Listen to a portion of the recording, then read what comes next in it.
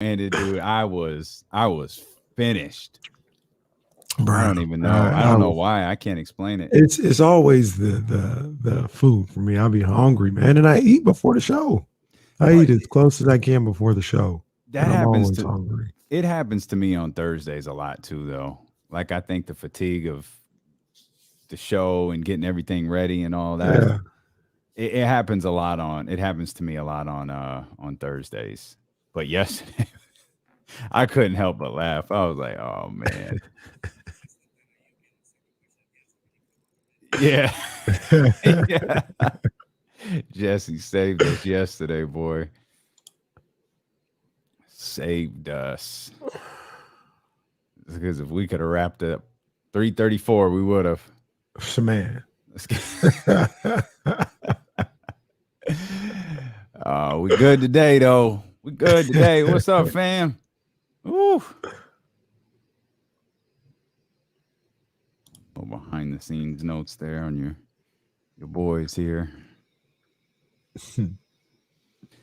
All right, got that little 49ers Friday brought to you by McQueen and the Violet Fog Jam. Yes, indeed. Our people. Guns out Friday, baby. Living the gimmick. Living the gimmick. Living the gimmick. We not playing, man. Living the gimmick. We roll. All right, we're going on in about thing from what I can tell, it's gonna be next Friday. Okay. It's all right. Yeah, it's good. It's maybe, good. Man, maybe we push the video. Hey, if it's next Friday, why don't y'all just I sent them the link to the big one we did. Mm-hmm. Okay. I was like, okay.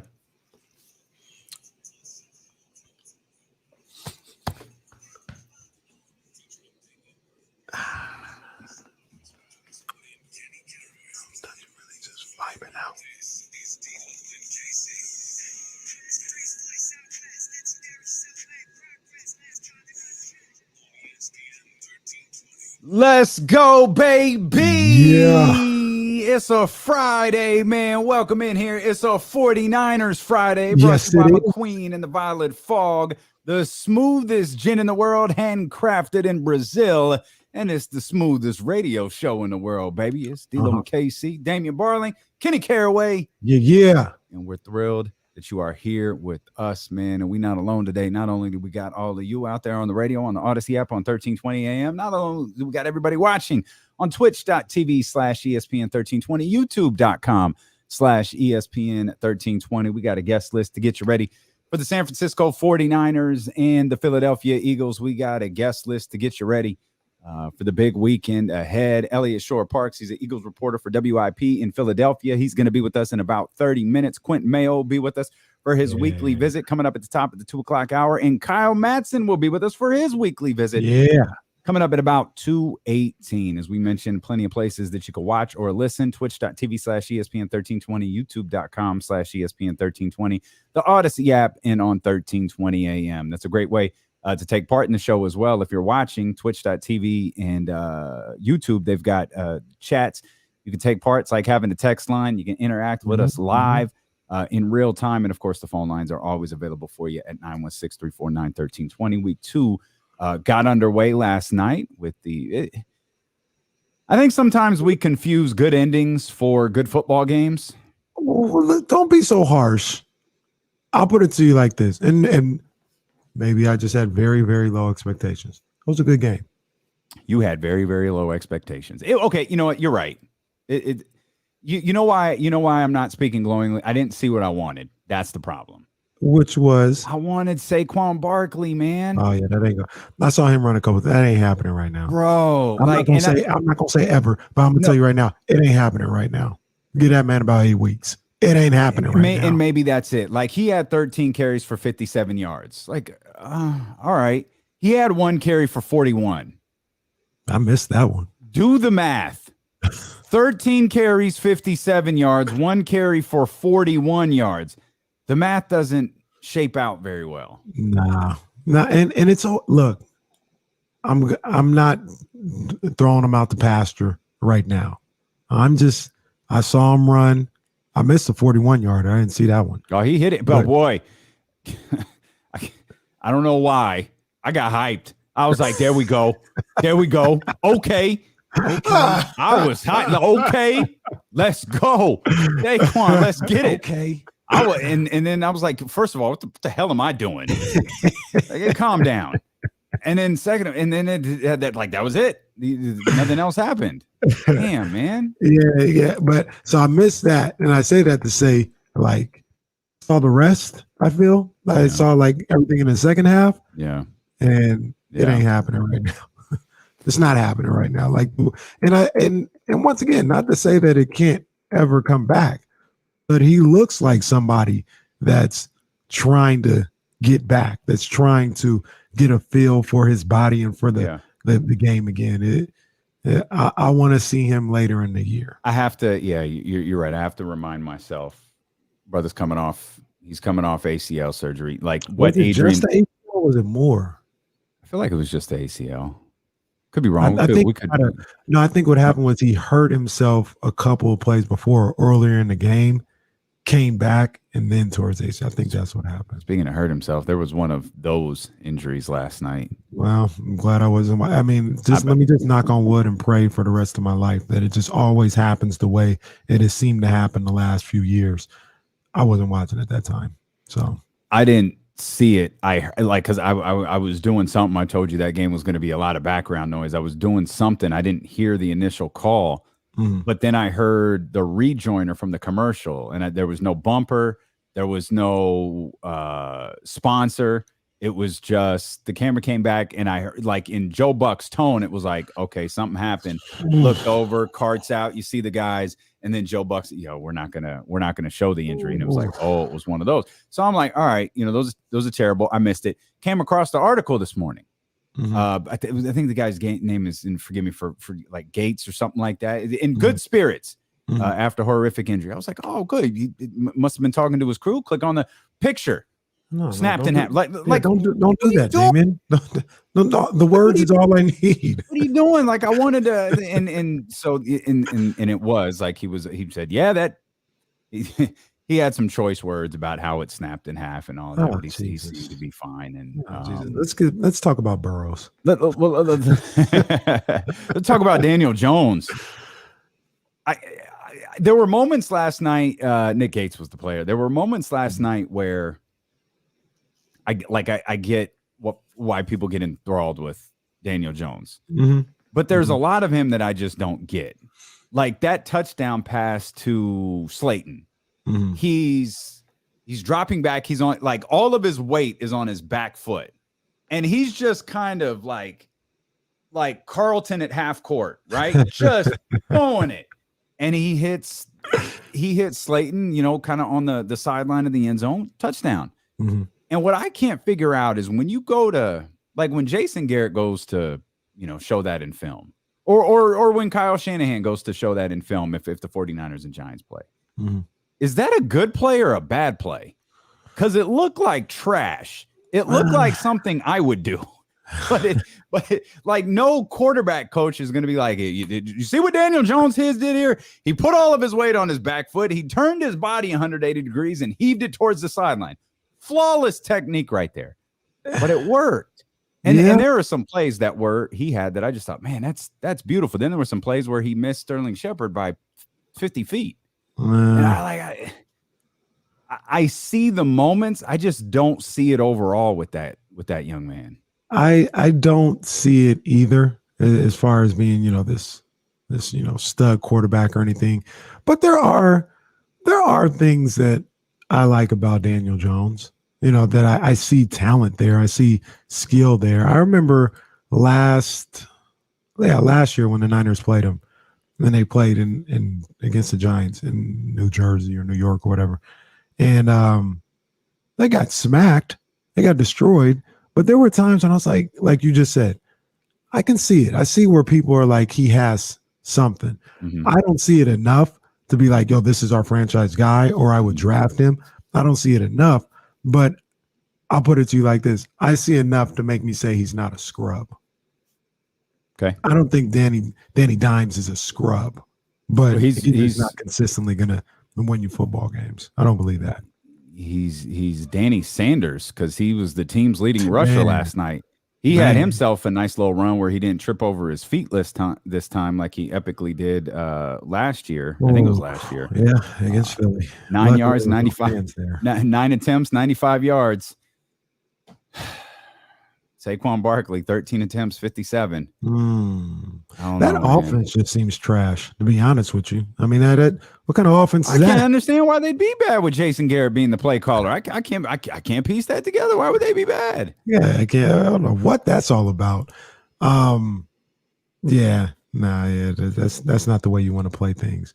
Can I say this though? By the way, rest in peace to everybody in the D'Lo and Casey Pick'em League who have had games in their favor up until the final seconds over the course of the 2 weeks. Because every close game that has happened in the first 2 weeks of the season, I've been on the wrong end of. Oh, no. I had the Giants. I had the Cowboys. I had the Browns. You can run through every last second victory and peg it to a D'Lo loss in the D'Lo and KC Pick'em League. Later, maybe in the next segment, I'll update the standings. I'll give everybody. We don't need that. Nobody asked for that. No. The people want to know. The people want to know. Don't make me throw the controller and start over. Like I ain't interested in. Interested in no update. The people want to know where the standings are. That's our job as broadcast journalists. We have to update people on what's going on. Now you're a broadcast journalist. Now you want to update standings and keep everybody updated. Okay, Mr. Broadcast Journalist. I'm a broadcast journalist until somebody says something bad about De'Aaron Fox. Then I want you to say it with your chest. Then the hood come out. Where the hood at? But I tweeted it out last night, and I want to reiterate it again here on the show. I know we get upset. I know we get frustrated with the Sal Palantonios, the Ed Warner. Ain't that his name, Ed Warner? Ed Warder. Yeah. I know we get frustrated. But man, oh man, the vibes for an NFC East football game. Oh my gosh! You know what is funny? Teams stink, but the vibes in FedEx Field last night, I felt them.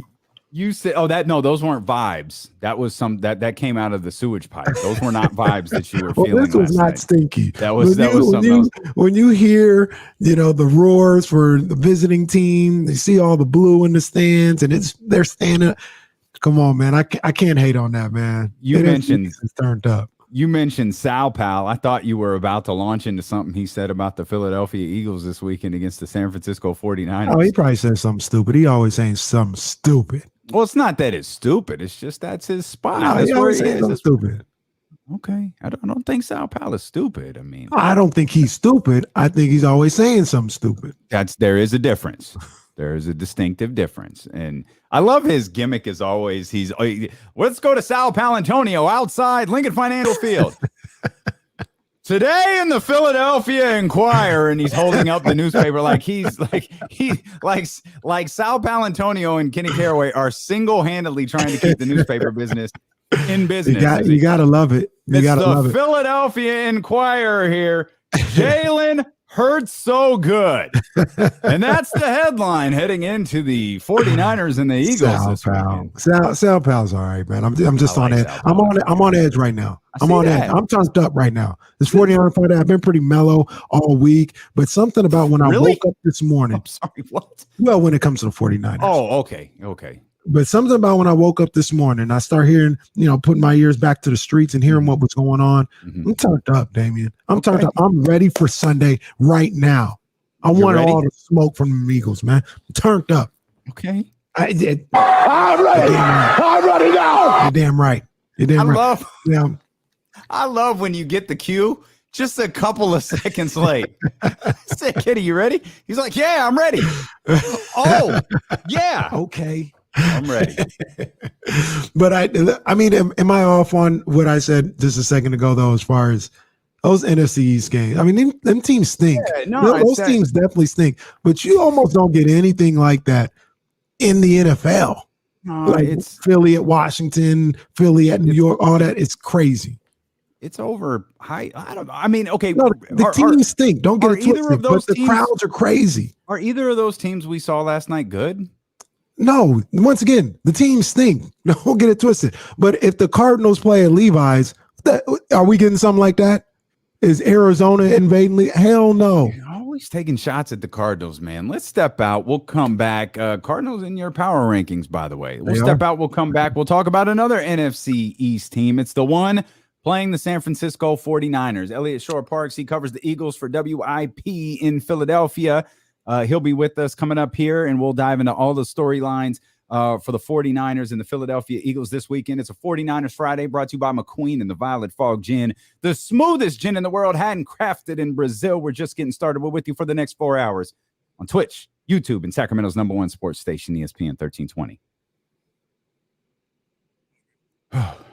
Damn, Josue, stupid. Josue, we're gonna beat the Eagles. We're not doing anything for you guys because you guys can never handle business against the Eagles. All right, we're not doing your dirty work for you. We're doing it for us. You Cowboys, you can never handle the Eagles. That's not our problem. We're sitting here trying to do our business. Okay. I don't know. I'm pointing this out. I'm just putting it on the screen. It happens. That is embarrassing because the NFC stinks. I don't agree with this. Routinely. I don't agree with this. I don't either. That defense is looking a little funny in the light right now, if we're being honest. They had moments. They got moments. They had moments. Yeah, that's it. Like, that's it. Yep. But the way people were talking about them before the year, hell, they ain't looking like that. They ain't looking like that. Roddy been on you all week about the 49ers. Roddy cannot wait till after whenever the game ends, 1:30 or something like that. And if the Niners lose, boy, he gonna. Bart Scott was talking crazy. I saw Bart Scott say he was gonna shave his eyebrow or something. Yeah, we got sound. But I didn't hear him this morning. That was yesterday. I didn't hear what he said this morning. But that's like he picked the 49ers to beat the Eagles, didn't he? Yeah, I gotta address that. Oh. Okay. Yeah. Definitely gotta address that. Okay. Leezy, I think Leezy actually is an Eagles fan, if I remember correctly. He is. I haven't seen you in a while either, Leezy. What's going on, man? You guys stink this week, but it's okay. It's all love, buddy. It's all love. When was I on that earlier this week? I don't think I was on that earlier this week. Yeah, I think only today. I don't think so. I think only today. I'm trying to meet somebody in Temecula. Listening to Deuce reenact your tweet yesterday was kind of hilarious. Because if you remember the way Kenny read his tweet out loud, and then the way Deuce read your tweet out loud, that was pretty funny. Like I said, there wasn't even no exclamation points in the tweet. Like listening to you read it at the beginning of the show, and then listening to Deuce read it a couple of hours later, like that encompassed exactly what Twitter is. That is the perfect descriptor of Twitter.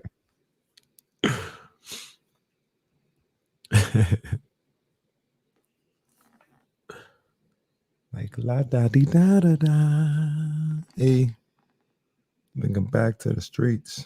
Oh man, I had to run by Total Wine yesterday. Making a big old container of Moscow Mules this weekend, and I thought, I've never searched for the blue. Did they have any? They had one bottle. And they said, which I got. One bottle, which I got, and it had a lock on it. It was the only wine bottle in sight. It was the only bottle in sight that had one of these on it. It had I don't know if there was an alarm attached to it or not, but it looked like a cork lock. Like if you stole the bottle, you couldn't open it. Yeah. It had one of those. They have them things. One bottle all by itself. It was actually the Lux that was all gone. The white bottle was all gone. They had the rosé, and I think they had the rosé Lux, and then they had one lonely bottle of blue. I said, "It's all right, baby. Come home with me. I got you. I got you. Let's go. Today, 10 years ago. This is crazy. This is 10 years ago because I was there. Floyd Mayweather versus Victor Ortiz, a.k.a. Protect Yourself at All Times. Okay. Oh, yeah. Oh, yeah. Yes, he was about to drop a bomb right there.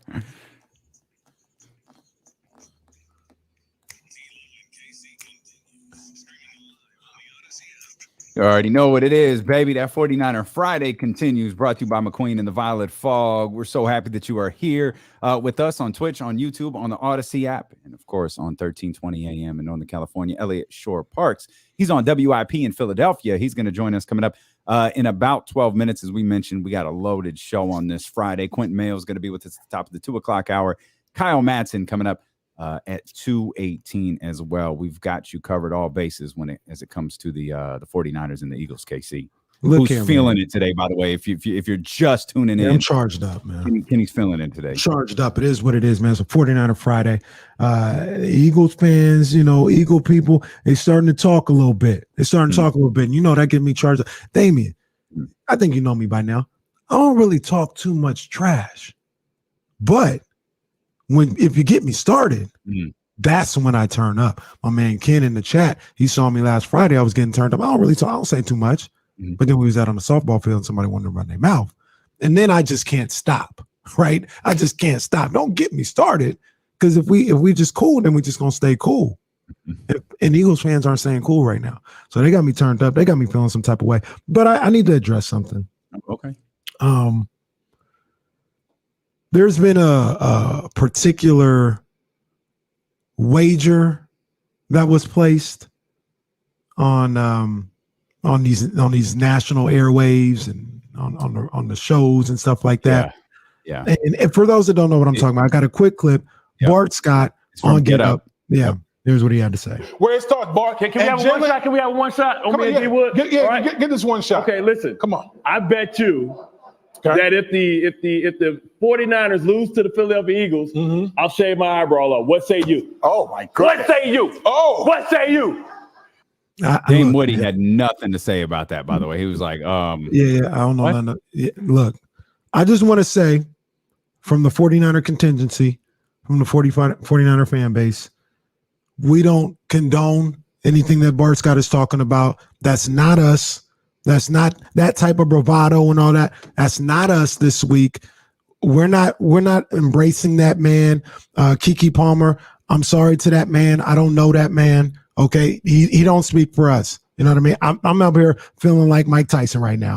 Listen, I'm from a different culture. I don't know. I don't know him, man. I'm from a different culture. I don't know what he's talking about. All this, I'll shave my eyebrows. Niners guaranteed win. I don't know nothing he's talking about. Once again, Mike Tyson. Listen, I'm from a different culture. I don't know nothing about this, man. Then I have to get that out the way because he does not speak for us. I'm sorry to that man. okay. I also have an announcement. The long separation process with Get Up ended this morning. We have decided to part ways. I turned in the divorce papers this morning. I just decided because what happened? Was it particularly something? What happened? It actually, part of it was what you just played. It was the Bart Scott Dame Woody. Listen, I don't care what Bart Scott says about the Eagles or the 49ers. I don't care what Bart Scott says about football. Like, that's his vibe. That is what he's supposed to do. My only issue with Bart Scott is when he starts talking about the Sacramento Kings and he has no idea what he's talking about. Yeah. That's my only issue because his show is a national radio show. It's aired all over the country. It's aired all over ESPN networks. And when he goes out there talking about De'Aaron Fox hates Sacramento and wants out of Sacramento, that's a vibe I can't ride with. He wants to shave his eyebrows or do whatever. Like, that's fine. I'm watching that whole segment play out, and I'm watching Dame Woody, and Dame Woody gets so worked up. It's like he's tried to adopt this Stephen A. Smith personality where he's always amped up and yelling about stuff. And I just I'm like, all right, dude, I'm flipping over to the Dan Patrick Show. Woke up this morning. Usual routine is you go to Get Up for an hour, flip over to the Dan Patrick Show. Yeah. Opened up the iPad and was like, it's over. I went to Good Morning Football. And the truth is, I've been seeing Good Morning Football on the side for a while. Oh, wow. Wow. Look, me and Get Up, we've been sleeping in separate rooms. It's been bad. It's been bad, and I've strayed. I've strayed over to Good Morning Football, which I find to be a really entertaining program. Wow. And this morning, when it was time to, been over for a while, huh? It has. We were staying together for the kids, but it was time. Well, I mean, as Brittany Renner would say, it's stepdaddy season for Get Up.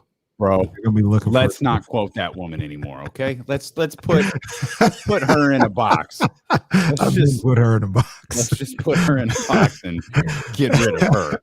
All that glitters is not gold, as somebody once told me. Not at all. Bryce says D-Lo plays Get Up on the waivers. Like, it was pretty much what it was. It's like, Get Up knew, I knew it's time to ride. Like, let's and Dr. David says Bart Scott picks the Niners. Kenny, quote unquote, Bart is on to something. Look, man, I have no problem with him picking the Niners. It's the bravado. I'm so sure that this is gonna happen that I'm gonna shave my eyebrows or whatever. Hey, I don't know nothing about all of that, man. I don't do all that. I just look at the situation. I think that Philadelphia, this is a formidable opponent this weekend, and it's in a tough spot for the 49ers. I think they can win. I'm picking them to win. Vegas is picking them to win. But hey, I need to see what's going on before I get the bravado in me. That's all I'm saying. People in the chat are saying the 49ers delegation would like to reject Bart Scott. And I think that is pretty universal here, that the 49ers delegation has rejected Bart Scott. So Bart Scott will remain on the waiver wire. Yeah, I mean, that's just what it is. The way you felt about Get Up, that's the way I felt about Skip Bayless a long time ago. You know what was the straw that broke the camel's back for me was after the Floyd Mayweather Manny Pacquiao fight. And he came back on Monday and he said, Manny was robbed. He won the fight. I said, well, what are we watching? And I didn't look back. I haven't looked back since. Sorry, Uncle Shannon. I don't watch Undisputed because that guy's on there. You know what did it for me is when I saw his odd Instagram post with Jordans. Oh, bruh. Like where I'm you know what? Good. It's not my bag. Just not my bag. And if we're being honest, those are vulture tendencies, if you ask me. I see right through him. Skip can go. Y'all can have Skip. You want to make a dream show?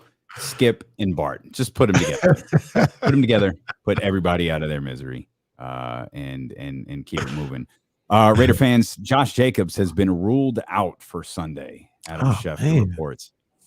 That's tough. I mean, Raiders already got a tough one coming up ahead, but without Josh Jacobs, man, it's going to get even more difficult. We'll talk about the Raiders. We'll talk about the schedule ahead, but our focus right now, of course, is the 49ers, the San Francisco 49ers, and the Philadelphia Eagles. Eliot Shorr Parks is going to join us coming up here in just a few minutes. So you mentioned your hype. I know you're getting ready for game day with Kenny Caraway, which is 2 hours before kickoff on Sunday. So there's a 10 o'clock kickoff here on ESPN 1320 because we are your home of the San Francisco 49ers, which means game day with Kenny Caraway starts live on ESPN 1320, live on Twitch, live on YouTube at 8 a.m. Why watch these cheesy ass pregame national shows when you can watch Kenny Caraway get you ready for the San Francisco 49ers and the Philadelphia Eagles? So you mentioned you're charged up. What's on your mind today? What are you all amped about? What are you really geared up for? What are you looking forward to the most in this matchup? Well, I hear a lot of people talking about, the Eagles and what they were able to do against the Falcons. And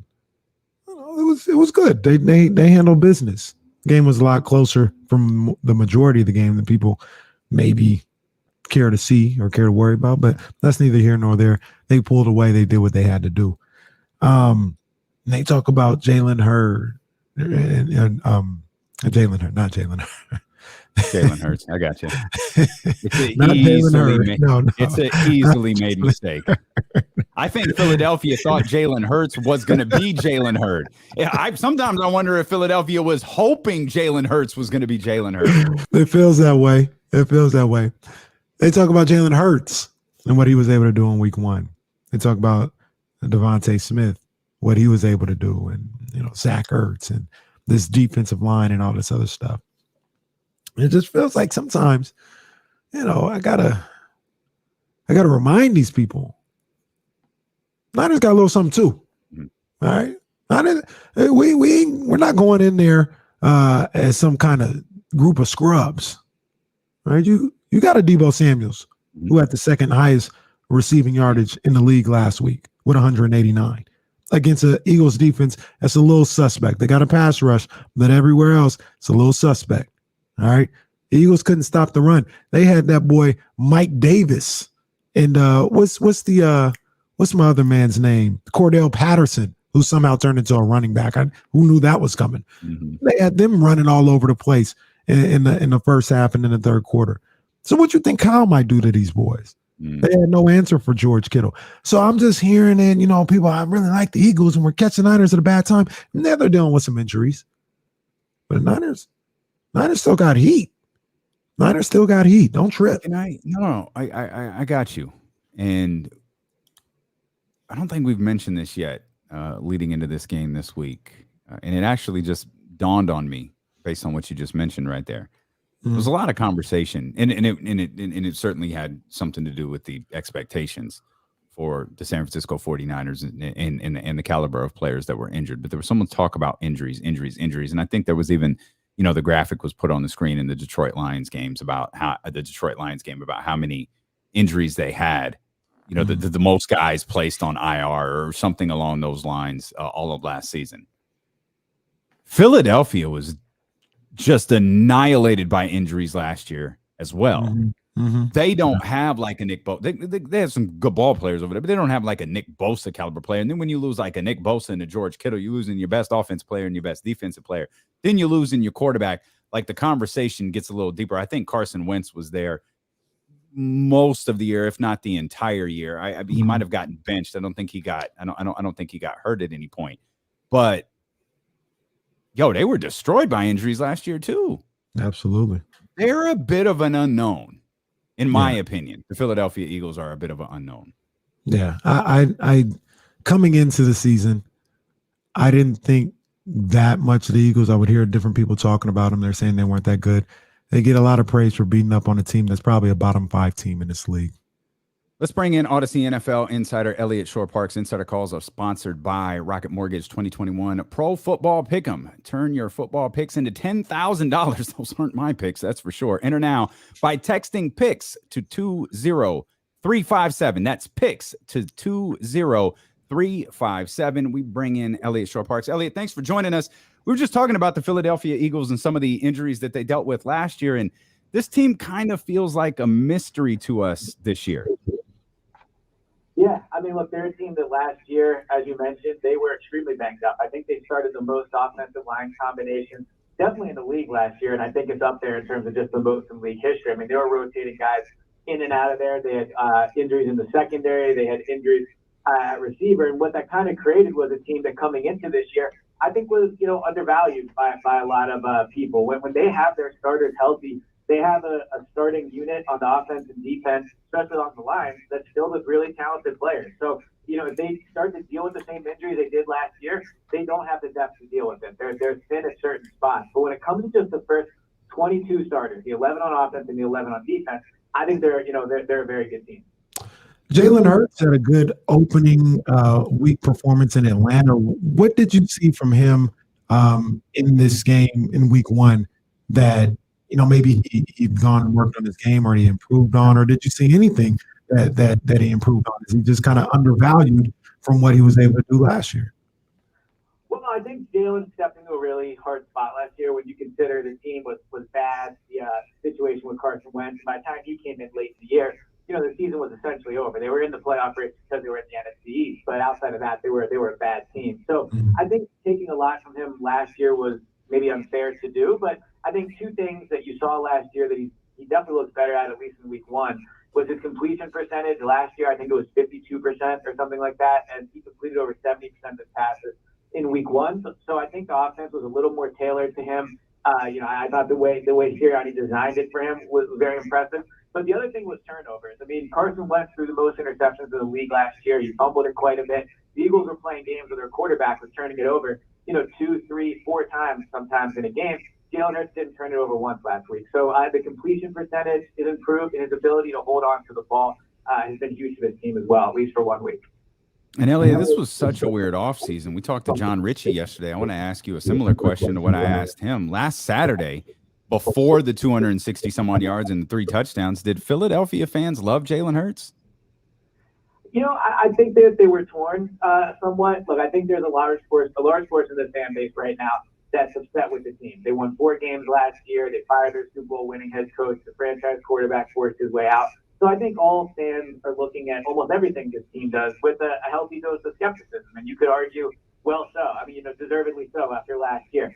I don't think fans were torn on Jalen the player, but the Eagles themselves have not been overly committed to him, at least most of the offseason.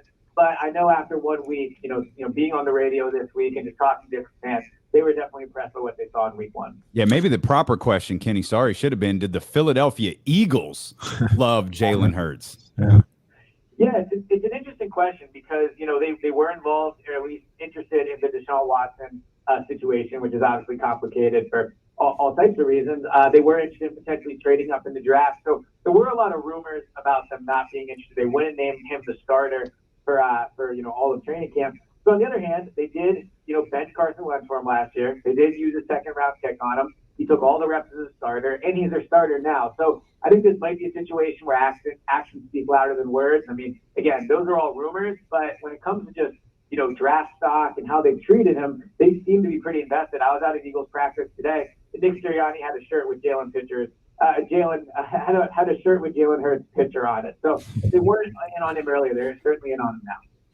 Eliot, I'm basically scout for Kyle Shanahan. I got him on speed dial. I watch film, and talk to Kyle, and I say, hey, Kyle, this is what I saw. Maybe you can incorporate this into the game plan. So, I'm out here scouting, right? But I looked at that Eagles game, and on the defensive side of the ball for the Eagles, obviously, with Fletcher Cox there, I think the pass rush has an opportunity to be one of the best in the game. But Atlanta had success running the ball, at least in the first half, against the Eagles. Then I'm looking at the secondary and the linebackers, and I'm like, I don't know. I think the Niners might be able to do something there. Am I off by that, or is that a situation that is a cause for concern for the Eagles? Is that secondary and the linebacker core? Well, there's no doubt the strength of the Eagles' defense is their defensive line. I mean, they had injuries last year. They had guys underperformed, and they were still 3rd in the league in sacks. So their defensive line is capable of just absolutely dominating the game and taking it over. And you guys know that being in San Francisco, the Niners have a great defensive line. So that can really cover up some issues in the secondary and in the linebacking core. Now, the Eagles' linebacking core and secondary is remade from last year. They signed Eric Wilson, who had some of the better stats, at least for a linebacker last year. But he had a rough first week. He missed 4 tackles. He was part of the reason that their run defense struggled. The secondary, they're starting Steven Nelson, Anthony Harris, and they're missing Rodney McLeod and Marcus Epps. So we'll see who they start opposite them. But they also had issues tackling. Darius Slade missed a tackle. They had 8 total missed tackles. So I think that, obviously you saw what the Falcons did against them. I think the Niners could have some success as well running the ball. Eliot Shorr-Parks, Eagles reporter, WIP in Philadelphia, with us here. We saw 2 NFC East teams last night, and the NFC remains a head-scratching division. We talked about the Eagles kind of being a mystery here headed into this year based on the injuries and the quarterback change and some of those different things. Not necessarily based on what you saw last night, but what you've seen here through the first couple of games. How did the Eagles match up with the rest of the teams in the NFC East? So I think this is a 2-team race. I think it's between the Eagles and the Cowboys. I think you saw last night why the Giants are just not going to be in it. They have bad line play. I don't think they have a good head coach. Daniel Jones is talented, but at the end of the day, he's not shown he can be a winning quarterback or anything really close to it. So I don't take the Giants seriously. Washington is talented, but with Fitzpatrick out, we'll see if Tyler Henneke can keep it up. So I'm not as sold on them. As I started the call by saying, though, I think when you just look at the 22 starters, and I know that's not the only way you can look at it, but just in terms of the offensive line, the defensive line, and the quarterback play, I think the Eagles have the best combination of those 3 in the division. So I actually think there's a decent chance when this is all said and done. Maybe they don't do it with a winning record, but I think the Eagles do win the division. The Eagles going up against the Niners on Sunday in Philadelphia. Eliot, if the Eagles are going to win this game, in your opinion, what do they need to do to take down the Niners? Yeah, so I think one of them is get after Jimmy Garoppolo, right? He's a quarterback that, when he's out there, they've been good. Maybe not always impressive, but they've certainly been good. I think the Eagles have the defensive line to get after Jimmy, move him off his spot. We'll see how much Trey Lance gets into this. So I think it starts with the defensive line. Then on the offensive line, they have to give Jalen Hurts time. If Jalen Hurts has time back in the pocket, I believe Sirianni will be able to script up a good enough game plan to put points up on the Niners. But the Niners do have a great defensive line, and the Eagles have a great offensive line. So I think that will be a great matchup. Ultimately, I think these two teams are probably pretty close. I would just give the advantage to the Eagles in this one simply because it's at home. So I think these are very close teams, but I would expect the Eagles to win by a touchdown or so. Worried about how many of those 7 run plays that Jalen Hurts had were improvised versus play calls? Off the top of my head, I would say at least 2 or 3 were probably scripted. He actually didn't run a ton, just because the play broke down. But that is definitely something they'll do. I mean, they will move Jalen. They'll get him out the pocket, and he's very good as a runner. He's not Lamar Jackson. I mean, very few people are, but he's exceedingly quick. He's built more like Dak. He's kind of like a faster Dak Prescott when he gets out in the open field, and he knows, when to go down. He doesn't take hits, so he's a real weapon in the run game. Great stuff, Eliot. We appreciate your time today. Have fun this weekend, my man. Yep, sounds good. Talk to you guys soon. Thank you. All right. That's Eliot Shorr, Parks, Odyssey NFL Insider. Insider calls are sponsored by Rocket Mortgage 2021 Pro Football Pick'em. Turn your football picks into $10,000.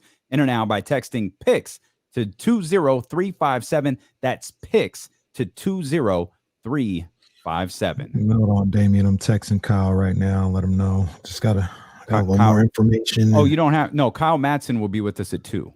No, I'm texting Kyle Shanahan. Y'all thought I was playing. I work with Kyle, man. I let him know what's going on. So, yeah, make sure you spend a little more time with the offensive line, Kyle.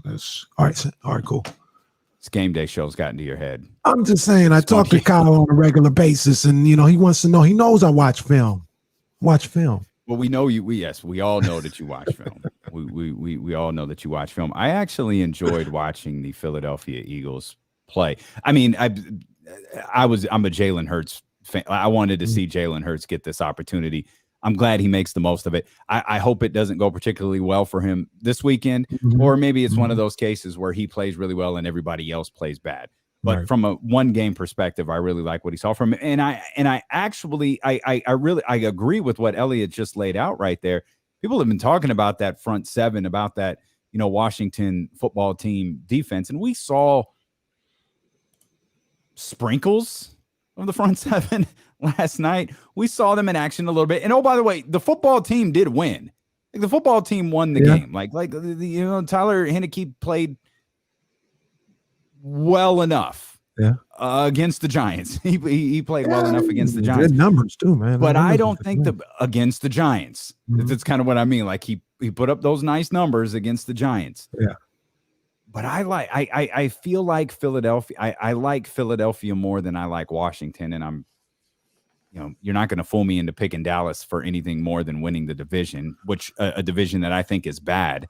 Right. But I like Dallas and Philly in this division also. I think don't so like too. Philly. Don't like Philly on Sunday, but like Philly in the division. The jury's still out on Philly. I gotta see more from them. I'm not. While Washington's defense, like I said, looking a little funny in the light as far as what people were trying to say it was going to be. They still got ball players. I still believe in Ron Rivera. I'm gonna put Dallas and Washington at the top right now until I see a little less from Washington. Ron Rivera is the Ron Rivera line is a good call because he's the best coach in the division, and I don't think it's close. This Sirianni guy, I don't know him. No, and that's probably that's probably a bit unfair. They seem to be excited about him in Philadelphia and what he can do, but that would be the closest guy. I know the Giants coach stinks. They about to blow that thing up, bro. Bad. They started 0-2 for the 5th straight season. How you do that? And you know what's funny, man? You're gonna hear probably from us. You're gonna hear on Get Up. You're going to hear on my new boo, Good Morning Football. You're going to hear Sunday night, Monday night, Tuesday morning. The numbers say when you go 0-2, ... None of those numbers matter anymore. It's a 17-game season. That's facts. With an extra playoff team. All of these numbers you're going to hear over the course of the next 4 or 5 days mean absolutely nothing because they don't even apply anymore. It's like the situation's not even the same. Right. We got more playoff teams. We got more games. None of this stuff. There's no apples to apples comparison here. Yeah, this is true. This is true. So I don't care what Mike Florio says on what is it, Sunday night? What's the football night in America? Yeah, I don't care what Florio's got to say. I typically don't care what Florio's got to say in general, but definitely when he brings that stat. Mike Florio. You treat Mike Florio like he's Bart Scott. He's not far off. Really? I like Mike Florio. But I mean, Mike Florio does say some stupid stuff sometimes. Yeah, that's what I'm saying, man. He's just going to be saying whatever. We all say stupid stuff sometimes. You got a microphone in front of you long enough, you're going to say something crazy. Florio be saying some wild stuff. I can't give Florio that pass. David Aldridge, I'll give a pass. I don't know if I'm giving that pass to Florio. Okay, fair enough. We'll come back. I want to hear who's stepping in for Dre Greenlaw because he's one of the many San Francisco 49ers injuries. More 49er Friday brought to you by McQueen and the Violet Fog, the smoothest gin in the world, handcrafted in Brazil. On the way here on Sacramento's #1 sports station, ESPN 1320.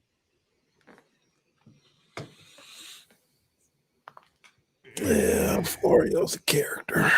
Oh, Jesse, what you got to say about that fight, man? That's been sitting on Kenny's head for a minute. Boy. What was weak?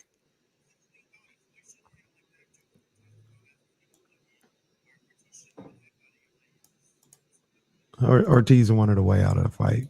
He was getting his ass beat, and he wanted a way out. Yeah, he got what he deserved. And then it wouldn't stop dapping me up.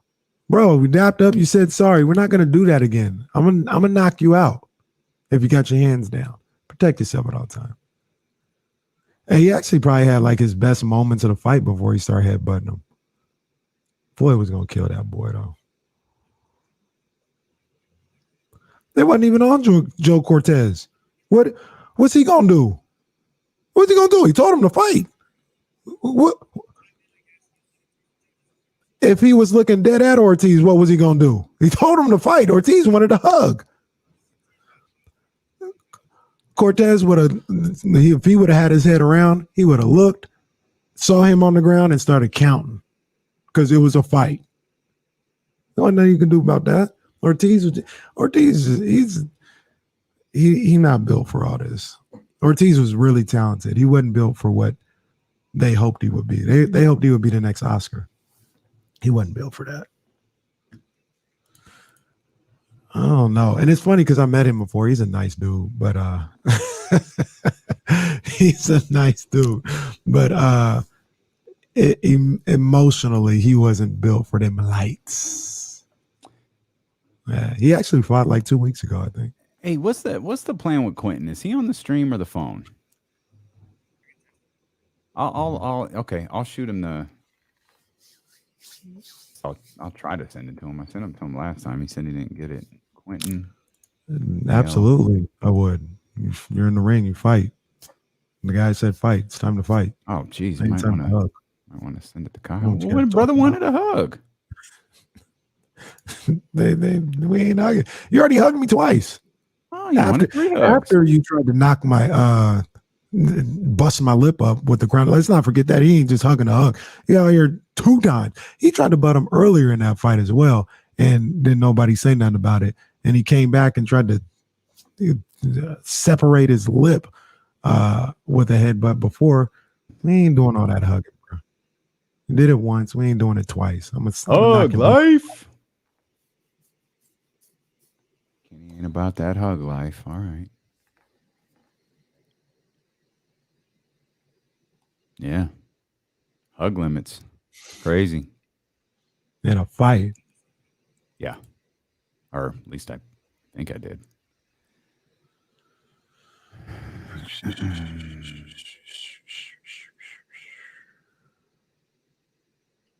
Check, make sure Kyle and they're both in the send folder. Kyle, Quinton. Yep.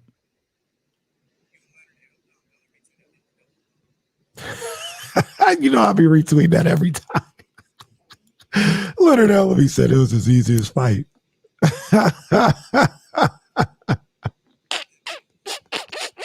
He be talking crazy. You see what he said about Andre Ward? Yeah, he bring it on himself.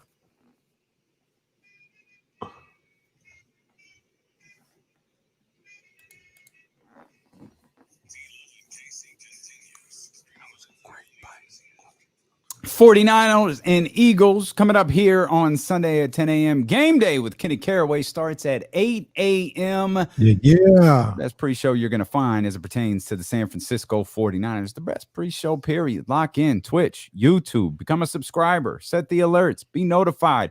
Rub the sleep out your eyes. Open up your phone and watch Kenny Caraway Game Day. Get ready for the 49ers and the Eagles. Again, that is coming up Sunday morning at 8 a.m. as 49ers Friday, brought to you by McQueen and the Violet Fog, the smoothest gin in the world, handcrafted in Brazil, rolls along. Plenty more to discuss. Quinton, Mayo coming up in just about an hour from now. We'll have Kenny's picks for the weekend. Yes, indeed. All right.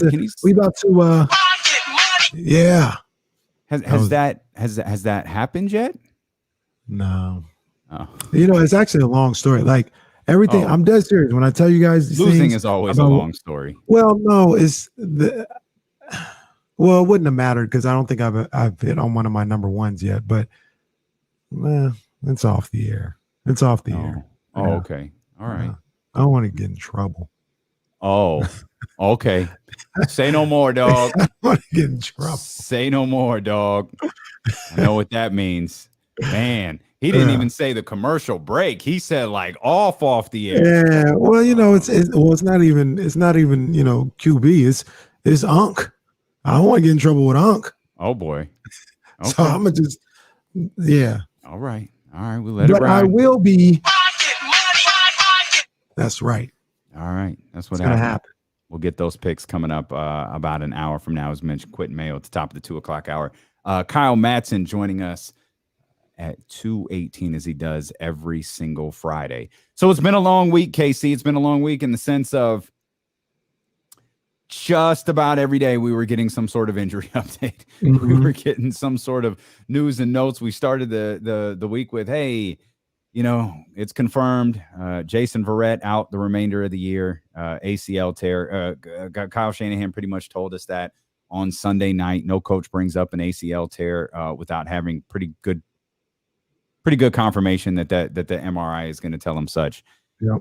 And we had Raheem Mostert out for, I believe it was 6 to 8 weeks. Coming on Tuesday, suddenly that 6 to 8 weeks is now Raheem Mostert's decided to have season-ending surgery and hopes for prepping for next year. So on Monday, they lost a player for the entire year. On Tuesday, they lost a player for the entire year. And then on Wednesday, Dre Greenlaw, who we all knew was injured in the first half of that opening weekend win against the Detroit Lions following his pick six, he's out 6 to 8 weeks. He's having a procedure on his core muscle. 3 days, 3 starters out for a lengthy period of time. Now I know this feels bad for 49er fans because of what happened in week 2 of last year. Hell, I think there were injuries coming out of week 1 of last year. But from kind of an outsider's perspective, like I know I'm not, but kind of an outsider's perspective, I don't think this is as bad as last year because it's not your best and your best going out with injuries. That's not a knock on Dre Greenlaw. It's not a knock on Jason Verrett. It's certainly not a knock on Raheem Mostert. It's just 97 is probably arguably your best player, period. If he's not, George Kittle is your best player. Yeah. You lost both of them. You didn't lose either one of those guys. You certainly didn't lose your quarterback. With Greenlaw and Mostert, I believe those positions can be filled. Jason Verrett, that's going to be a whole lot tougher. But I don't feel the same way. You don't want them to continue, obviously. You would like the injury faucet to be cut off here. Put Davion Mitchell's on 49er injuries and let's just shut it off. Let's just lock up these 49er injuries as best we can. Injuries are off night, please. Off season, please. But I don't feel as bad, even though it's been a rough week of injuries for the 49ers. This doesn't feel as catastrophic as last year. Yeah, I feel bad about saying that. It's absolutely not, and it's no disrespect to Dre Greenlaw or Jason Verrett or Raheem Mostert. It hurts. You want those guys at full strength. But last year, you lose Bosa in week 2. And regardless how people feel about him, Solomon Thomas was supposed to, be a major part of what they were trying to do. Yeah. You lost him in week 2. You lose George Kittle in week 1. You lose your quarterback in week 2. You know what I mean? That's before we even talk about Deebo Samuel's not playing to start the season. He was out for the first 4 or 5 games. So it's not that. I forgot about that. Yeah. I forgot he didn't start the season with the broken foot. Yeah. So it's not that, but it's something that you got to keep your eye on, man. And like you said, you want to make sure it doesn't continue. You want to make sure that you keep those core guys there, man. You got to keep the core guys in. And the ones that come to my mind on every level is you got to have the quarterback. You got to have Kittle. You got to have Deebo. Got to have Trent Williams. Probably Alex Mack, too. You probably want to put him in there. Fred Warner. Bosa. D Ford, I don't think he started the season last year either. He played 1 game and then he was done. I think he played the 1. Yeah. I don't know that he was a MetLife tragedy, but I think he only played the first week of the season. And you got to make sure Jimmy Ward, I think he's super important for what they're trying to do as well. So those are the guys that you got to make sure you can keep in there and keep them healthy as long as possible to give yourself a chance. Now, I think there's some good news. Javon Kinlaw did practice. Now, that doesn't necessarily mean he's going to play. It's a good sign, though. But Javon Kinlaw practiced, and actually, I don't. Do you know the status of Emmanuel Mosley? Yeah, I think he practiced today as well. Okay, so that's a good sign as well. Okay, I like it. Let's go. I mean, I wonder if it's one of those situations where it's like, how you feeling, Mosley? Like, it's getting there. Jason Verrett goes out. How you feeling, Mosley? Oh, I'm ready. Let's go. Let's go. I'm ready. I'm ready. Put me out there, coach. I'm ready to go. All of a sudden, man, you get healed up a little bit. Kyle Shanahan asked him, what's up? You ready? You good to go? I'm ready. I'm ready now. But then he asked, Dante Johnson or Denominator Lenore, like, hey, can you go another 90 snaps? And he was like, what more do you want from me? That's one of my favorite drops. Hey, man, that dude balled, dude. I give my man his credit. Like, he went out there and played. He did, man. He was like, hey, you want me to be Lou Gehrig out here? I got you. Like, hey. The rookie went 90 snaps in week 1 and never really came up. That's a good thing, too. And they probably looking at him like, hey, rookie, you ain't got miles of miles of bruises on you yet. Go ahead and get out there and run on 90. Man, so 90 snaps. So that actually ties into something that I talked about a little earlier in the week, and we brought it up again. And the other big story that came out of this week, Brandon Aiyuk and what went on with him. We've had, reports that he was in the doghouse, or because he didn't play as much or didn't have too many targets, he was in the doghouse. Kyle saying some things that, it's a blue dress, black dress thing. Some people hear it one way, some people hear it another way. But then we have it if you want to run it. We still have it from yesterday. This is Kyle Shanahan talking about Brandon Aiyuk. Not totally. I mean, we just, he's, it's kind of what anytime that you do have a setback with a hamstring and you have a guy behind you playing as well as Trent's played. I know Trent wasn't a first-round draft pick and stuff, so that might not be as obvious with the talent level and stuff, but he's been a hell of a football player since he's been here. Aiyuk's been a little inconsistent because he's been in and out with his injury and stuff, and that's what we felt was the best chance for us this week. Last week, Aiyuk still's got a chance to get that spot up and not rotate as much. Trent just doesn't make that very easy. So these 3 days are important in practice, how we balance out our game plan, how we balance out our routes, and I'm happy with Aiyuk. It's nothing against Aiyuk. I'm just also happy with Trent too, and I think both of them can continue to get better. So I heard that is just what it was. Like, Aiyuk's been injured. He really likes Trent. There was a little crack in the door and a little slight opening, and he busted that door open and forced his way into the lineup. And Aiyuk is trying to play catch up due to injury, or maybe when he comes back not being 100. I didn't see that as that much of an issue. Now, since that quote, that soundbite, we've had the offensive coordinator come out and be like, Aiyuk has been great. He's not in the doghouse. He's been great this week. Yeah. We've had the competition, so to speak. Trent Sherfield came out yesterday and was like, Aiyuk's been really, really good this week. He's been balling. And then today, I just came across it just now. Kyle Shanahan said Brandon Aiyuk has been really good this week. And, he's looking forward to what he can do. So funny enough, you know what it sounds like to me? What we were talking about earlier. I don't remember if it was on the show or on the live stream, but your tweet to Andy Bailey, it's the same thing. Like, I read your tweet one way and didn't think anything of it. Like, hey, come on Sacramento airwaves and explain what you wrote. If you believe it, say it. And then I read what Deuce wrote.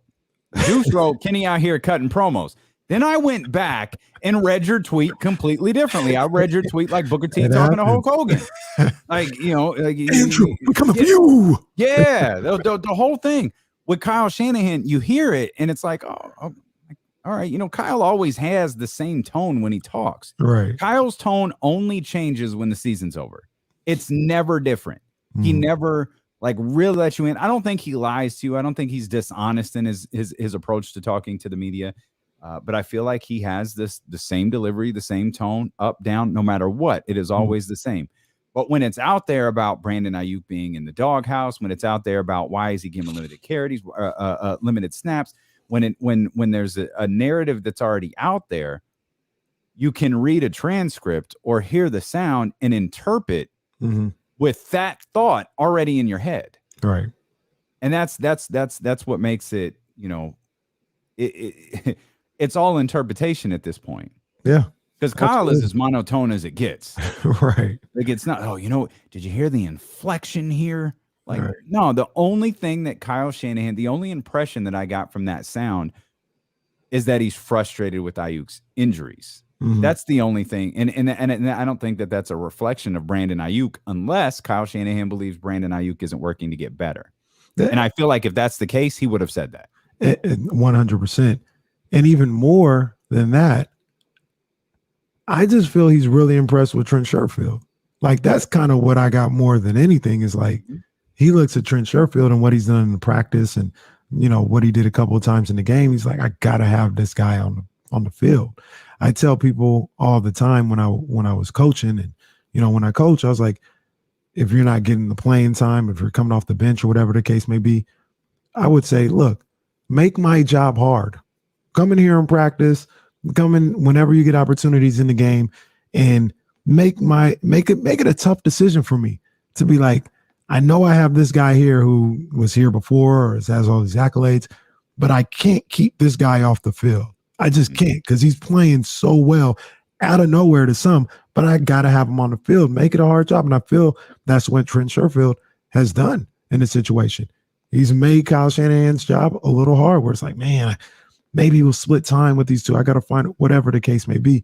To your other point that you said, I believe Kyle, if there was something drastically going on with Brandon Aiyuk, based on what he did to Trey Sermon in week 1 and what he said about it following, right, he would say, I'm not feeling Brandon Aiyuk, or whatever he would say. But he would let you know that. He would not going to hide from that. So yeah, this is very much the guy who said, hey, why wasn't Trey Sermon active? He wasn't good enough. It's basically, he wasn't good enough to crack the top 3. Yeah. Oh, okay then. You're listening to D-Lo and KC on ESPN 1320 KIFM West, Sacramento KRXQ, HD2 Sacramento, and Odyssey Station, and driven by Lashers, Elk Grove Dodge. He's Kenny Caraway. I'm Demi Barling. You can watch the show on twitch.tv/ESPN 1320 or youtube.com/ESPN 1320. You can listen on the Odyssey app or, of course, on 1320 AM in Northern California. With this Sherfield and Aiyuk thing real quick, because I know there was a couple other things we wanted to get to, but it's all right. We got time, baby. We got 3 more hours. We good. I'm getting some vibes. Okay, you know what? I forgot about something. Why you got them vibes? Can you hold off on them vibes for just a minute? Absolutely. I got some WWE vibes. We got WWE tickets. Raw at the Golden One Center, October 18th. We've got your hookup right now, 916. We got to retire that. Like, how old is I got the hookup? We got your hookup. We can bring it back. Are you sure? That's like 96. Nobody really says it anymore, so you can bring it back. Retro. I got the hookup. Holla if you hear. Yeah, that's a retro. Remember they made a movie out of that? Yeah.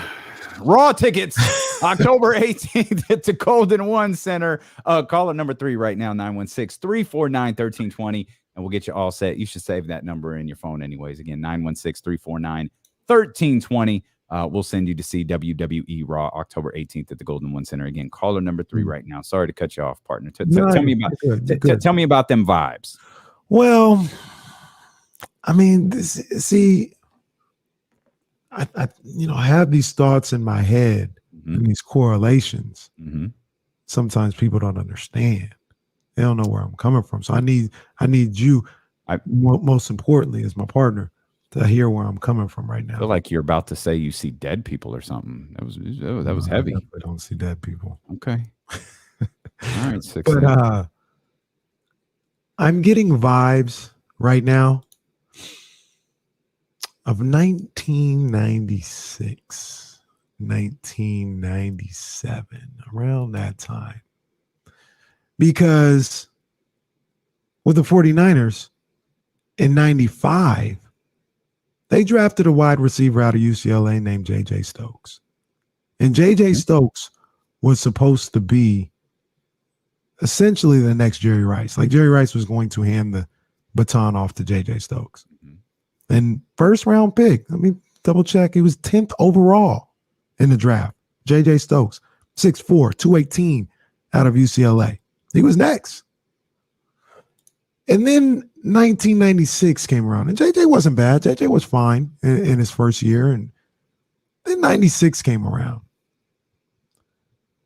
And this young man out of Chattanooga came out there in the 3rd round. And I remember people, when they tell the story, they're like, yo, this kid, this third round pick out of Chattanooga, like, this boy can go. He can go. Like, I don't know how I think Seifert was there at the time. I don't know how he's got to find a way to get him out there because this kid can play. And the guy I'm talking about is Terrell Owens. Yeah. Now, this is where it gets crazy. By no means am I calling Trent Sherfield Terrell Owens. Okay.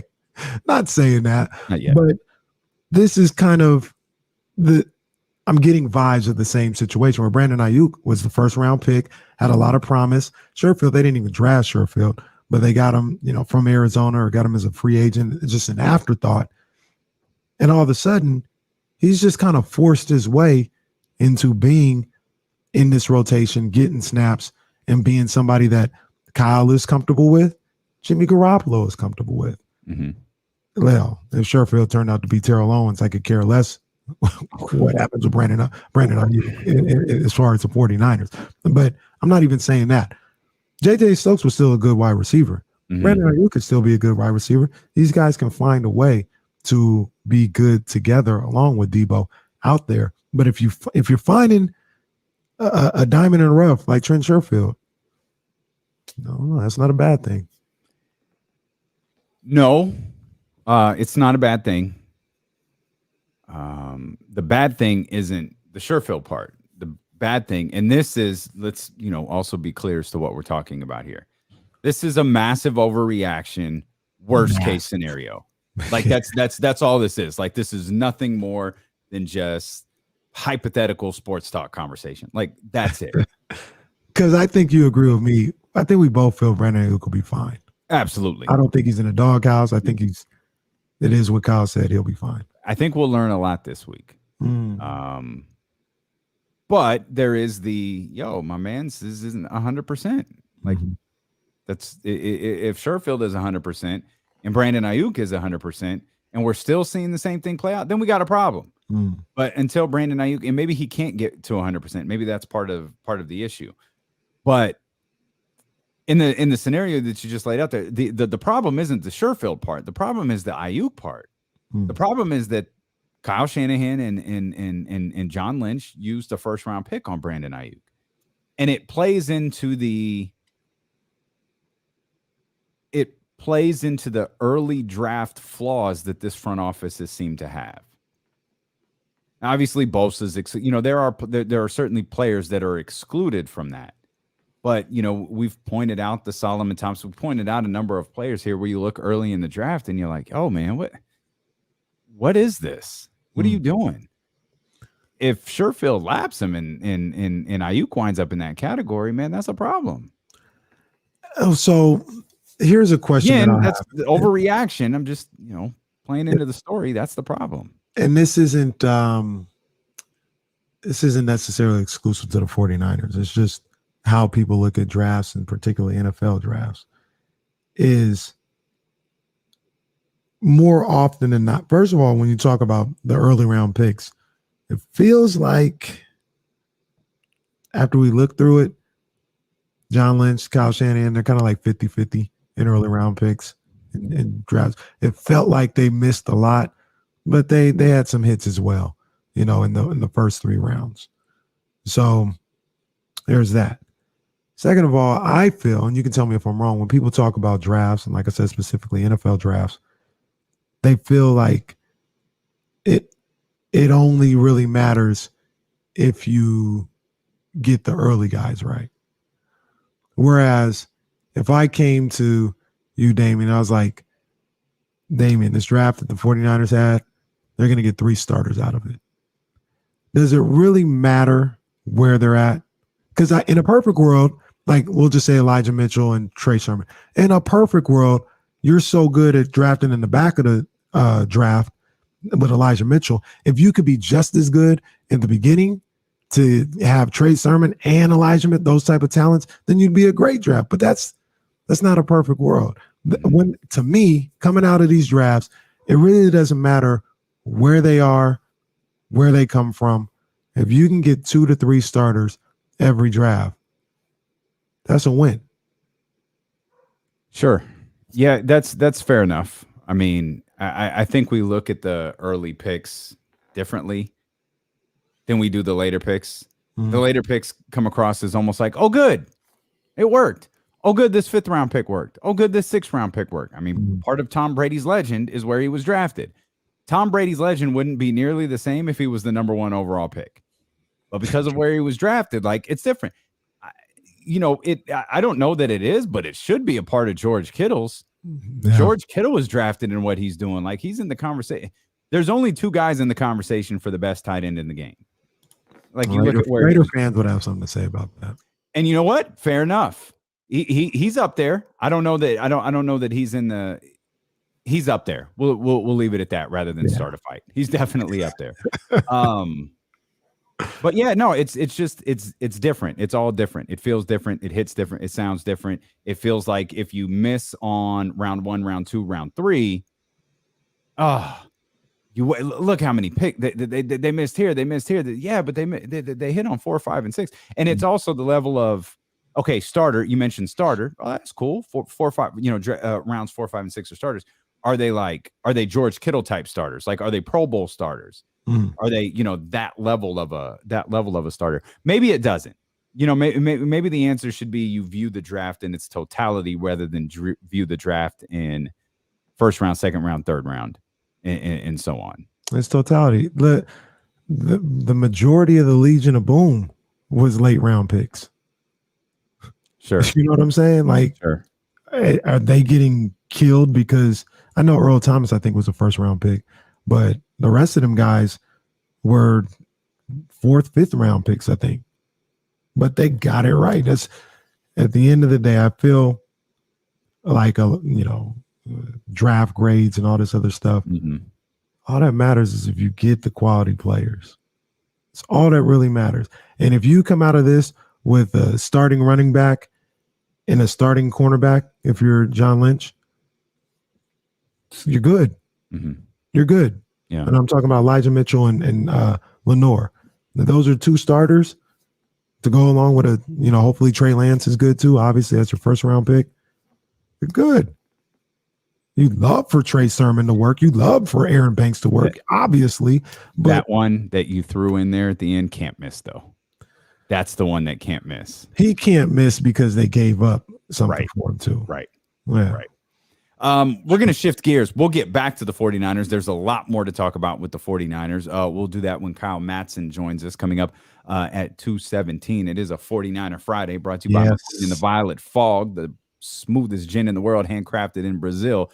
After all, but we want to talk about Kings for a minute. We want to talk about Kings, but more specifically, the Golden One Center. Sacramento announced plans to celebrate the 5-year anniversary of the Golden One Center, and we're going to dip down memory lane here next on Sacramento's #1 sports station, ESPN 1320. Okay.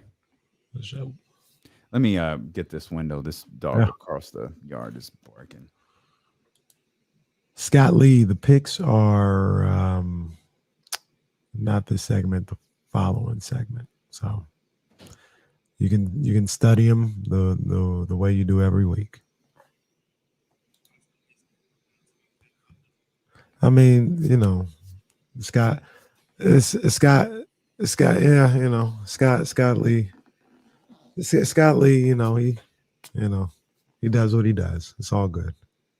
As long as he enjoys the show, as long as he enjoys the picks, he follows me, he watches the show, it's all good. We all have fun over here.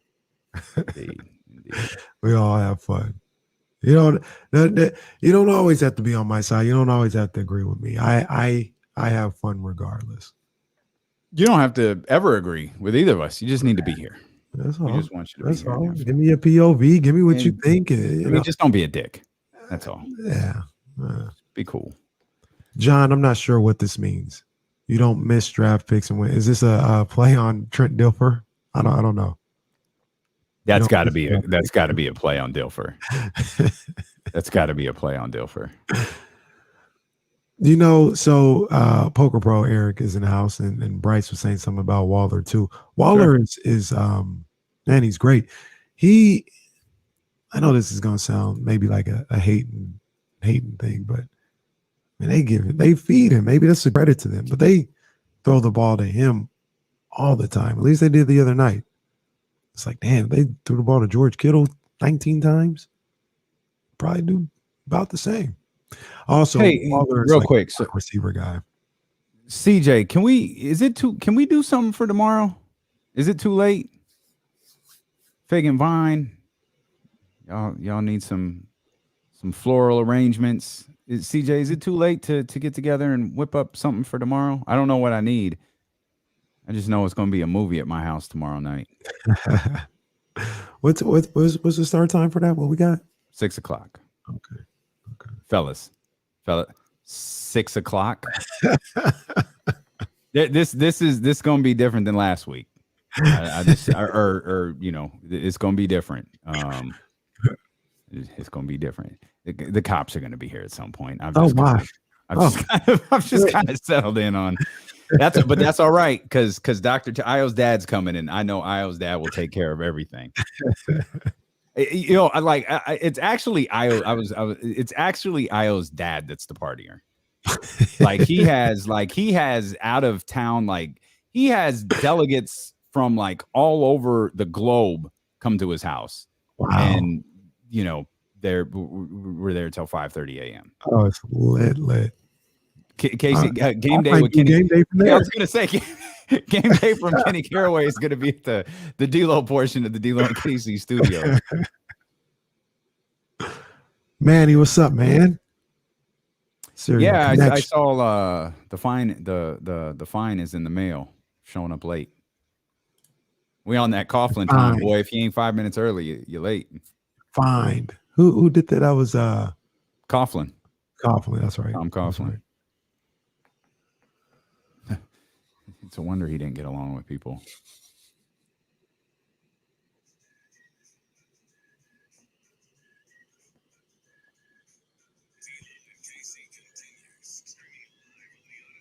Man, love hearing this old school music right here. If you haven't downloaded the Odyssey app yet, fam, what are you waiting for?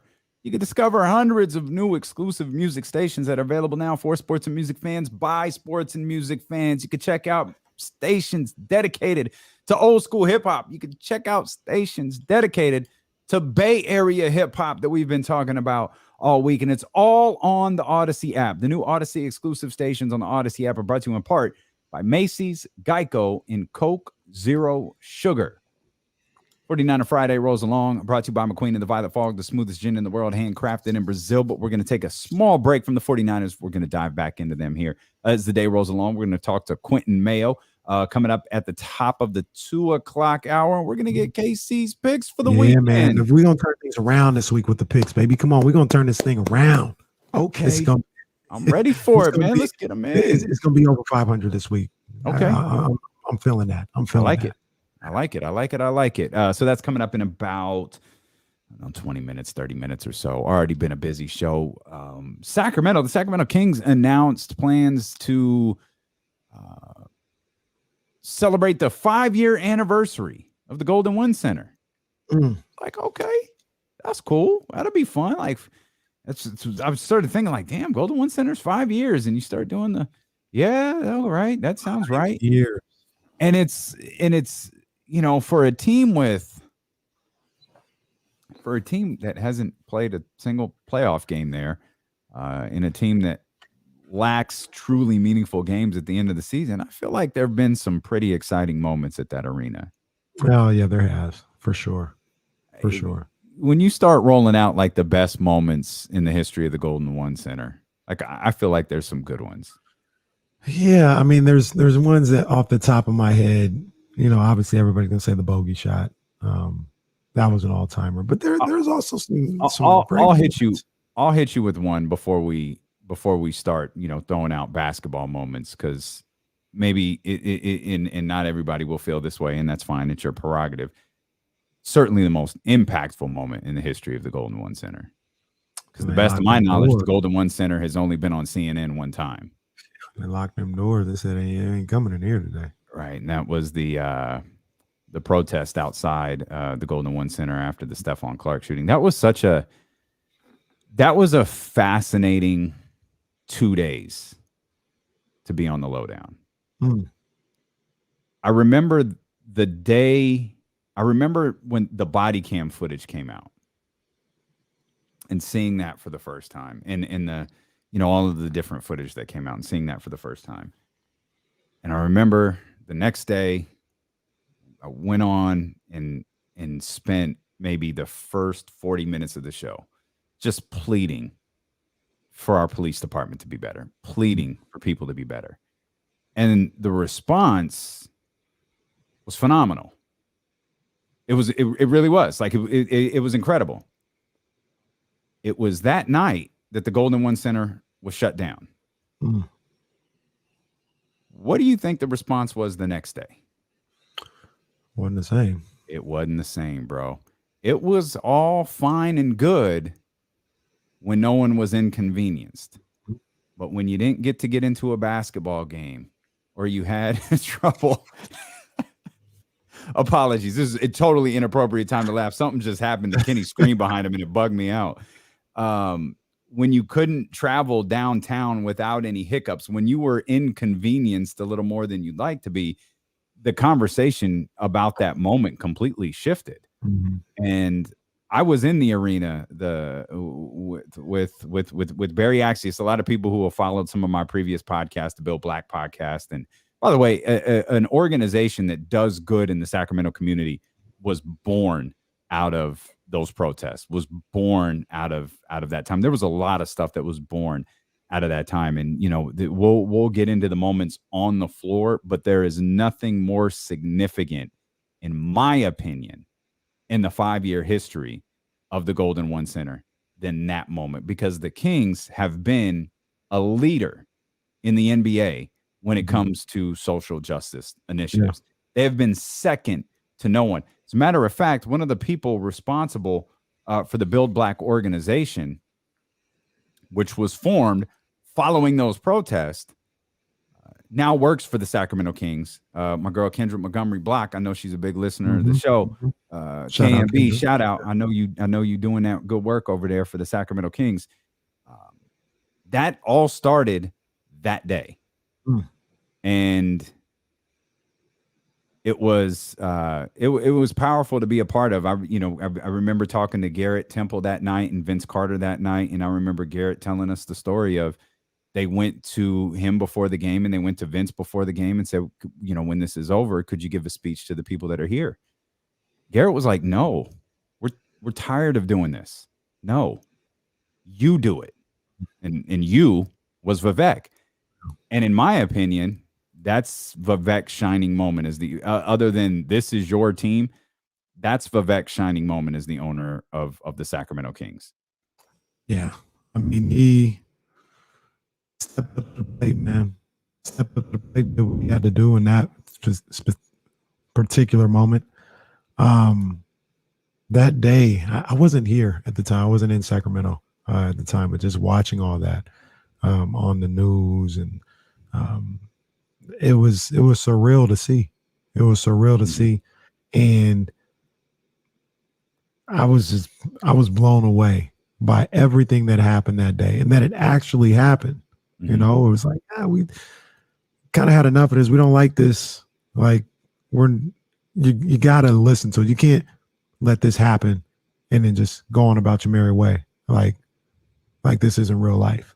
Like, no, we're gonna at least have some kind of dialogue. And it, like you said, to Vivek's credit, he had the dialogue. He talked, from what I understand of it, and you could tell it better. He talked to yourself, to Barry, and said, "Hey, what can I do? What do you guys need to do right now?" He put his money where his mouth is. He's repeatedly done that. Again, you can criticize the Kings all you want to on the floor, and it'll all be warranted. Off the floor, nope. Yeah, they have. I remember they did something with Milwaukee. They did something with Boston. Like Milwaukee, they do a lot together. I think they do something like. Yeah, they, what you saw in the bubble. Certainly that was a heightened level of everything, but the Kings were first.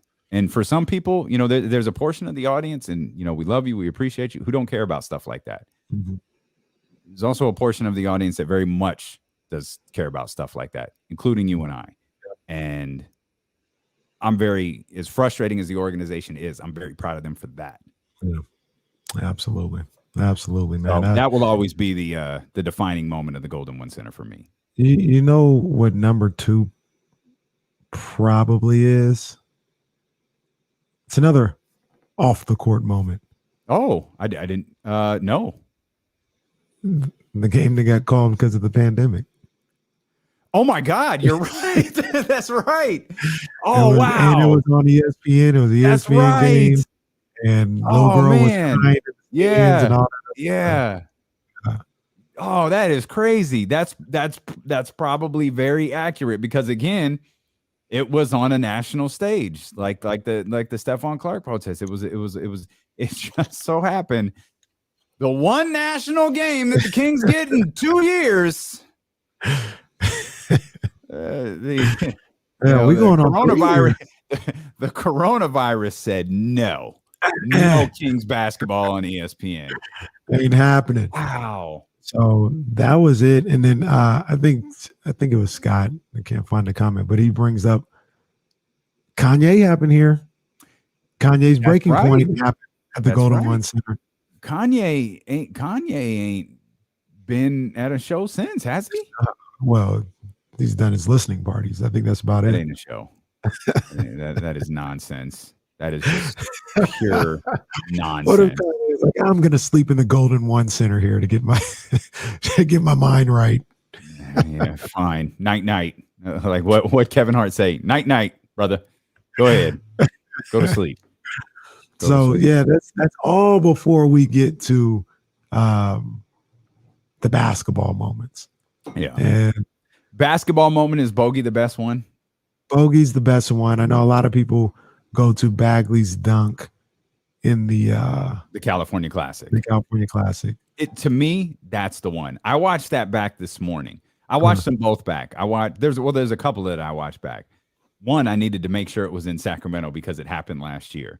But the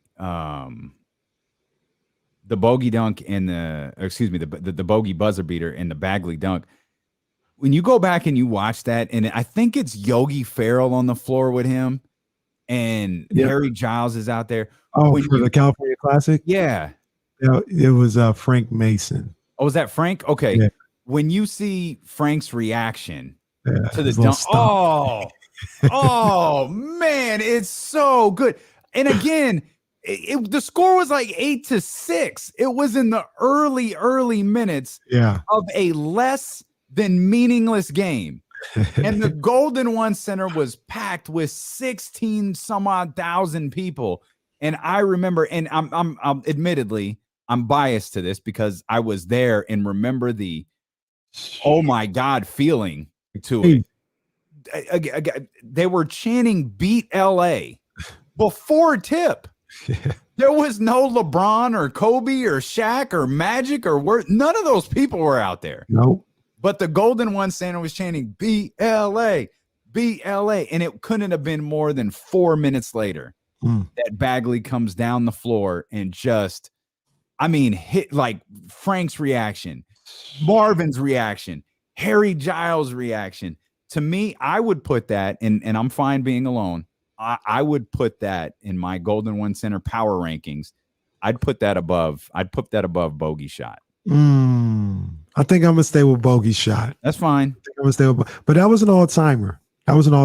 Now, let me ask you this: does that go ahead of DeMarcus get back out here? So that's my number 2. DeMarcus's false start ejection, which was I feel like that was the birth of. It's getting ridiculous. That was that game, right? That was absolutely that game. Yeah, it's getting ridiculous. It's really ridiculous, bro. That's gonna live forever. Like that is absolutely going to live forever. To me, the Bogey Shot is cool. It's cool. I like it. Like I watched it this morning, and I feel like I don't know. I remembered it differently. I even watched it on mute to see if that was part of the problem. And that was crazy, boy. That Bogey Shot was crazy, boy. I don't know, man. That dunk and the get okay, and we're getting the Willie game post Cousins. That was pretty freaking tremendous. It was. He went off. Much ado about nothing. It went off. Yeah, but it was. Well, not only there was this. Remember that game put the Kings like a game back. Yeah, it was. Still kind of hanging around at that time. They were right there after the trade, and it was like, DeMarcus is gone. This is gonna unleash Willie Cauley-Stein, and he gets out there and he has this game where it came back. Let's go playoffs, and then they lost like 9 in a row. So and Willie's been, I think Willie's been hated since then. I never felt that way.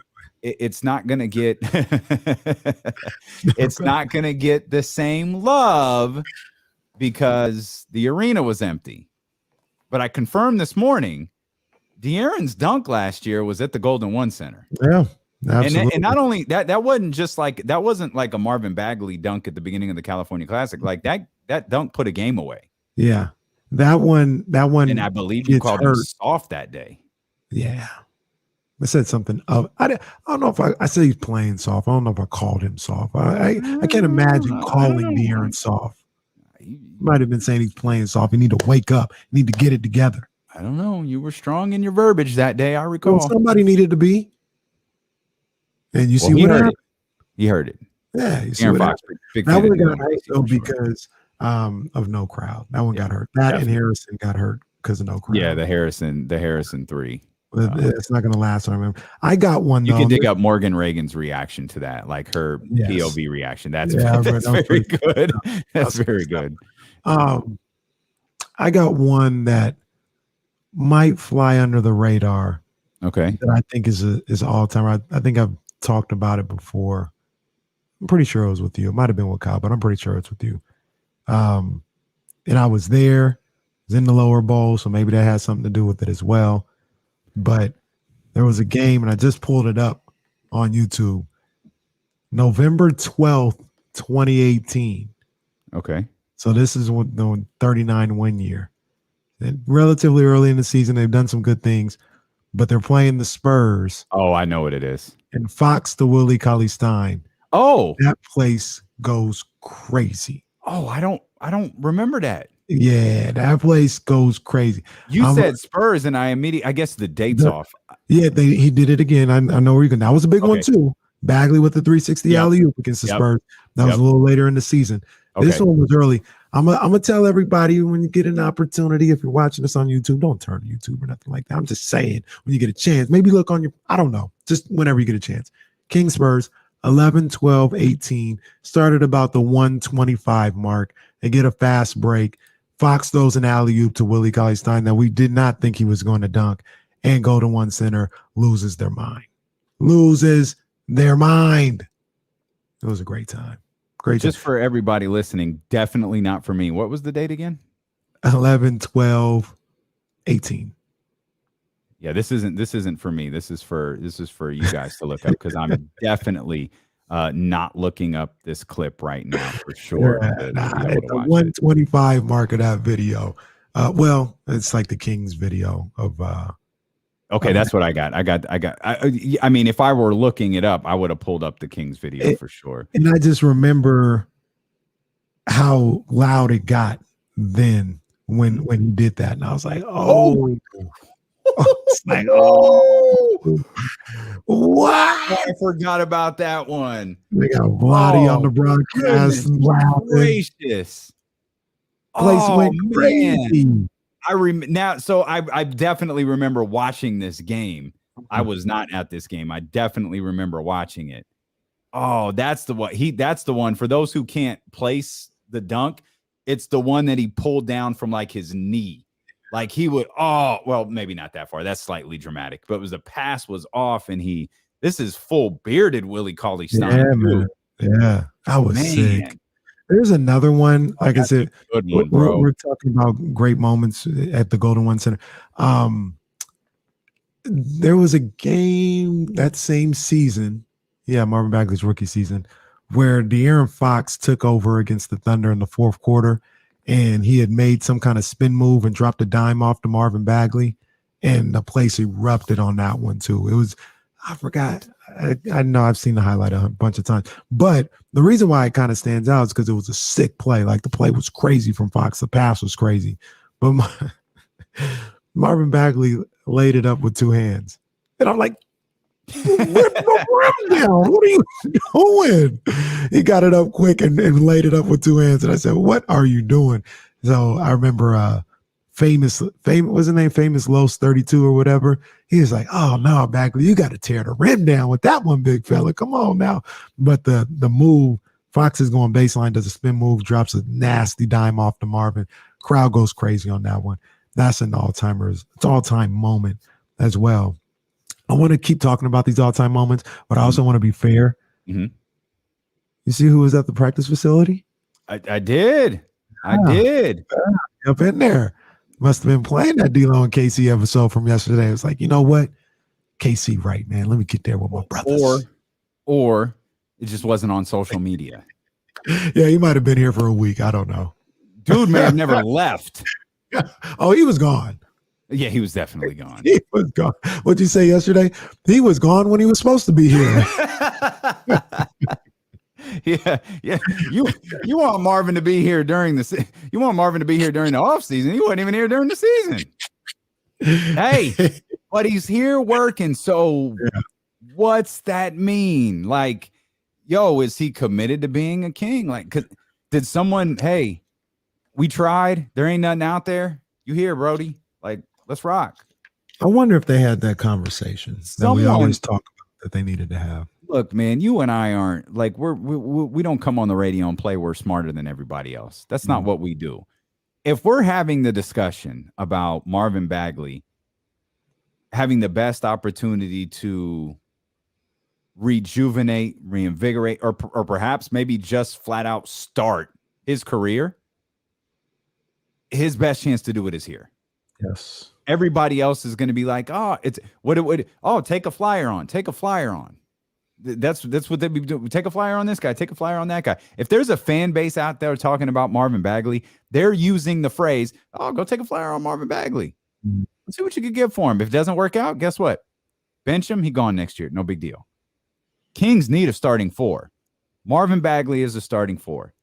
A healthy Marvin Bagley, and I understand there's no history of that, but a healthy Marvin Bagley could be really good at that position for the Kings. 100%. You've got nothing but space and opportunity here in Sacramento. And Dr. David said MB3 trying to get good enough to get traded. I don't think so.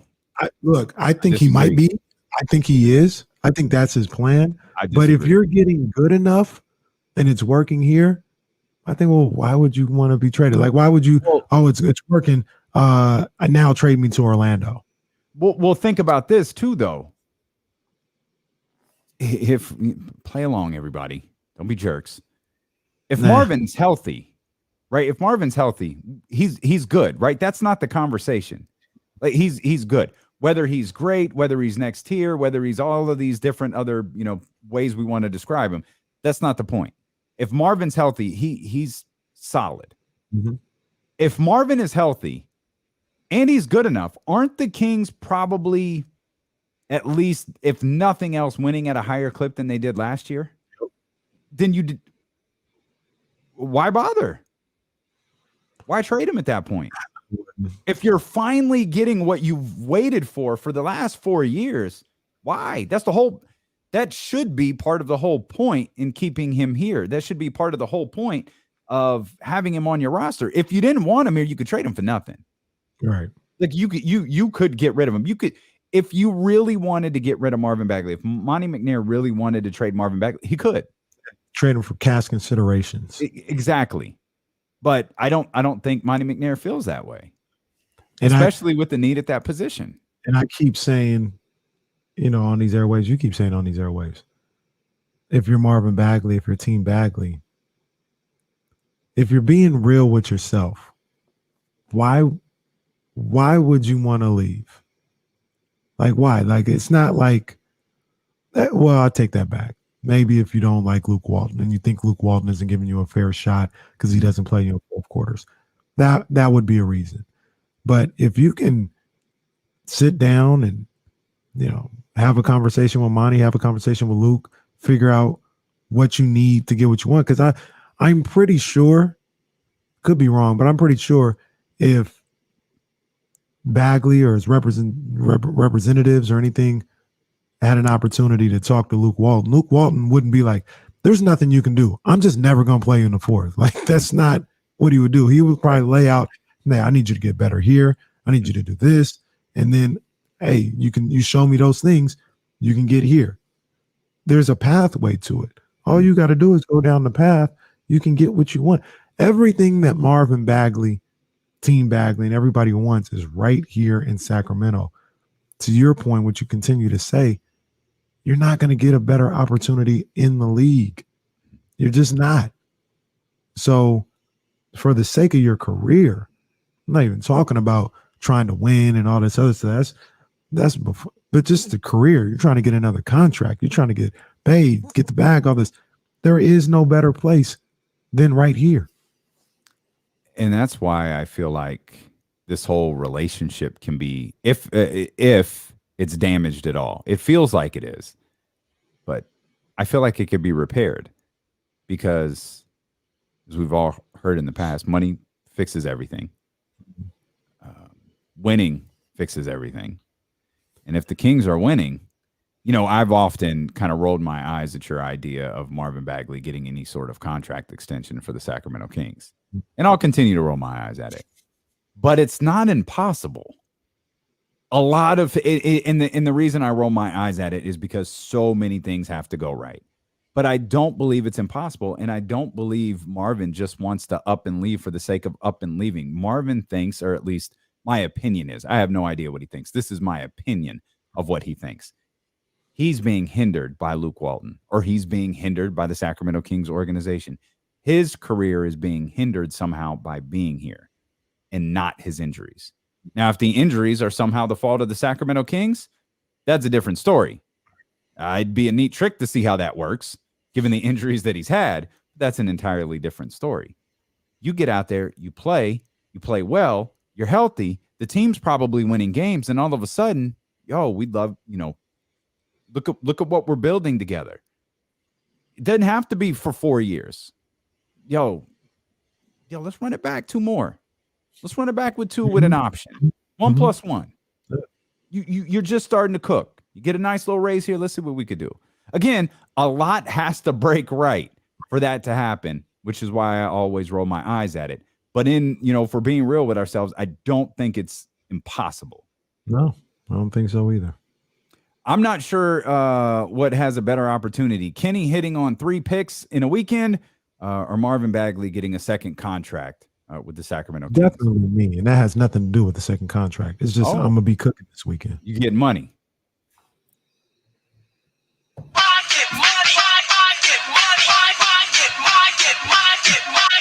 We got Casey's picks coming up in just a couple of minutes. We got Quinton Mayo, host of Bet MGM tonight. He's set to join us as well. 49ers Friday, brought to you by McQueen and the Violet Fog, the smoothest gin in the world, handcrafted in Brazil, continues here with D'Lo and KC on Sacramento's #1 sports station, ESPN 1320. I'm going to try something just real quick, KC. Banners. What am I looking for here? Let's put up McQueen. Let's go. Sorry, guys. I just want to see what this looks like really quick. 49er Friday.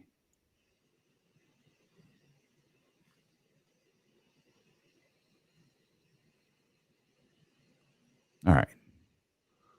I just want to see what that is. Man. Oh, man, that's sad to hear. K'Wan Williams on IR for the Saints. Or what I say? I do.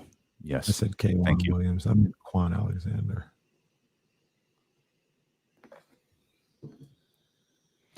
Hit the Quan. We lost both opportunities to use that music. Damn shame. Damn shame. Yeah, what Elijah just tagged us in. I can't believe that Warrior fans and players really, to this day. Oh, I got it on here. To this day. Continue to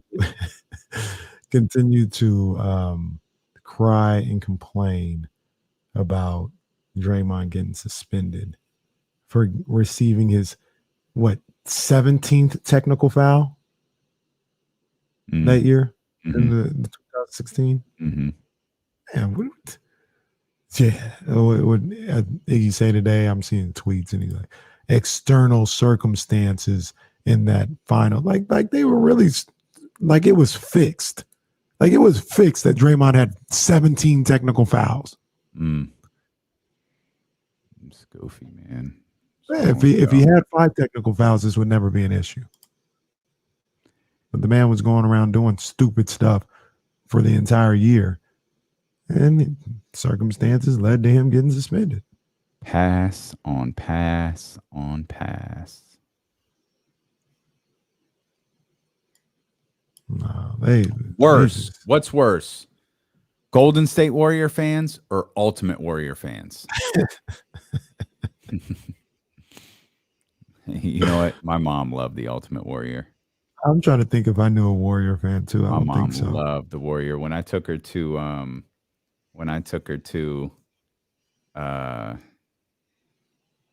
Fan Access in Santa Clara for that WrestleMania, she saw that Ultimate Warrior display, man, and bolted over to it and took all these pictures. And that's cool. That's really cool. She loved the Warrior and the Macho Man. She watched all that with you? Oh yeah. That's really cool. That's all I watched. She didn't have a choice. That or she wouldn't know her son. When I say I loved wrestling as a kid, bro, I mean I loved wrestling as a kid. I'm trying to think. Yeah, I watched. But see, I watched everything. I watched everything. My stepdad, he was big on recording Saturday night main events, all that other stuff. Benjamin, Jesse saw it. I didn't know it was back, so I'm on it tonight. Yeah, and from what I heard, it's a good one. What's Plane Ride from Hell. Oh, that's where this whole Ric Flair thing is coming from. Yeah, Ric Flair. Mm-hmm. I had always heard, I've heard various stories about that, but Ric Flair's behavior always gets passed off as like, oh, that's Rick being Rick. I've heard that before. I've heard that like line before. Yeah, that's Rick being Rick. Hey.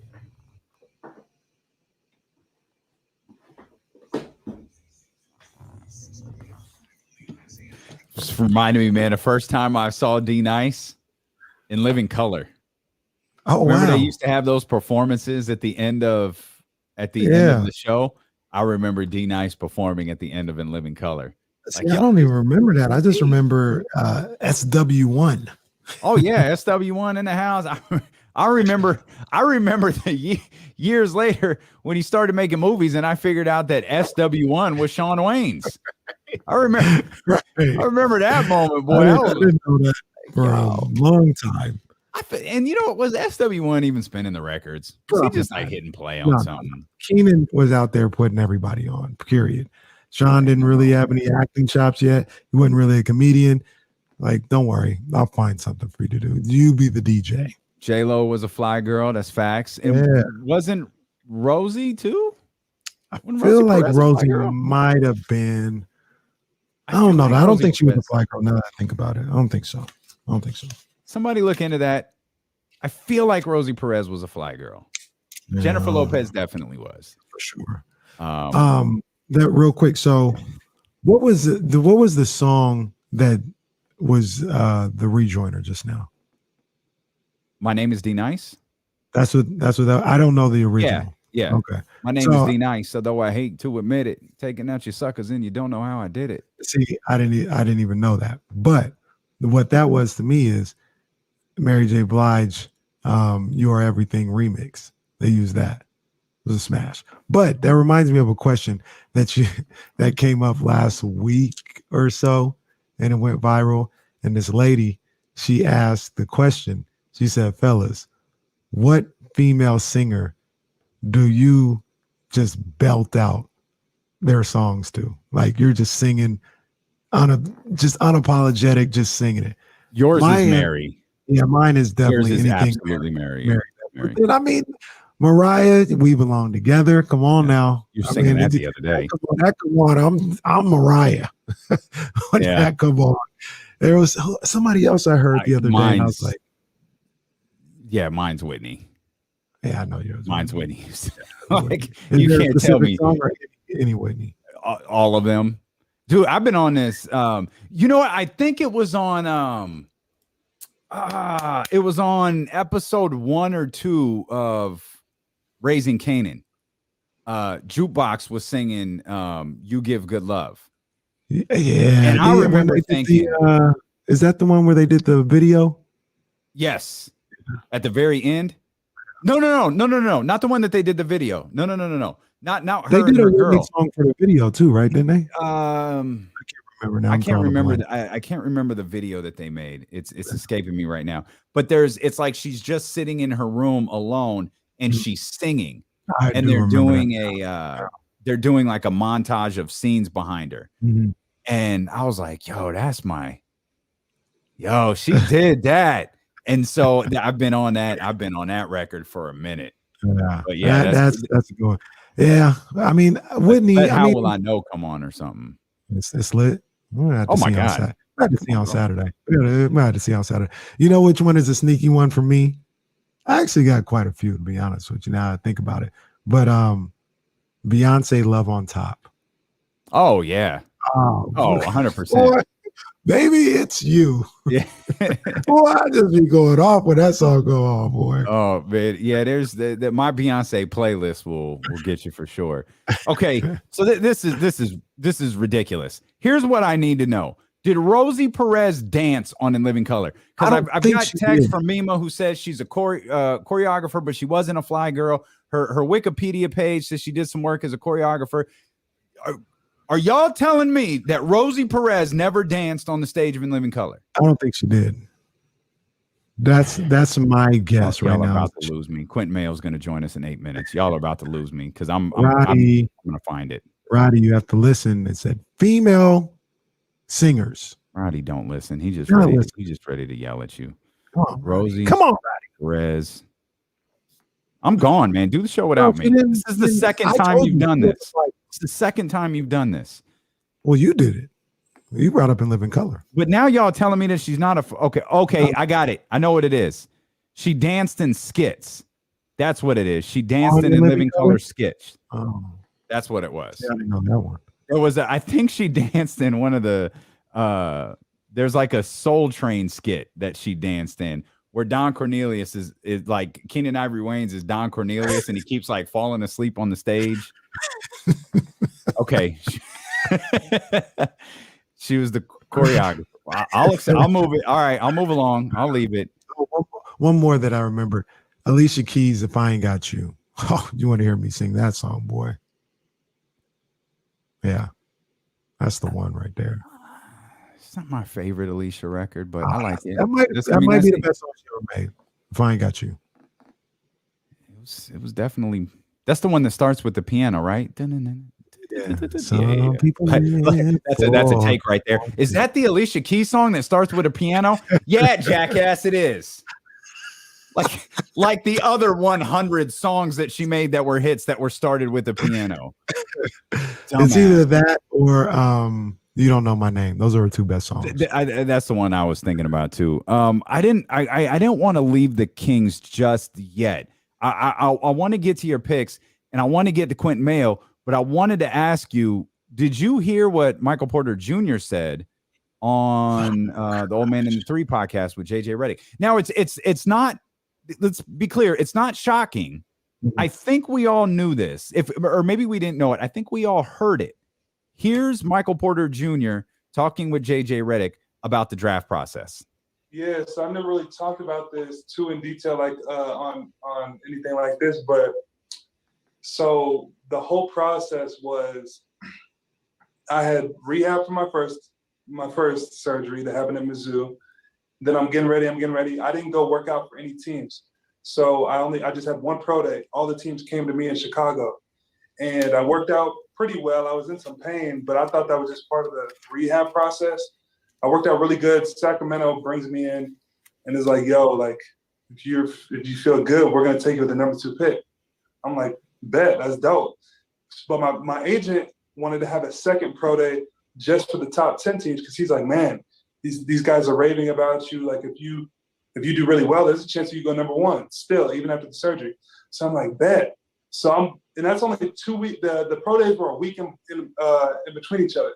So I'm getting ready. And then 2 days before, I wake up that morning and like all the pain is down my leg, like it's crazy again. After I had the first surgery, I call my agent, I'm like, yo, like I can't get out of bed, bro.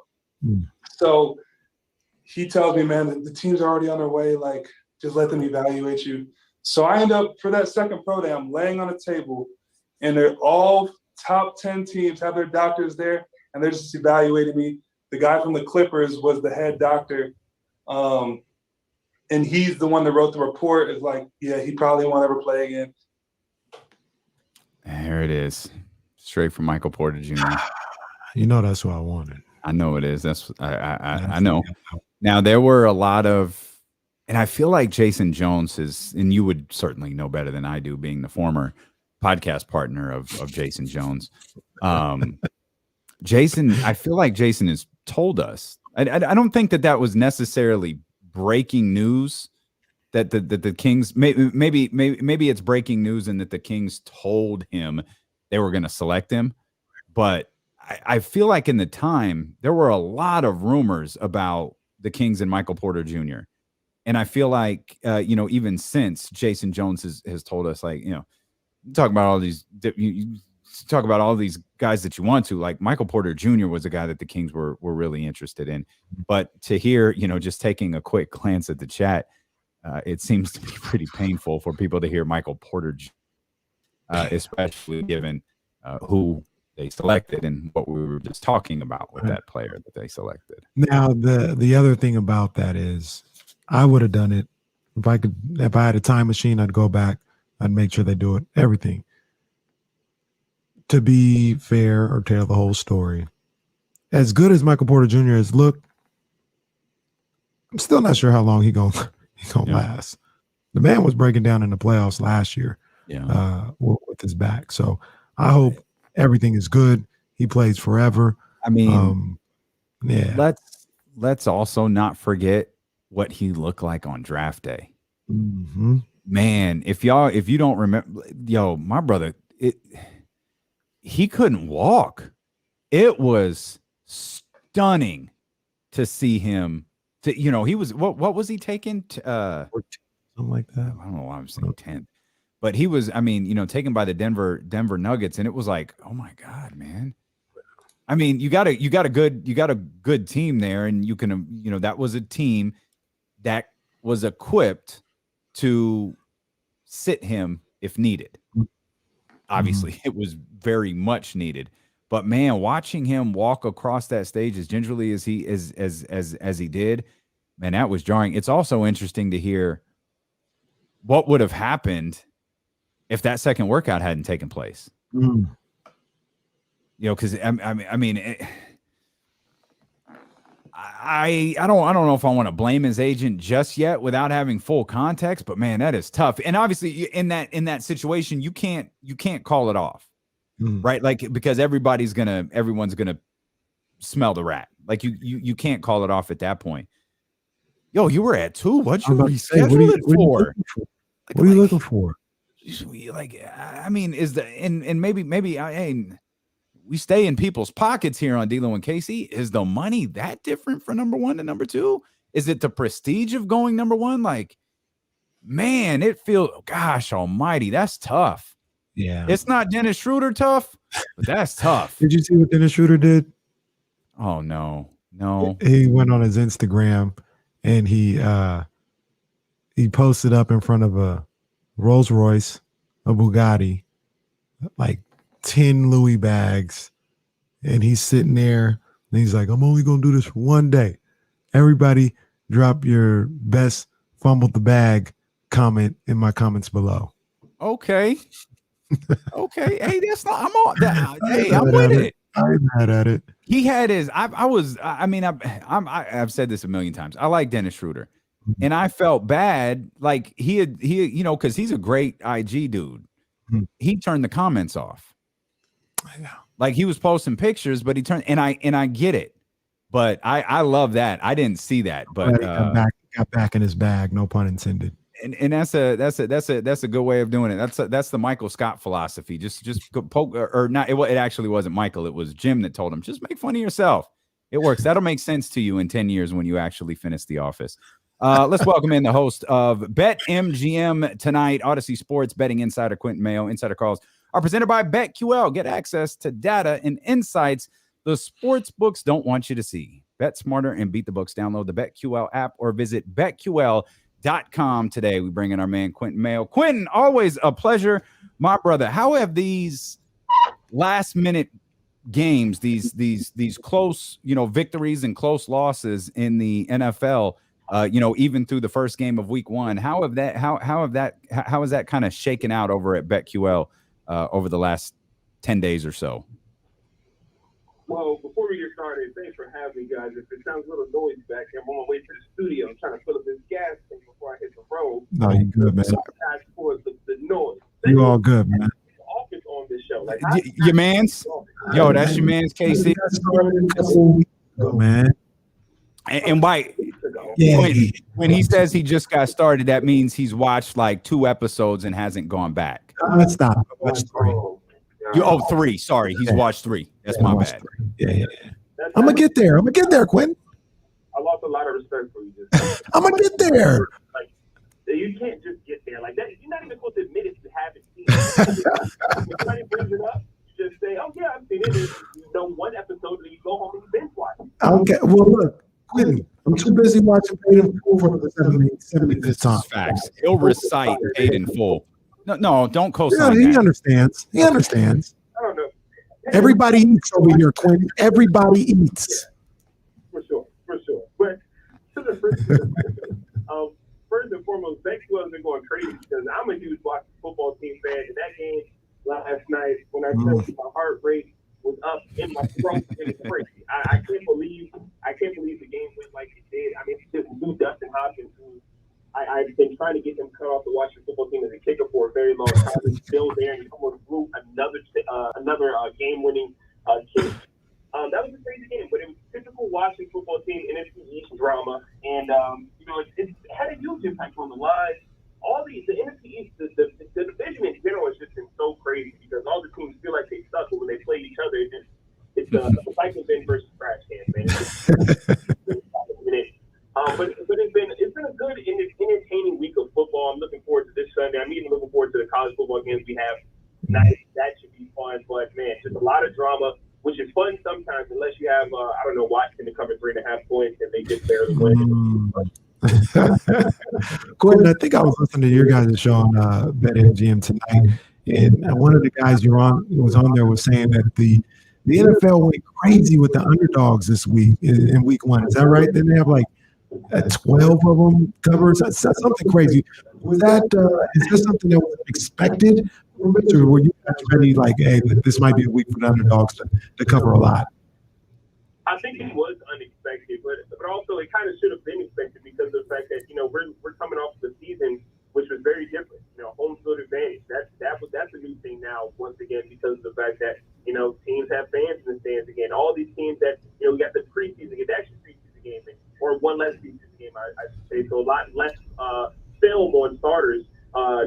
Coming into the season, you don't know what you're going to get. Some teams elected to just not play any of their starters. I mean, I was really down with the Dallas Cowboys because number one, I just hate them by default. But I didn't see anything that I liked in preseason, and they came out there against Tampa. They lost that game, but they actually looked really impressive. So yeah, the underdogs been crazy. I can't remember what the stat was, 11-1 or something like that. But it's been a huge underdog week, and I think going forward, you might be able to expect that as well. I've got a few underdogs on my radar. Coming up this Sunday, some that I feel good about, others that I don't feel too good about, but still, I think there's a lot of value in that, and I can't wait to see it. Quinton Mayo, host of BetMGM tonight with us here on D-Lo and Casey on ESPN 1320. Quinton, the over-unders were popping last week. They think it was 47.5 was the average over-under for game 1, which that's up there. I mean, is that the case again this week? Are we expecting a bunch of points in the NFL again? I think we are, and what's even crazier about the totals in week 1 is the fact that last year, or even coming into the season, we had one of our guys on the show, Alan Bell from CBS Sportsline, and he was just telling me, Quinton, stay away from the totals in week 1 because Vegas is so sharp when it comes to totals. For some reason, the totals they're just so on par week 1 for Vegas that it's kind of scary. The average the average predicted game total for the games in week 1 last season was 47.7. The actual average in game 1 last year was 47.74. Like it was just right on the money. The same thing happened this year with the totals for the scores just being up there. Expect that moving forward, especially with just little things like new rules. Just the implementation of guys not being able to touch the passer again for the X year or so. Guys, we're not allowed to touch the quarterback. We can't play defense. You can't get there too early. So even the new taunting calls have affected how much an offense can just move 15 yards ahead. It makes things very advantageous for offenses. So I will say, yeah, we probably will see more points that will go over. And also, I think defenses just feel like they suck now more. I don't know if that's like a right. But I'm just like, what are these DBs doing? Like, I just really don't understand. Like, every game I turn on, I feel like I'm watching college football. Like, the defensive backs are just letting guys run past. Like, I don't think I've seen, like, solid defensive, especially more specifically secondary play across the NFL all week long, unless you're like the Rams, you have Jalen Ramsey or like a unit like that. But other than that, the DBs have been trash. So I don't know what's that about. Maybe it's a trend that we can expect here going forward soon. But, offense sells. Defense isn't a second. Offense is what the NFL wants. And however they can get it 12-4 were the underdogs against the spread in week 1, Quinton. No, that's crazy right there. And if you guys have listened to Quinton the last couple of weeks, even as far back as, I don't know, it was when the line first came out, he told you guys, Niners, 7.5 against Detroit. No, hop on that. People are trying to say that's a little too high. Quinton was telling you, hop on that. If you didn't do it when he told you to, you might have had a bad Sunday because it was crazy how that game was looking like it was about to be a 20, 30-point game. And then all of a sudden, for those that got it late at 8.5, you didn't win, my friend. You didn't win. What was your thoughts watching that game, watching that comeback? And that is like probably example 1A of why you shouldn't bet. I never listen, but those people who don't bet, they'll point to a game like what they saw with the Niners and the Lions. Oh, that was crazy. What's even crazier for me is, I took that and I actually went on vacation. I just came back from Cancun, and I didn't have the best service, or I didn't have access to like a real TV to watch the game. Wow. So I just get these random notifications when I do get on the internet. And I'm like, oh, 49ers are doing fine. Let's do this. And then all of a sudden, my producer texts me with some like emoji with the big eyes, and he says 49ers. I'm like, oh my God, what the heck is going on here?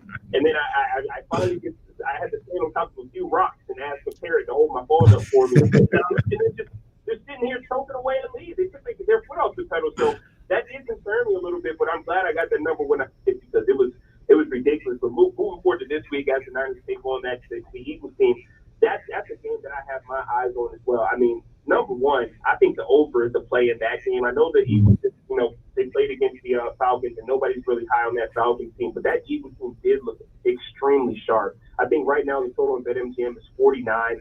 It's ironic because 49ers are playing that game. They allowed 33 points, 454 yards of total offense against the Lions. Gave them 21 points after halftime. That's ridiculous. And I think we can all be on the same page that this Eagles offense is better than the Lions offense. Jalen Hurts, 27 of 35, 264 yards, 3 touchdowns, 62 yards rushing. I mean, he had a complete control of that offense. So I know I'm going to play the total over 49, but I'm leaning to take the Eagles to cover 3 in that game. But I am scared because 49ers also might just be like, you know what, we cannot allow that to happen anymore. Like if we go out here and we get up with a big lead early, we have to keep our foot on the pedal. The only thing is, injuries are kind of coming in the way of that. And more specifically, we know Raheem Mostert's out for the season, but Trey Greenlaw, the groin injury for him, 6 to 8 weeks. I mean, he's a major part of that defense. And one of the stats that I love from him is that he allowed 4 completions last week, but only for an average of 4.2 yards per target with a pass rating of 44.6.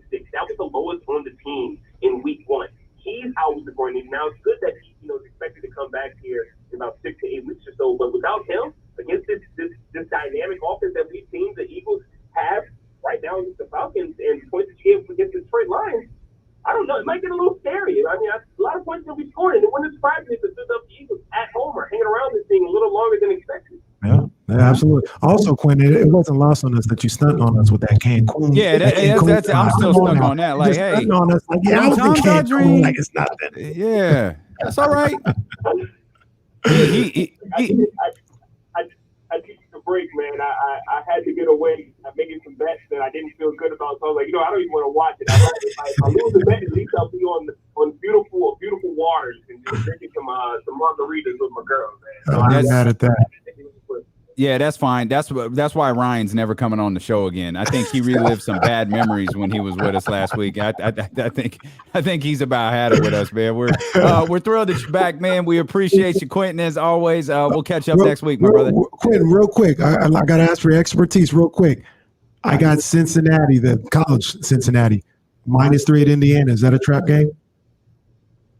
Oh, you already played it? Not yet. That's why I don't do nothing until I talk to you, Quinton. I don't do nothing until I talk to you. Is that a trap game? That's a trap game. I think that's a trap game. Hold off on that. Okay. That's why I got to check with you. That's a terrible sign. You already did it. I hope you didn't do it. Why do you have time to not make that bet? Please go watch The Office. Use that time and invest in all. I'm on it tonight. I'm on it tonight. I'm gonna knock a couple episodes out tonight. I got you. No, I am. Watch Dinner Party. Well, Oh my I gotta God. watch it in order though. Yeah, he's a ways away from dinner party. He ain't even gotten to the basketball game yet. Oh, God. Yeah, right. Quinn, we appreciate you, baby. Thank you. Appreciate it. Have a good Take care, man. All right, that's Quinton Mayo, host of BetMGM tonight. 3, 2, 1, go. That's Quinton Mayo, host of BetMGM tonight and Odyssey Sports Betting Insider. Insider calls. I'm still hung up on it. You already did it. You don't ever want to hear a gambling expert going, you already did it. Damn. Insider calls are presented by BetQL. Get access to data and insights the sports books don't want you to see. Bet smarter and beat the books. Download the BetQL app or visit betql.com today. Oh, that's so funny. I need Kenny to place a bet and go, you did that. You really did that. Kyle Madson joins us here on the live stream on twitch.tv/ESPN1320, youtube.com/ESPN1320. If you want to see Kyle's handsome face in his broom closet out in San Francisco, California, he'll be with us coming up here next on Sacramento's #1 sports station, ESPN 1320. House show? House or 13th round. Yeah. I thought you was going to do the house show today for absolutely no reason whatsoever. 13th round, and today I got to talk about how it's time for somebody to get out the paint, man. It's time for somebody to get out the paint. And when I talk about getting out the paint, you know I'm talking about the zone. Now look, man, when the zone was created, it's a great idea, makes a lot of sense. I even like it now. Like, the idea of the zone works perfectly. The problem is they got Eddie Hearn running things. And right now, it seems like the zone is like, yo, Eddie, you had a couple years to try and get this together. We're not listening to you no more. There was an article that came out from the zone CEO, Kevin Mayer. And he said, quote, I don't think it would be smart for the zone to have a real focus on the United States. It's an ultra competitive market. We're going to take a pretty light approach to the U.S. That's not part of our core strategy. So what that told me is they're going to continue to have a bunch of these Euro shows and all this other thing about pay-per-view is dead and the zone's coming to take over and they had Canelo and all this other stuff. It's finished. I like the zone and I subscribe to it just because, like I said, at its core, the idea of it, they have a lot of good things going on. They just got the wrong guy running it. He's running it into the ground, at least in the United States. I don't know what's going on overseas. Maybe it's thriving, but in the United States, doing a terrible job. And what needs to happen now is we really need to just not even worry about the zone. And there's some guys that you need to get up off the zone. You need to get Virgil Ortiz off of Golden Boy and off the zone because that's a sinking ship. You need to get a guy like Demetrius Andrade, off the zone. Once again, sinking ship. Most importantly, after this fight that he has going on next week, and I don't think he's going to do it, you need to get Anthony Joshua off the zone because you're really just wasting his career over there with Eddie Hearn in the zone. The zone's done. They talked about pay-per-view is dead. The zone is dead. It's over. It's a wrap. Marcus Camby, get him out of here. It's the 13th round.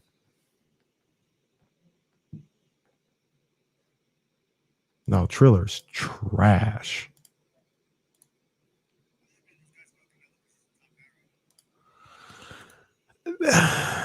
Well, Ellerby has said he's the cash cow. He said he's the top dog. So there's that. But I mean, it's just one of those things.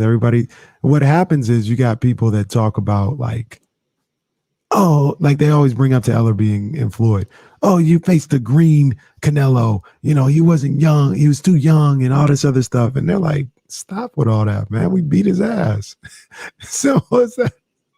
They beat his ass. I say this all the time. This is the way that I don't accept that excuse from people who say that. If the roles were reversed, if a 23-year-old Floyd fought a 40-year-old Canelo, do you think Canelo would win? Yeah, absolutely not. I can tell you the answer. Floyd would beat the crap out of a 40-year-old Canelo. What I'm saying is because people always like the the excuse that they use for that is like, oh, Canelo was too young. If the roles were reversed and Floyd was too young, he'd beat the mess out of a older Canelo. He'd destroy him. What's up, buddy? Hey guys. Coming back right now. I got you, Casey. 13th round.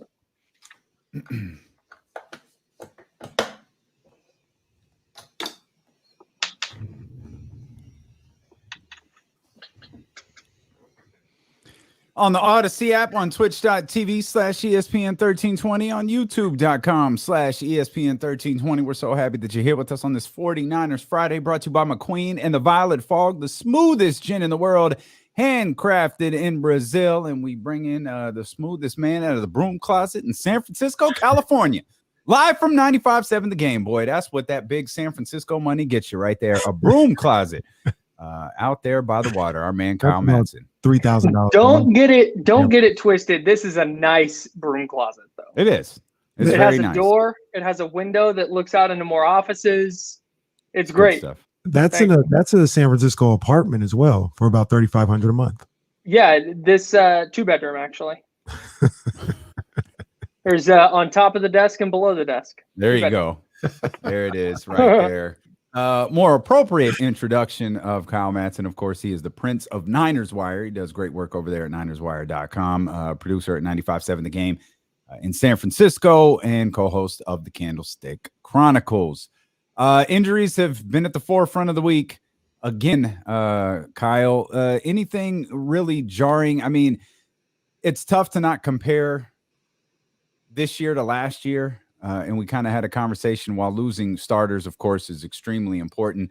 This doesn't feel as monumental yet as last year did at week 2. Yeah, it's you got to compare it to week 1 where Richard Sherman and D Ford both went down effectively for the season. Richard Sherman came back late, but it wouldn't feel as dramatic if last year hadn't happened. I think it feels a little more dramatic than it is because of the here we go again nature of it. The bigger issue to me, more than just this year, is or just this week and the injuries in and of themselves, is what went ignored. Like, I think that they have the depth to survive a Raheem Mostert injury. They used 2 draft picks on running backs. JaMychal Hasty can play a little bit. I think they're expecting a little more out of Trey Sermon than what they got last week when he was a healthy scratch. The issue I have is the fact that they did nothing at corner to insulate themselves from a Jason Verrett injury, a guy who in the 5 years prior to last year had played like 9 games, and they signed him to a 1-year deal and called it good. They drafted Diamador Lenore in the 5th round, who was excellent on Sunday. And then they drafted Ambry Thomas, who didn't play football last year, late in the 3rd round. And he's not ready to play. That was very apparent. And their answer was Dante Johnson, who's not good at football. They got to stop.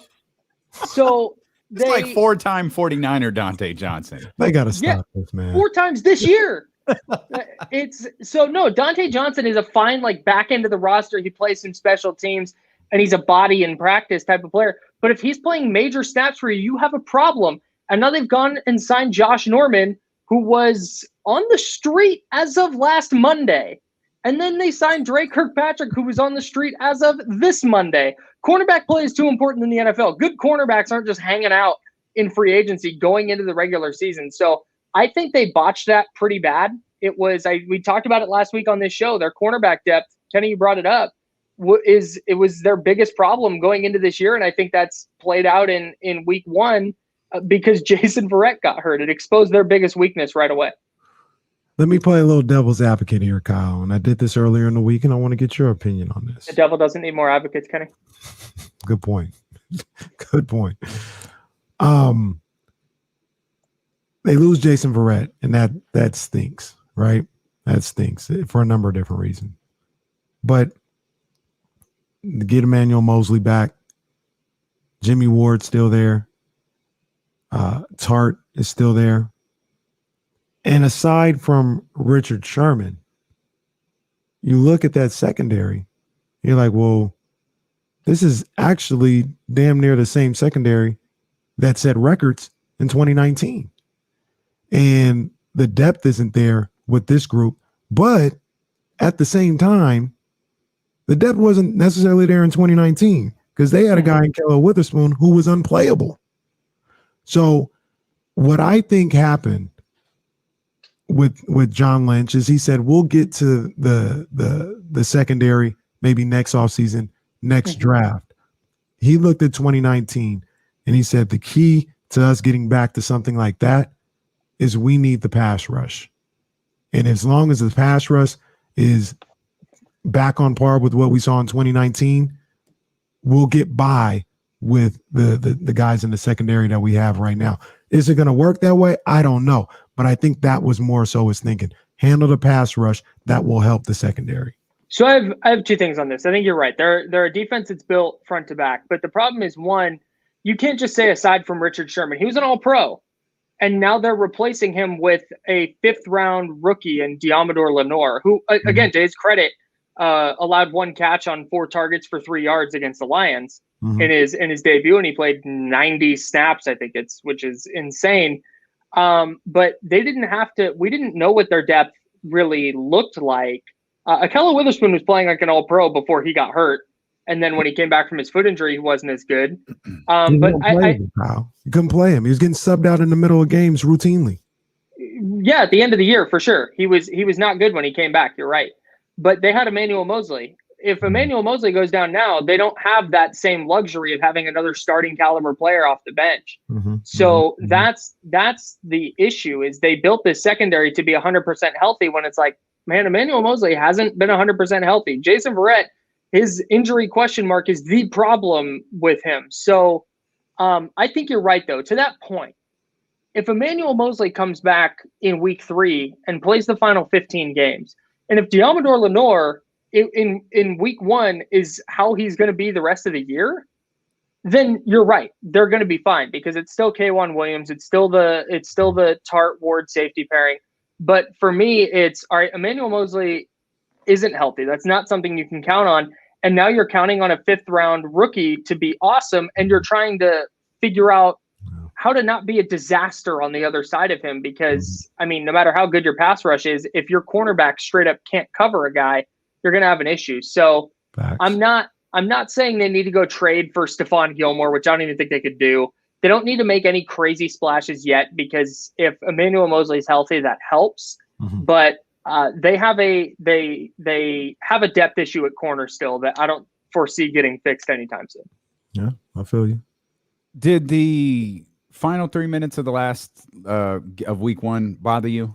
Did it leave you feeling any sort of way? Yeah.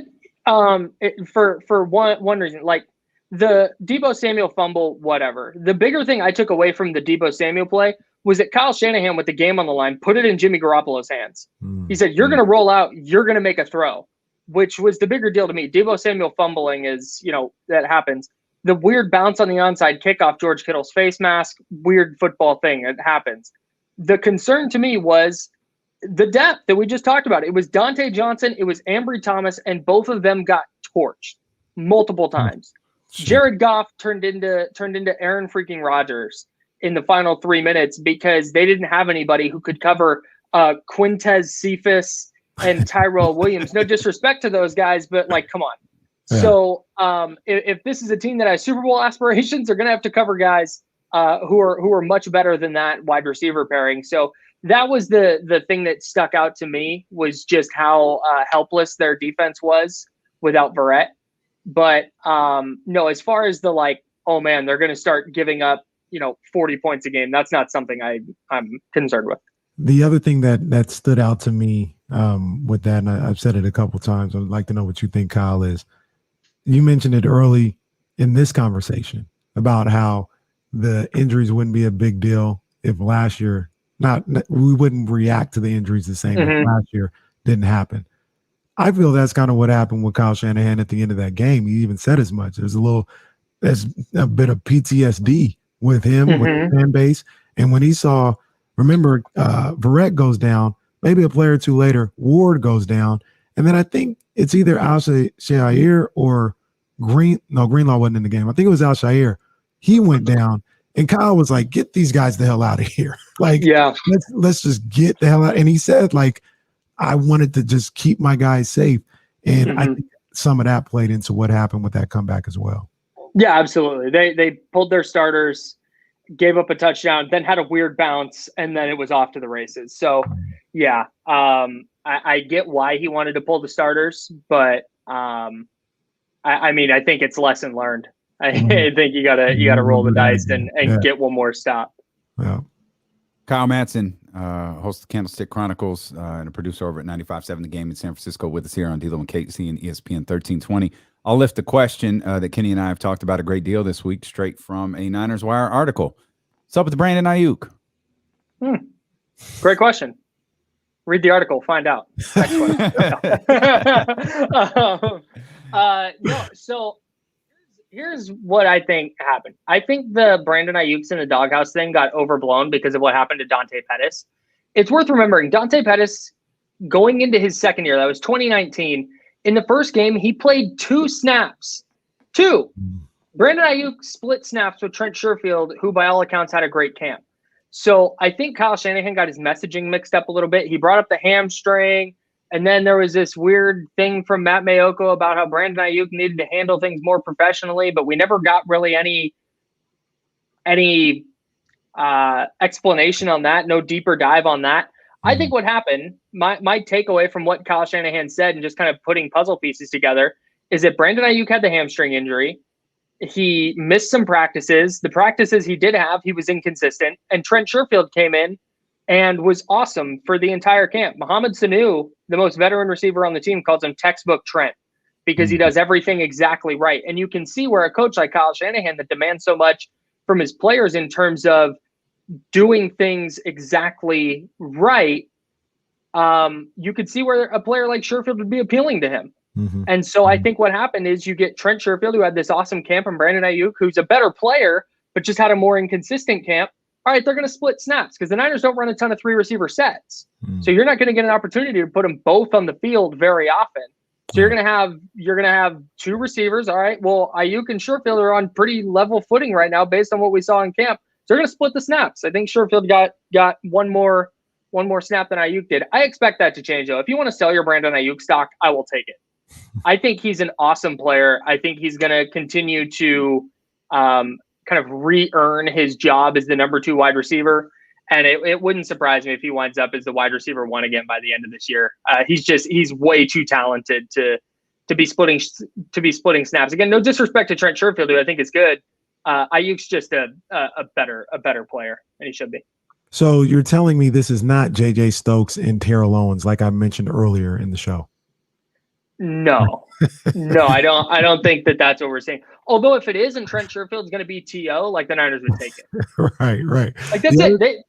They could. Sorry, real quick. They could have a situation where, okay, Brandon Aiyuk's not very good, and he can't beat out Trent Sherfield, who should probably be a wide receiver 3 on a good team. It's either that or Brandon Aiyuk's still awesome, and Trent Sherfield just happens to be really good too. He just didn't get the opportunity in Arizona. Yeah. So there's a couple different ways this can play out. The other thing about that real quick name is me and Damien have talked about this before, and people are saying, Aiyuk's in the doghouse and all this other stuff. And from everything that we can gather, if he's in the doghouse, Kyle will say he's in the doghouse, i.e. what he said with Trey Sermon, right? Like Trey Sermon is not good enough. You know what I mean? And Aiyuk, he didn't say it. He said, man, he's battling something. Sherfield's doing really well. It's not a knock on Aiyuk. It's just more so he hasn't been there and Sherfield is out there playing. And I'm going to take him at face value with that. Yeah, I am too. I think the doghouse thing got so overblown because of Dante Pettis. Like Dante Pettis was just not good. Yeah. Wow. I don't know if Kyle, but that is a hell of a place for Kyle's camera to freeze. That is fantastic. I thought it was like this big dramatic pause, like Kyle was going to launch into this massive explanation. It went, Dante Pettis isn't that good. That's it. No, that it requires no additional explanation. It was like, well, point made. I mean, it's solid. But sorry, that was good stuff. Sorry, the internet in the broom closet's not great.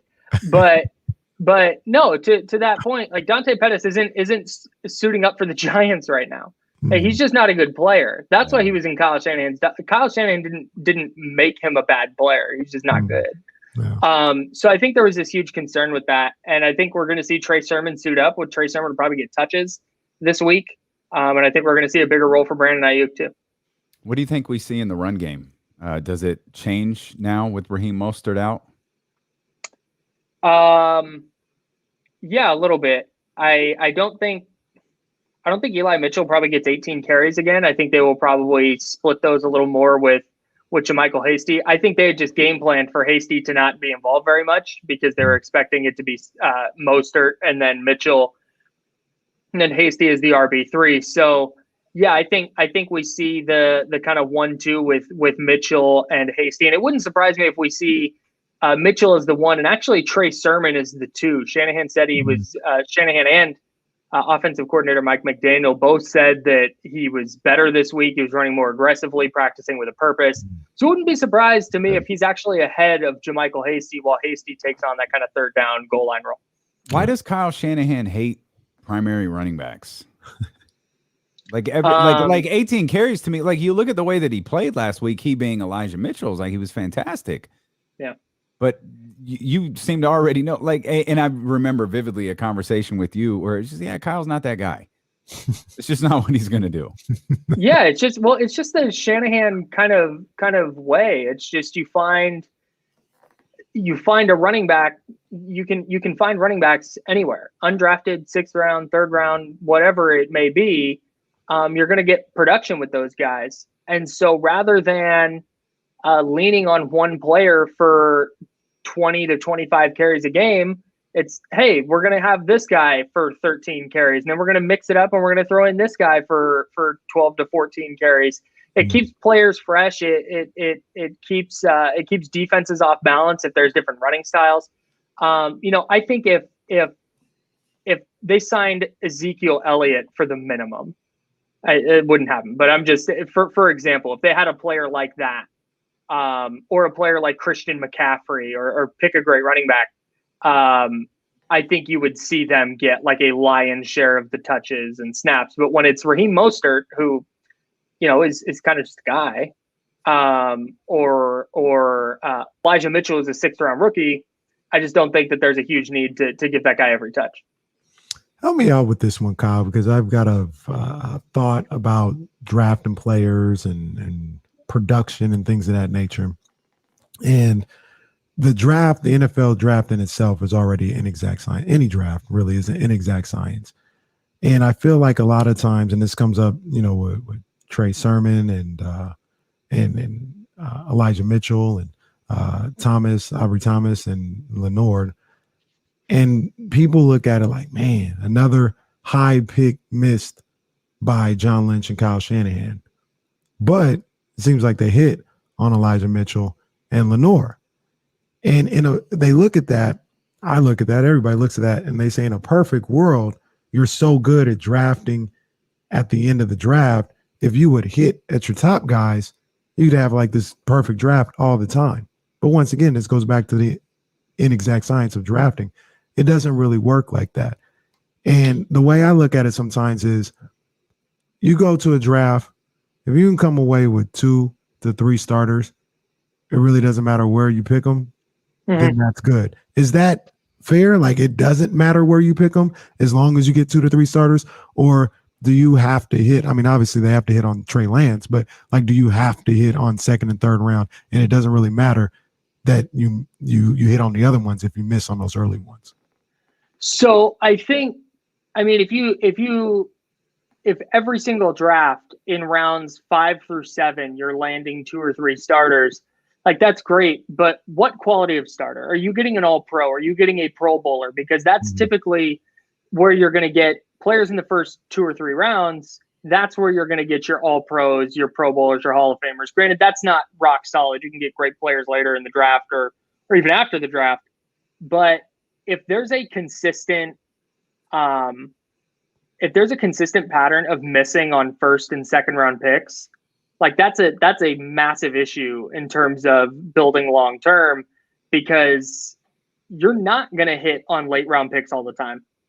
And those late round picks you do hit on, it's like you're not always going to find George Kittle in the 5th round. All right. You're not always like Dre Greenlaw, for example. Dre Greenlaw is a really good player, but is Dre Greenlaw ever going to make a Pro Bowl? I'm not so sure. So you'd like to see them hit on 1st round picks because that's where the great talent is, and you want to see a team get to develop great talent. It certainly increases the margin for error, but no, for right now, the draft isn't a huge thing yet. But if we're looking in 3 and 4 years and the 2020 and 2021 draft classes just aren't really offering anything for them, I think you can look at it as more of an issue. Is the fear of the mobile quarterback back with Jalen Hurts out there this week, who looked really well as both a passer and on the ground last week?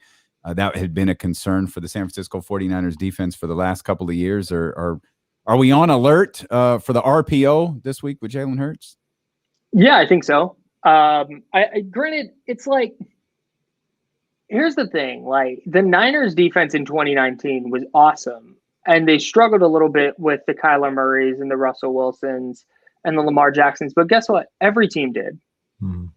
It's not like this is an exclusive 49ers thing where a quarterback that can move gives them trouble. It just makes this really great pass rush look a little more ordinary. And so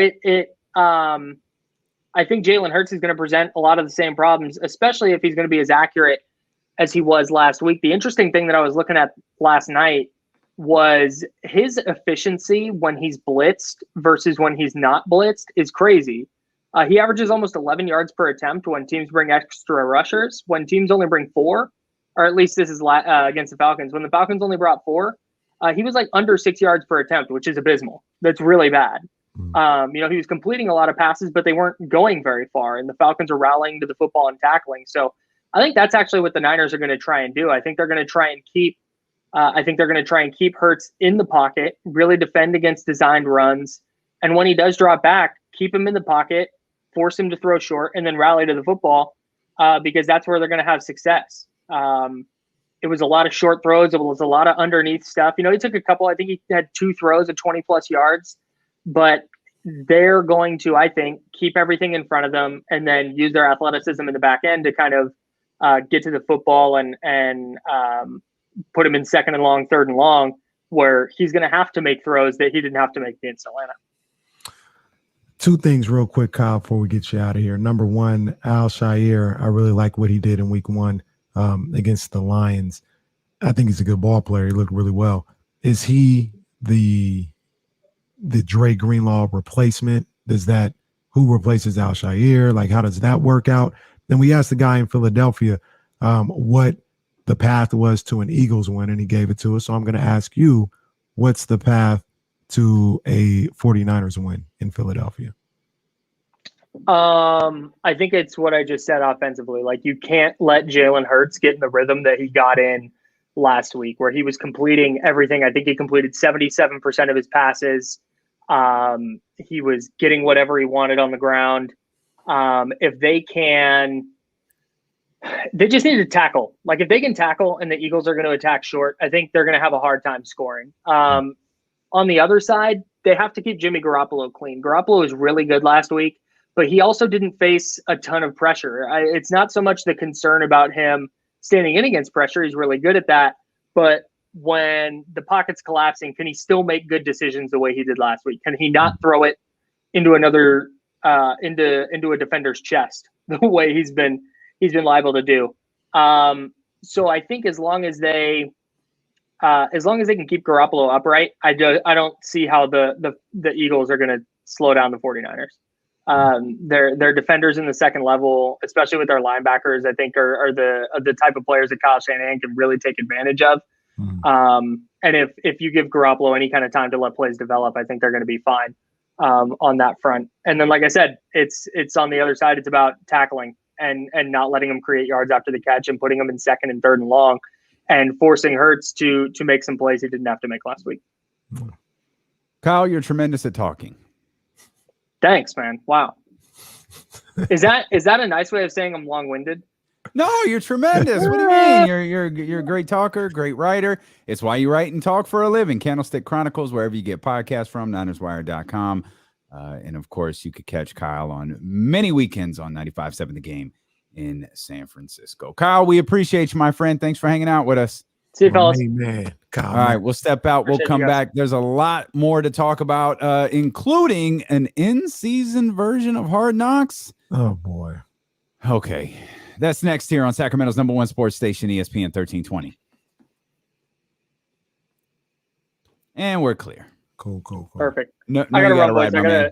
I got a phone call right in the middle of that I'm not sure is good. So I gotta run. Okay. Well, All right, see you guys. hope everything's all right. All Yeah, right. appreciate you. Later. See you. Okay, Yeah, man, I got go one. ahead. Yeah, Yep. I got you. All right, let me get this little graphic right here. Okay, you may have heard us kind of chatting about this. I know a couple of people brought it up in the chat earlier. I actually, man, I didn't know Dark Side of the Ring was back. I knew it was coming back. I didn't realize it came back last night. So I'm anxious to watch this episode they did on the plane ride from hell last night. And it seems like the guy who was taking the most heat from the plane ride from hell, it seems like there's two. One of them wasn't on the show. One of them was Tommy Dreamer. Received a lot of backlash for the way he spoke about Ric Flair's behavior on the plane. And for those who, for a long time, Ric Flair's behavior. So the thing with Rick is what they like to say is, they'll tell stories about the 80s and 90s. And, what Ric Flair will do is Ric Flair will throw back a couple of drinks and he'll disappear to the bathroom. And apparently this is what he did on a plane. A private charter coming back from a long overseas trip, as he disappeared into the bathroom for a while, came back out, had his robe on and nothing else. And the robe wasn't secure. And there's flight attendants on them. There's all sorts of different things happening on that airplane. And that behavior from Ric Flair has kind of been glorified and celebrated for a really long time. And that's pretty much what Tommy Dreamer did last night on Dark Side of the Ring. Here's a quote from what he said. He could move his hips. He could twirl it. He's so well endowed, it spins around like a helicopter. So, hey, he's the nature boy for a reason. He's got a hammer on him. Ric Flair is not going to try to impose by force any sexual stuff on anybody. He's just flaunting, styling, profiling, doing the Ric Flair stuff where everybody's going to laugh about it, but obviously someone took offense to it. Yeah, Tommy, because it's offensive. Tommy Dreamer, I only read that quote to you because Tommy Dreamer has been suspended indefinitely by Impact Wrestling. Now, I know some of you are like, wow, Impact Wrestling, that's still a thing. Yeah, it actually still is a thing. Haven't seen it, but it is. Tommy Dreamer has been suspended today because of those remarks by Impact Wrestling today. And Tommy Dreamer is always one of those interesting guys. When I listen to, I've never been a fan. I listen to him talk about ECW, and I feel like a lot of those ECW guys have such a warped perception of what that company really was. Like it was a cool Northeast company in Philadelphia, and maybe in Connecticut, maybe a little bit in New York, maybe along that I-95, maybe along that East Coast. But man, being from California, I didn't give a damn about ECW. And I'm not into that glorified violence stuff. But Tommy speaks about it as if it revolutionized wrestling. Like, fam, sit down. And these guys constantly get putting on these shows. It reminds you, and seeing this reminds me that this is why wrestling has the perception it does, is because of guys like Tommy Dreamer and, quite honestly, guys like Ric Flair. That behavior still getting glorified after all of these years is so silly. And you hear anybody talking about it, you go talk about it in 2020, and that tone is just insane to me. But Dark Side of the Ring, if you haven't watched it, it's a fantastic program. And they've got a lot of great episodes this second half of the season, including one on the steroid trial, which I'm really, really anxious to see how they cover that as well. And we're clear. And we're back. And we in here. Yeah. Oh, I'm not even hooked up. Oh, my bad. Yep. I got you. I honestly think Rick's 30 for 30 is also trash. I think there is so much nonsense in there. Oh, right on time. What's up, Timmy? Timmy. What's up, Tim? What's good? I've heard that. Yeah, and good for them. Good for them for still trying. I've heard that. I've heard that. I mean, good for them.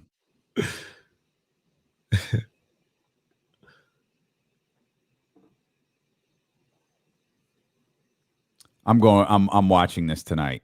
I'm watching this tonight for sure. Reenact. Oh, Dark Side of the Ring. Yeah.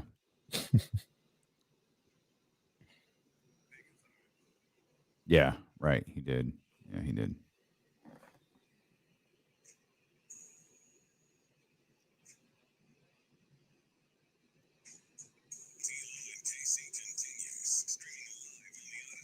It's kind of easy when you listen to the G'd up sound. Boy, it's wild to think Warren G was one of the hottest things in hip hop for a minute. Like not like the slang version of a minute, but like 60 seconds. He was one of the hottest things in hip hop. He was huge. That whole G-Funk, G-Funk era, that G-Funk movement. Yeah, man, that was something. That did. I mean, that was a quicker blip on the radar than the No Limit Soldier movement was. But it was hot. Yeah, that was some good stuff though, man. They gave us some really good music out of that era. Are we living through one of those right now that you can think of? Like one of those moments where everything it's like it's just a blip. Like, yeah, this gonna be gone. This ain't gonna last long.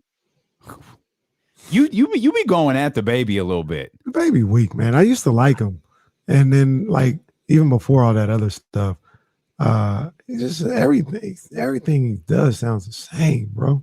He didn't get any better. I feel like that's most music. I feel like music is so monotone right now. It's so like low. Like, what's the hype joint? You know what I mean? Like, I can't think of a hip hop record that I put on that I could work out to. It's like, man, this is a slow record. What am I gonna do with this? With this. I'm like Diddy at the end of that record. What am I do now? What's at the end of Victory? What am I do now? Huh?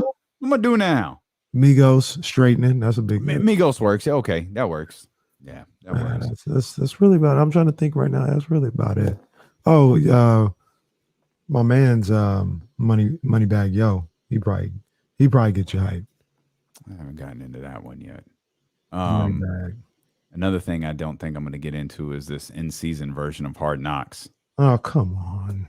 They really, like, I get it. Like, I get it. You know, we asked the question at the end of this year's Hard Knocks because you and I both forgot to watch a single episode. And this was the Dallas Cowboys that were on Hard Knocks. And he came in the next day like, hey, did you watch an episode of Hard Knocks? I was like, bro, I forgot it was on until Bleacher Report sent out the notification that said, in the final episode of Hard Knocks. It was like, damn, I missed all of them. I wonder how many people did that also, where they missed it. They were just like, nah, I'm kind of good on this. And so, hey, credit to HBO and the NFL. Hey, let's reinvent ourselves. Let's do something different. Let's do an in-season version. Who can we pick? The Indianapolis Colts. How come no one stood up in that room and went like, would we pick someone else? Jesus, the most vanilla team in the history of sports. I mean, they have the franchise, the team, the city, just vanilla. I don't. Yeah. Pass. Definitely not watching that. I'm good. You know what the issue is with this stuff is it's like we talk about with the coach's sound in the NBA. They're never gonna give us that real. You know what I mean? I think that's what turned me off from Hard Knocks is I already know what this is. You're gonna give me this. You know, it's cool. It's not something where it's like I just will never watch, but it's not gonna be a Last Chance U, right? Mm-hmm. It's not gonna be that. Like you're not gonna give me what's really going on in the locker room with these players. The fight, like if they had a fight or an argument on Hard Knocks, they never show it.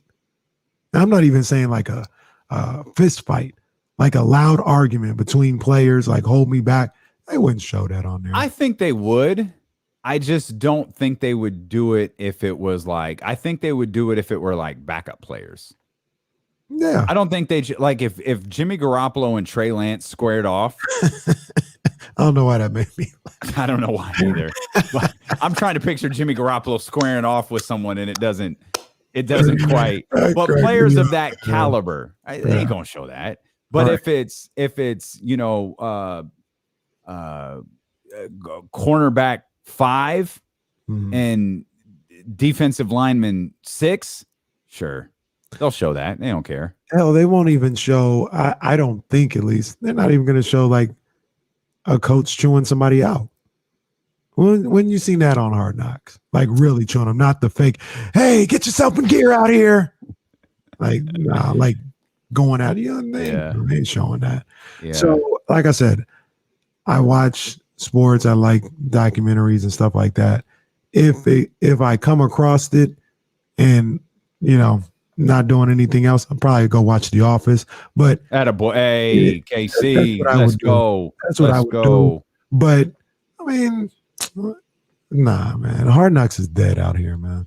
Yeah, it's not clicking. It doesn't have. I mean, I think they showed the teaser for it last night. It was like 20 years. It's a good run. It's enough. Yeah, it's a good run. It's enough. I mean, are people? I'm genuinely curious. Like, are people still tuning into this? Or were you like me and Kenny, where you completely forgot it was on? Just completely. And they always go back. I mean, they show the same clips. Let's go get a GD snack.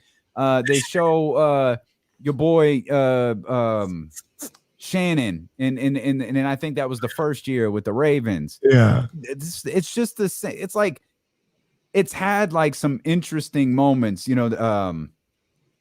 showed the stupid GD snack line, but. Remember how that season ended, and I guess you can't tell that story in a teaser. I think it was Darrelle Revis. After the holdout, he comes running out. This is how Hard Knocks fades to black. He runs out. Darrelle Revis is here. Of course, they didn't do the fast forward where he tore his hamstring 2 weeks later and was out for the rest of the season. That boy got mossed. That was one of the coldest things I ever seen, because that's when he was Revis Island, and that boy Moss went by him and caught it with one hand. I said, "Oh my God!" Darrelle Revis, arguably the greatest contract negotiator in the history of professional football. Like, he got guaranteed money. There were no football contracts with Darrelle Revis. Like, when Darrelle Revis got a contract, it was real money. Of course, he would hold out for 8 weeks before he got the real money, but hey, that was his vibe. That's what he did. Yeah. But outside of it's like, it's just not worth it. No. So we'll see what they do with this. I'm not interested. Y'all could tell me about it. The most memorable. And I sure as hell ain't watching the Colts. It's just vanilla. Oh, because I know they ain't gonna ask Carson Wentz the only question I care to hear him answer with a half drop of intelligence, which is his unvaccinated status. Oh boy, yeah, they ain't going there at all on Hard Knocks. I'd be definitely not. He's still going to give a better answer than Dak Prescott did, but I think that's HIPAA. Like, what? What? Dak? God damn it, Dak! Shut up. Dak is the pretty girl that you just asked to just shut up. Don't talk. Just stay looking pretty. Dak, just Dak's the pretty dude that you just say. Shh. Just stay playing pretty, Dak. Don't talk. Yeah. Just football. Don't talk. Just listen. Yeah. That's the sad part. He ain't listening. The most memorable part for me with Hard Knocks, the one that I probably see the most, and Shannon and Ray and all that other stuff with the rookie initiation, that's up there. But it's got to be Jamal Adams getting locked out of the facility. Oh, that was funny. I remember that. Yeah. That's funny. Hey, you know what? I got another. You know what? I don't really love seeing dudes like their dreams ending in front of the camera. Like, I don't really love that either. I guess I'm not that voyeuristic in my life, where it's like, hey, coach wants to see you bring your playbook. And it's like, yo, this dude's been working like 20 years for this moment. Yeah. And it's now it's on TV for everyone everyone is going to be able to live one of the most painful moments of his, young 22 years or 23 years or however old he is. I'll even go a step further, and not to dismiss them, but a young 22, 23-year-old who's just trying to make it, getting cut. Not okay, Ron, but I got to tell you the story about that. But where I get that drop from, that's an off-the-air story. Oh, man, we got two of them today. We got two of us. Sorry, everybody. Normally, there's no fourth wall on this show. We have no curtain. So when Kenny says we're going off the air with this one, all that means I'm just going to start alluding to it on the air. To be honest with you, I shouldn't even have said that one. That's an inside joke with me and my cousin, but I'll tell you about it. He's going to tell me a joke that I ain't even going to get. I'm just going to look at him like. No, you'll get it. And he'll be like, yeah. He's right not to put that on the air. But the young guy who's trying to make it, that sucks. But I think to a guy like Ocho Cinco, Chad Johnson, oh man, in the game, yeah, and had to kind of on national TV just kind of suck it up, swallow his pride, and get cut, on the show like Who that. was that? It was England? No, it was Miami, and it was Fibbin. Was that his name? Oh, Joe Philman. Yeah, Joe Philman. Yeah, that was tough, man. That was tough. See a guy like that fall from grace like that, and, and essentially, I mean, he had a. Did he have a domestic issue? Like what was the issue again? Yeah, okay, yeah, that did happen. All right, it's exactly. Yeah, wow. Yeah. I forgot. I thought it was just his play, but that's no, it wasn't his play. It was something happened. Yeah, it wasn't his play. Yeah. Wow. I another quick hit I wanted to mention to you. I want to get your picks. Let's not, I don't want to forget your picks either. Yes. Including the one that you will abandon after our conversation with Quinton Mayo. Vikings at Cardinals this weekend. I'm pointing that out for one reason and one reason only. You're going to want to watch. Gus Johnson and Keep Talib on the call. Wow. Oh yeah, man. So go ahead, get on that. I'm helping you out right there. Come on, man. Yo, they need to be doing Niner games, man. Yeah, after some of the things I heard, you know what? Some people were. I didn't think Mark Sanchez was that bad. I didn't think you actually didn't think Mark Sanchez was bad at all. He didn't bother me. You know how I am. Well, you don't care at all. You don't care. Yeah. But he said some things, and it was like, all right, he's trying something. But I think that was his first game, right? Off. Yeah, isn't that his first game? Yeah, I thought it was all right. Some people were like, I had to turn it off. I watched the game on mute. I'm not watching no damn game on mute. Oh, I've watched games on mute before. I'm not watching. I'm not doing that. Yeah, I've done that before. No, the only time I do that is when I'm on the sticks. Even then, I'll turn the sticks down and I'll watch the game with the sound up. Okay, all right.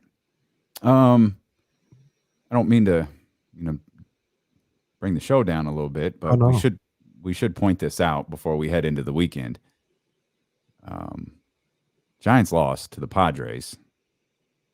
I'm sorry, we were having such a good day. That lead over the Dodgers is down to 1, bro. This is the you said you were a broadcast journalist, so I got to bring up the good, the bad with the good. Well, this is the most, I don't even know how to put this the right way, but I'll just say the most stupid ass baseball season I've ever seen in my life. Okay. The Giants are going to win like 104 games, and we're sitting up here having a battle for the division. Yep. We win 9 in a row. We gain maybe a game of separation. You didn't get anything because they've won 7 in a row now. Oh my God. Or 6. I should Don't know make that. no damn sense. I'm gonna tell you right now. I think that's the second time this has happened, by the way. I think the other longest streak that the Giants have had this year, the Dodgers did not lose during that streak either. I'm telling you right now, if the Giants get in the wild card and they lose that wild card game, I'm flipping the table over. I'm going Hal McRae on something. Okay. Because that don't make no damn sense. Understandable. You got 95 wins, dude. They've got 95 wins. The Dodgers, they've won 6 straight. There are, I just want to make sure this is right. Okay, there's 3, counting the Tampa Bay Rays. There's a couple of other teams close. Milwaukee will hit this number here pretty soon. But counting Tampa, there's only 2 teams with 90 victories, 90-plus victories. You know, have me on here talk about. You keep asking me these stupid ass questions. I'd advise you not to turn that particular table over because I know who that table belongs to, and it's not Kenny Caraway. So you might want to be careful about what table you turn over. Yeah, dude, like this. That's it. And I. Hey, I'm just here as an observer. I think the Dodgers are going to lose tonight. I think that's just the way. I think that's just the way things have gone. A major league team. Yes, first time in a while. Wow. But yeah, this when we come back Monday, the Giants and our guy Butcher Boy, he thinks that it's going to be tied. West will be tied on Monday morning. Okay. All right. I'm going to say the Giants will be up 1 game. All right. Come Monday morning. That's where they're at right now. I saw a stat yesterday or the other day with the Giants, and they've had like it was some ridiculous, like the most wins through a certain amount of games. They're like 5th in Major League or National League history. Wow. 95 wins through 140 some odd games, like 5th ever. The Dodgers' run differential is plus 244. The Astros are second with plus 201. Ooh. The Giants are third with plus 181. Pirates, on the other hand, are minus 208. Oh my god! Oh my god! The Baltimore Orioles are minus 262. That's one of the worst teams I've seen in a long time. Man, they're bad. You're listening to D-Lo and KC on ESPN 1320 KIFM, West Sacramento, KRXQ, HD2 Sacramento, and Odyssey Station, and driven by Lashers, Elk Grove Dodge. He's Kenny Caraway. I'm Damien Barling. Final hour of the week here. Final hour of this 49ers Friday, brought to you by McQueen and the Violet Fog, the smoothest gin in the world, handcrafted in Brazil. Well, wherever the Giants are, we'll tackle it on Monday for sure. You want to throw out your picks before we really dive back into the San Francisco 49ers and the Philadelphia Eagles coming up here this weekend? We'll dive into some other storylines for week number 2 as well. So normally you have 3 picks. Is it safe to say after our conversation with Quinton Mayo that you only have 2? No, I'm going with 3. I'm going with 3. You're not betting on the game that Quinton told you to stay away from, are you?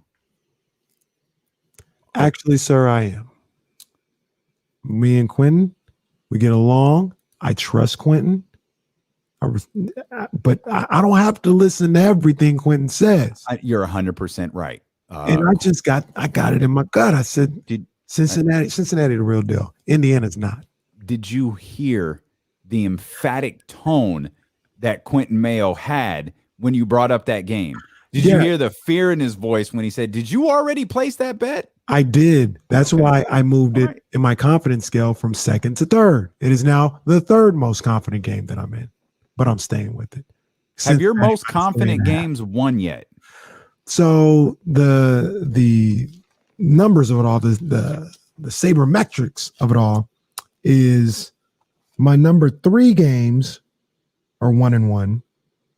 My number 2 games are 1-1, and my top game is 0-2. So you could have just said, no, I have not, in fact, won the game that I'm most confident in. No, you didn't say that. I thought you said, like, just have any of your rankings. What were the records? No, the games I'm most confident in.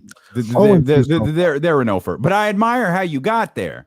You know, you gave us a couple of wins along the way, and then we're like, oh, yeah, the answer to your question is no. I have not won a game that I'm confident in. One thing that I've learned, because, I follow some things. Yeah. That somebody says, hey, this is a good pick. Like, you should do this.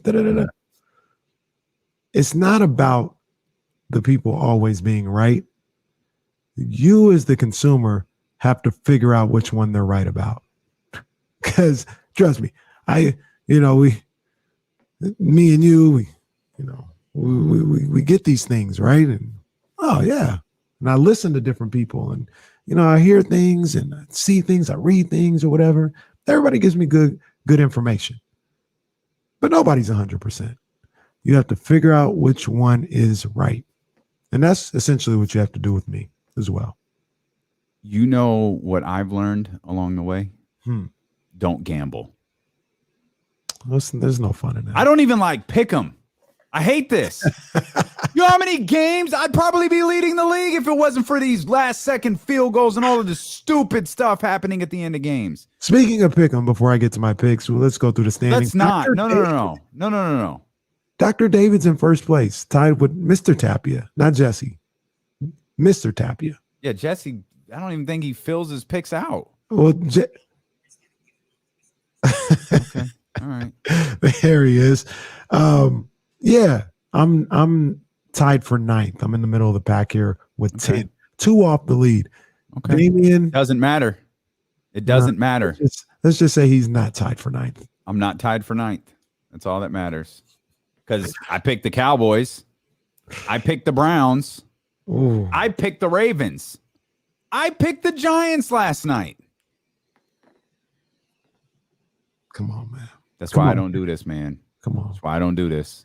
Now, for my picks, number 3. Yep. Cincinnati. I'm still taking them, Quinn. I'm still taking them. Okay. Taking Cincinnati minus 3.5 at Indiana. I think they're going to take care of business against Indiana. The number 2. Some people live and learn. Some people just live. But go ahead. I'm just telling you what it is. I'm getting it. The number 2 pick that I'm most confident about. Ole Miss, Lane Kiffin going up against Tulane. Okay. Minus 14 favorite. I'm going with Ole Miss, man. I think Lane Kiffin going to do work on Tulane on Saturday at home. And my number 1 pick, take this one to the bank. Right. Absolutely. Yeah. Penn State in Happy Valley. Game day. Yeah, going not up game day with Kenny Caraway, but college game day. College game day. A whiteout at Happy Valley for the night game. Going up against Auburn. Got Penn State minus 5. I'll take that. I'm going at least 2-1 this week. At least. Big Just 10 SEC. He said I'm batting .333. I'm a Hall of Famer. Yep. In baseball, you definitely are. Yeah. Big 10 SEC matchups in the regular season don't happen very often. Since Penn State joined the Big 10 in 1993, the Big 10 has only hosted 13 games against SEC opponents, and Penn State has only hosted 1 game. That was against Alabama in 2011. The Crimson Tide won that game 27-11 behind 111 rushing yards and 2 touchdowns by Trent Richardson. Oh, wow. Right? Wow. Penn State has lost 5 straight games against SEC opponents since beating LSU in the 2010 Citrus Bowl. Auburn isn't that good. Okay, no, Auburn's 2-0. They're cool. But I mean, like when we traditionally think of Auburn. For sure. Okay, the picks are out there. We'll have some storylines to watch, not necessarily some picks. We'll take a look around the NFL for week number 2. Is there a team headed into this weekend, NFL-wise, that can really get your attention, good or bad, with a win or a loss? Obviously, I'm excluding the San Francisco 49ers and the Philadelphia Eagles from this conversation. Yeah, I thought about this. And I don't feel like I'm seeing a game that'll make me feel that way. Okay. I'm not seeing it. I guess, if you want to jump out the window, maybe the Texans. They were to beat the Browns and go 2-0. Well, I mean, but there's two teams to watch there. The Texans go 2-0. True. On the other side, yeah. And the other side 0-2. Yeah. Man. And that's that. And again, we mentioned this earlier. You're going to hear all of these, teams to start the season 0-2, have a ... percent. None of that stuff is viable. None of that stuff matters nor makes sense anymore because there's more games and there's more playoff teams. So all of those stats that you're going to hear after such and such team goes 0-2, they're not going to have any. After the Bills go 0-2, shout out to Jesse. It ain't going to matter no more. That's a game that I'm watching, though.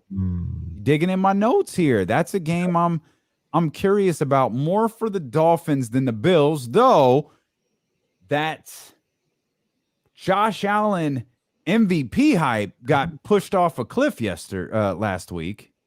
And he wildly coyoted it down to the pavement. So we'll see what, I know people are watching, Buffalo, that was a team that we have for the NFC East or the AFC. Yeah, I mean, you did. I'm more interested in the Dolphins, though. Dolphins will be interesting. Dr. David says the Raiders, they were to win against Pittsburgh without Josh Jacobs. That'd be impressive. Y'all are digging in my notes. As a matter of fact, I think I'm off for the next 40 minutes because of all of this. It's Kenny Caraway coming up here on Sacramento's #1 sports station, it's ESPN 1320. We've blown the McQueen reads out the water, right? That's a lot of reads. It is. Yeah. Oh, well, wait till Monday. Oh, yeah. Yeah. Come on. Yeah, Monday is wild. But we'll always show love. I mean, we got visual love from McQueen and the Violet Fog Gin. You know what it is, baby. Yeah, buddy. This is a great logo, too. I like the distressed look of the bottle. That's nice. Yeah. Shout out McQueen. Go. Let's go.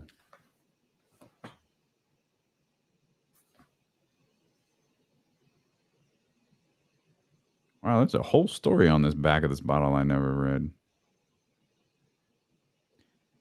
What are they talking about? Let me see. On a riser together, 4 figures were moored. Huge black amplifiers there rumbled and roared. 3 were cloaked, all in purple with faces concealed. And a 4th dressed in black turned away and revealed on the back of his jacket what I was there shown, a great eye with the crown, stitched in gold on it sewn. I was fixed to the spot by the music's sheer violence. The lights were extinguished, then suddenly silenced. My heart caught in my throat as I helplessly waited. Then the bulbs glowed again, the room illuminated. When I saw there at last still defies explanation, the stage was deserted, save reverberation. Shocked and anxious I left, but glanced back at the door, and there saw a plate gone unnoticed before. All it read was McQueen, ampersand on the wall, just below the violet fog. That was all. Who was he? Is that a Rick Ross song? I ain't heard that joint before. I don't know what that is. On a riser together, 4 figures were moored. Huge black amplifiers that rumbled and roared. Does that sound familiar now? No.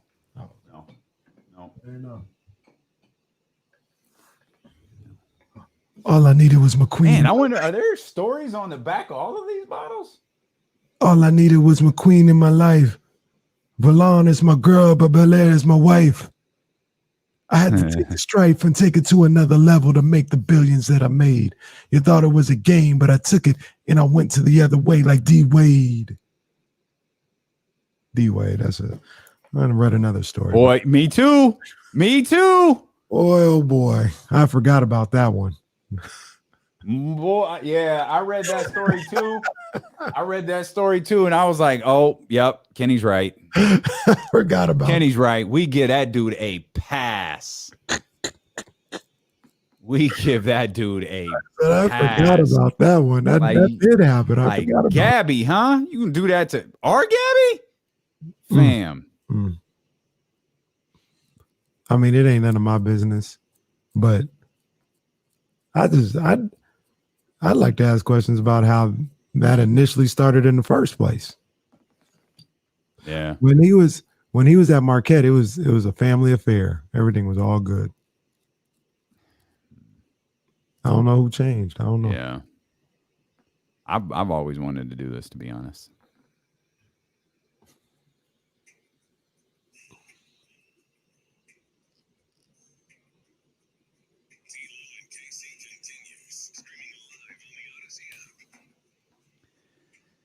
'49er Friday is brought to you by McQueen and the Violet Fog, the smoothest gin in the world, handcrafted in Brazil, and it rolls along here as we gear up for week 2 action in the NFL. We gear up for week 2 action for the San Francisco 49ers, their second game on the road. They haven't come home. That was quite familiar for them last year as they didn't come home at all for the final stretch of the season.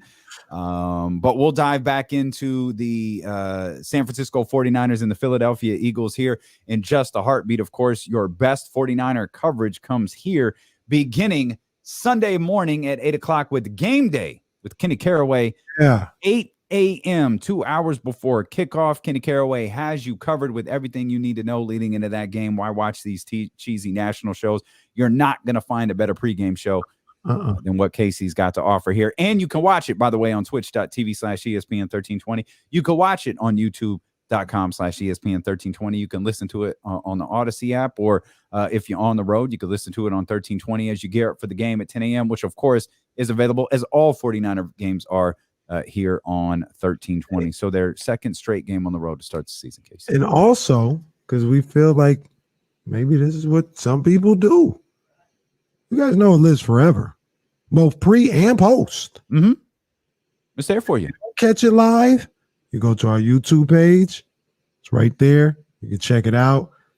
It's there forever. Hell, if you want to relive week 1, you can go back there after the show. Well, let's be clear. Game Day with Kenny Caraway starts at 8 o'clock. We can't give you the time because there's a second Game Day with Kenny Caraway show. It's after the game. Yep. We just don't have a time to tell you. So if you just go to Twitch, if you go to YouTube, if you set your alerts, if you download the Odyssey app, you save ESPN 1320. If you hit the heart button, you'll get a push notification when Game Day when the post show edition goes live.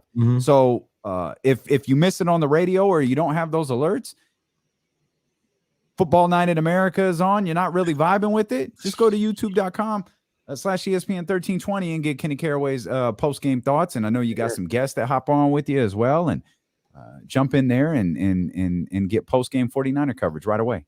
Chat, block this man immediately. No, go Hawks. I'm just joking. Don't really block him. I'm just somebody put a go Hawks on here in the chat. No, he's an Atlanta Hawks fan. He's a Bogey fan. He's just really happy for Bogey. No, only squares say go Hawks. Oh.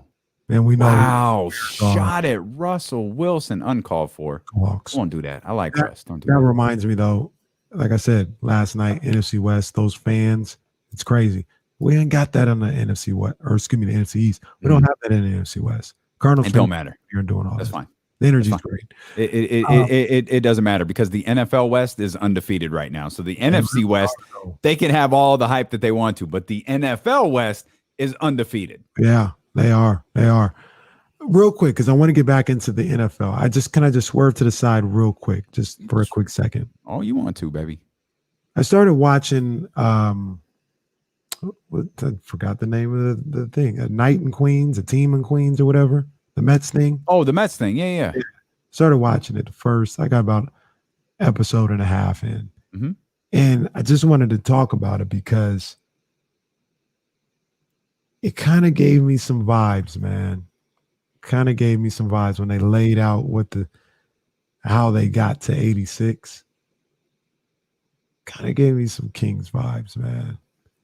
If you saw that first episode, curious. Well, just think about it. Just think about how bad they were talking about the Mets were from 70. Oh, I got you. 83. And they're You're talking about the formation of the team. Yeah, they're like, not all the other stuff. No. I think we got some good guys here. I don't think it'll be an issue. Yeah. But just how the franchise, I mean, it wasn't just they weren't winning. They were a joke. Yeah. They were an absolute joke. Yeah. And it just kind of came together. You know, they got the Darryl Strawberry, De'Aaron Fox. You know, they got the Keith Hernandez. Harrison Barnes. And mind you, these guys that I'm talking about for the Kings, they're not doing anything that right. those guys are doing, but just the little pieces on the field only. Yeah, on the field only. On the field only. The little pieces that I don't know who the hell Lenny Dykstra would be, but you get what I'm saying. Except Lenny Dykstra. Lenny Dykstra's excluded from the. He's not even in a box. He's in a gun safe. We just leave that locked. Just leave his ass over But there. I don't know, man. I just wanted to say that I was watching that. Maybe give all my Kings people a little hope, man. That there are jokes, there are laughing stops all over sports that eventually turn things around out of nowhere. It happened. I get that comp. I didn't approach the doc with that like mindset. I approached it for all the other stuff that I knew about. But now that I get it. Sure, I got you. So far, it's pretty good, man. I mean, it's worth. Yeah, I mean, I don't know, 4 hours. They could have made it 2 hours, but so far it's pretty good. I think that's what turned me off. Is like I find the story interesting. I don't know that I don't know that I find it 4 hours interesting. You know what I mean? Like I don't know. What I watched looked compelling. Dwight Gooden and Darryl Strawberry look unreal. Like it's really a shame what they couldn't, cocaine's a hell of a drug. Yeah, they couldn't beat because Dwight Gooden. Yeah. I mean, the numbers that he was putting out, and you got people coming on there that, and I know they're going to say because it's a Mets doc, but I've heard other people say like in that 85, 86, whatever the season was when he was like 24-4 with a 1.85. I think that's the best pitch I've ever seen in my life. And it looked like it. Like he was blowing guys away. He was insane to see him and Darryl. The fact that they couldn't knock the drugs enough to stay on the path that they were headed on. That's tough. For people probably a little bit older than you and I, that's probably because we do great what ifs on the show. Well, what if Bo Jackson had stayed healthy? What if Derrick Rose had stayed healthy? For people probably just a little bit older than us, the 86 Mets are probably a hell of a what if. Not that season 86, the collective. The collective of those Mets is probably a hell of a what if. I even had my boy Kevin Mitchell in there. I remember he was a rookie with the Mets. That was my first favorite player ever. I used to bug out.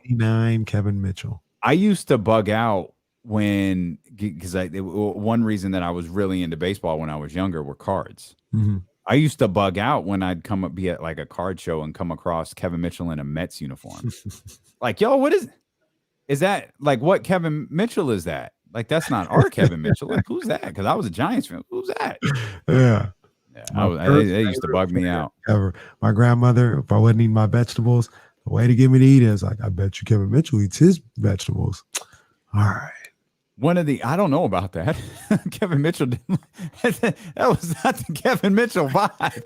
That was not the Kevin Mitchell vibe whatsoever. I mean, that's a good call by Cheryl and El Grove, but man, I always remember the barehanded catch. Oh man, never seen anything like that until I think like a week ago. Did you see this catch? I think it was probably I want to say maybe a high schooler or a AAA or something like that. Insane. I did. Now I'm never gonna put it on the same level as Kevin. That was insane. But this catch was crazy. If you YouTube baseball barehand catch, this catch was crazy. I seen it. I was like, yo, this is nasty right here. This is nasty. I always look back at that. Like, why did Kevin do that? He Just explained to show he could do it? He explained it one time. He said he was trying to. No, what happened was he said he was trying to chase down the ball and he slightly overran it, so he couldn't get his glove back, and he just reached his hand up. Oh, okay. I'll buy that. Do that. Okay. What are you watching this weekend? You and Dr. David pretty much killed most of my list. You brought up the Dolphins versus the Bills. That's a game that I'm interested in more for the Dolphins, than the Bills. But it is kind of one of those, in Miami. Yeah, it's one of those things where, okay, Miami, we're serious here. All right, Buffalo. Uh-oh. Carl Lewis here.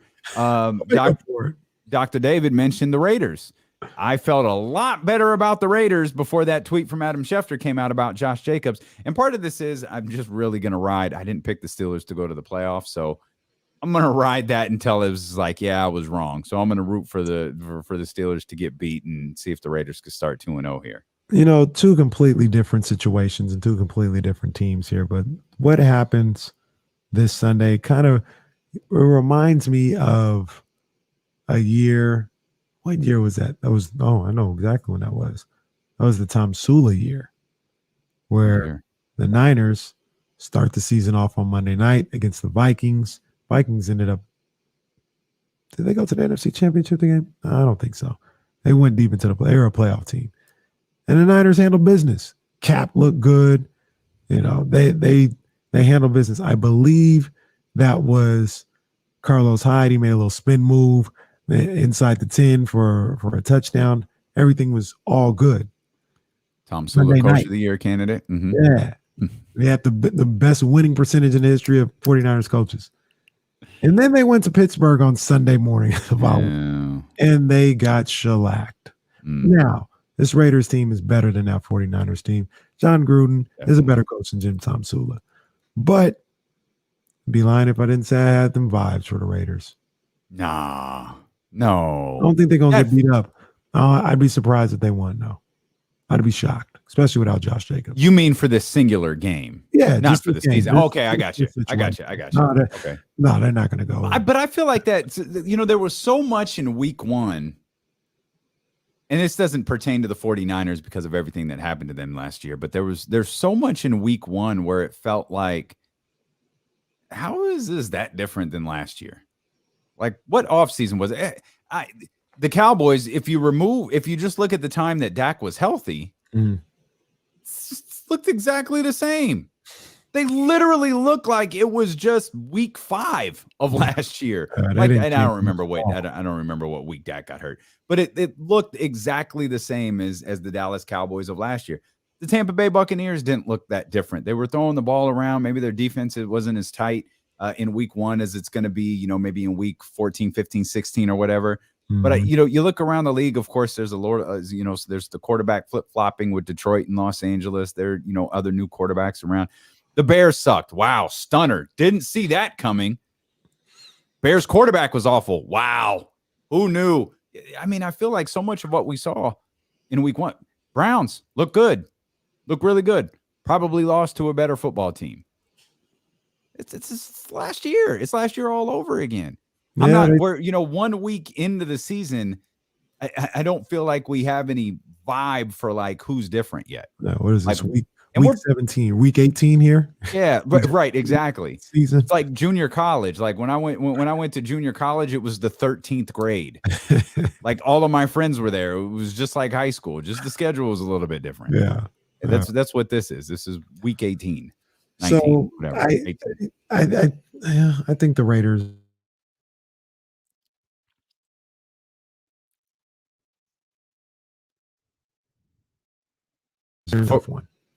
One other game I got my eye on is the team I just mentioned. I need to pull up what the over under is on this. I think I saw it earlier at 50 something.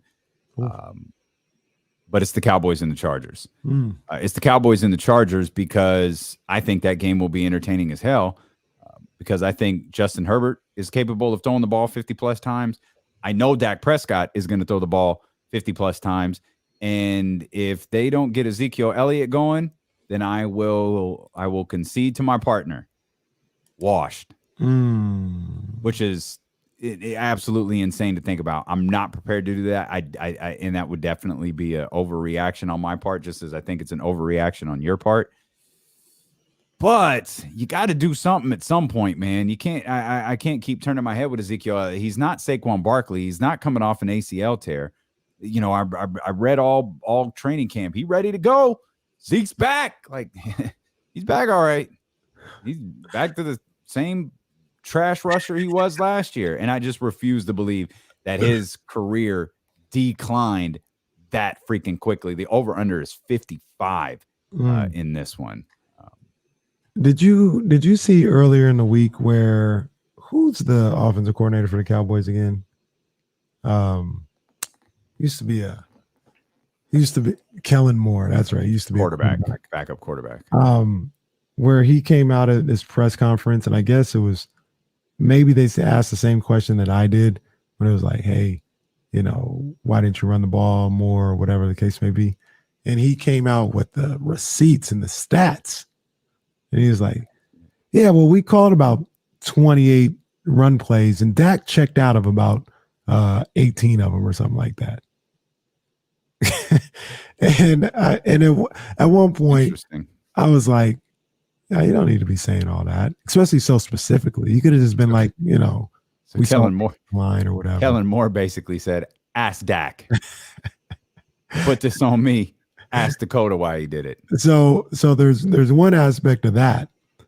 And then the other aspect is, well, Kellen, it sounds like you were calling all the wrong plays. Is that threw for like 4? He seemed to check out into the right play that should have been called, and you were stinking it up. So perhaps the follow-up question would be, great, Kellen, what is your job here?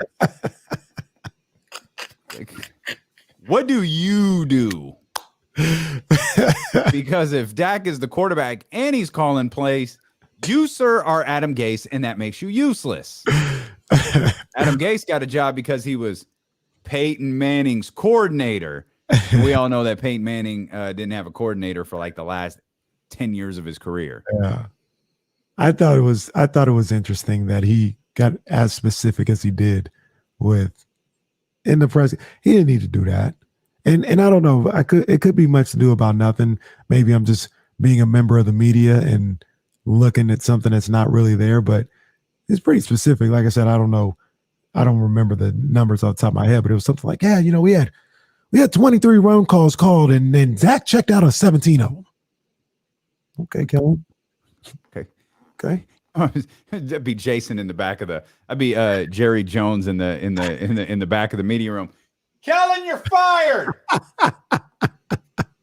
You literally just told everybody we don't need you. I actually pay Dak to do your job. Out of here. But yeah, that's gonna be an interesting game. Though I think that it's gonna be a Cowboys home game. Mm-hmm. I know I said that about the Raiders, and I've said that about the Rams. No, but this one is accurate. This one's real. Game is gonna be, and this is the first SoFi Stadium game with fans for the Chargers. For the Chargers, yep. Regular season game. Niners went in there, and it was like 70% Niners from the preseason. Chargers are seeking to go 2-0 for the first time since 2012. Chargers have won their last 3 games against the Cowboys, but they're 0-3 versus Mike McCarthy-led teams. Ooh, that should go on your tombstone right there. 0-3 versus Mike McCarthy-led teams. What is the NFL going to do with the Chargers? Because we joke around with it, but it is legit. They are never going to have a home field advantage. They're never going to have a home game. And you can say whatever you want about, if I say whatever I want about the Raiders in Vegas, still the Raiders. They're going to have fans at their place. And when they go on the road, they'll have something. The Rams, I think LA has kind of embraced the Rams. They've got a fan base from before or whatever. The Chargers have nothing. Nothing. Yeah. I'm not trying to be funny with this remark, but the question isn't what is the NFL going to do with the Chargers. The question is, what does Jerry Jones want to do with the Chargers? Jerry Jones was the one that wanted the Chargers in Los Angeles. Well, he don't care at this point. He already got the job done. He could care less about them not having a home field event. They're playing essentially 16, 17 road games. He don't care. No, shoot. Check's still clear for the Chargers. I doubt they care either. Yeah. I mean, as long as the tickets are being sold, it'll be a problem if SoFi Stadium is empty. Right. It doesn't matter what jersey you're wearing when you walk through the door to the NFL. That certainly doesn't matter to Jerry, and it certainly doesn't matter to that family. Long as people are, walking through that little ticket taker, they're fine. It's just gonna be a running joke. Their opponents are gonna have an extra home game in Los Angeles. The Poker Pro Eric is in the chat and he says, like how Kenny completely forgot my phone call from yesterday already. Does OKC Thunder not have home fans? Do the Giants have fans when they move to from California from New York City? The hell is Eric talking about? I don't know. But what he's trying to say is the Chargers are going to have fans in LA because they're in LA now. They will not have fans in LA. Wait, didn't they? Promise you that. This isn't their first year in Los Angeles. No, they played at the Home Depot Center and they couldn't fill up. They couldn't fill up. Every opponent came in there and had 95% capacity in there. No, the Chargers, no. And this was it. Let's not pretend. Let's base when they make stop it. Right. Stop it. Get Eric, take a time. Eric, you've had a rough. You had a rough one. You couldn't plug your gym on the show this week, and I think you might have lost your endorsement. Let's stop that. The Chargers fan base, regardless of the city, has been a disaster for years. In San Diego, they were getting just laughable. Ran over. It was laughable. Broncos and Chargers and Raider fans every time. Nobody likes the Chargers. Spike Lee said, nobody. No. So, yeah, that's going to be interesting to see. Speaking of, real quick, and I'm going to get to my picks and what I'm looking forward to this week. You see the Clippers renderings for their what's it called? Intuit Dome. You haven't seen it? I haven't. Yeah, it was all over the place this morning on Twitter. Well, you've got me Googling stuff all damn day. Like it looks dope. It definitely looks dope. It looks very cool. The Clippers are another one, though. I don't know if they'll ever get into that LA bag. Like they've got fans. They do have fans. I don't believe that. It's gonna be pretty. 1.8 billion for a basketball arena. Oh yeah. Down in Inglewood, next to SoFi Stadium. So they're doing the. Is it SoFi? Yeah. And I feel like I feel like Mercedes-Benz has it too. The wraparound. So it looks like for basketball. Yeah, it looks like they're doing that. Yeah, it's nice. It looks very nice. This is nice. 18,000 seat arena. I know it's gonna be tricked out. That's gonna be the. No, I'm not gonna put it above Golden One Center. Golden One Center has a certain aura to it that's a little different. If you can't walk through those front doors and see the court, then you ain't Golden One Center. That's accurate, but this is gorgeous. No, it's very gorgeous. It's going to blow Chase Center out of the water. I know that much. It's going to be sick. Boy, I can't stop looking at that. I can't stop looking at that board. That's going to be sick. I think that's the next thing to go, which I love, the boards in the middle of the arena. Mm-hmm. I think those will, as arenas start to get redone, I think those will start. I mean, the wraparound thing. I don't know how dope that is. Like, it's okay. I don't know if it works. I haven't seen it in person. I think it works in a stadium more than it does an arena. Well, this is a dome. Right. It's gonna be pretty cool at that place. Yeah, they playing football in this joint. Yeah. Oh no, that's the shot they tried to take at the Lakers in their little intro video. They're like, "This is 18,000 rabid basketball fans. This ain't no hockey arena." Okay. Trying to take a shot at the Lakers and Staples Center. This ain't no hockey arena. So just looking, just two quick notes. This looks like a football stadium to me. 2, it looks really clear from this outdoor rendering, which it appears there's a basketball court outside. Yeah. You're going to be able to see the court when you walk in, or you're going to be able to see something because there's a clear walkway. I think that's where they were put. Oh, let me see. I'm gonna go. Tune into ESPN 1320 from 12 to 4 Monday through Friday while Kenny and I Google stuff. Goodness gracious! I don't know, man. Nah, you might be able to. That's gonna be sick. That's going to be real. It's going to be clean. Yeah, it's going to be clean. Before we get to our final thoughts on the 49ers and the Eagles, what are you watching for this weekend? Well, I've been trying to scour what's going on and get into my NFL bag, but I got to be honest with you. College football got me interested a little bit this weekend. Okay. And it's specifically what's going on the West Coast, because after what UCLA did to LSU 2 weeks ago, after what Oregon did at the Horseshoe to Ohio State last week, West Coast football is back. West Coast college football is back, Damian. And they've got two matchups that really, it's going to be interesting to see how this plays out. Okay. Number one, Ramsey, forks up for you. It's an interesting game, though, buddy. Arizona State at BYU. BYU coming off beating Utah in the Holy Bowl last week at home. They're feeling good about themselves. Arizona State in a tough spot, going to Provo. That's where they play. Yeah, Provo to play BYU. That's interesting. And then Oregon beats Ohio State last week. Well, we remember what happened the week before when Oregon played.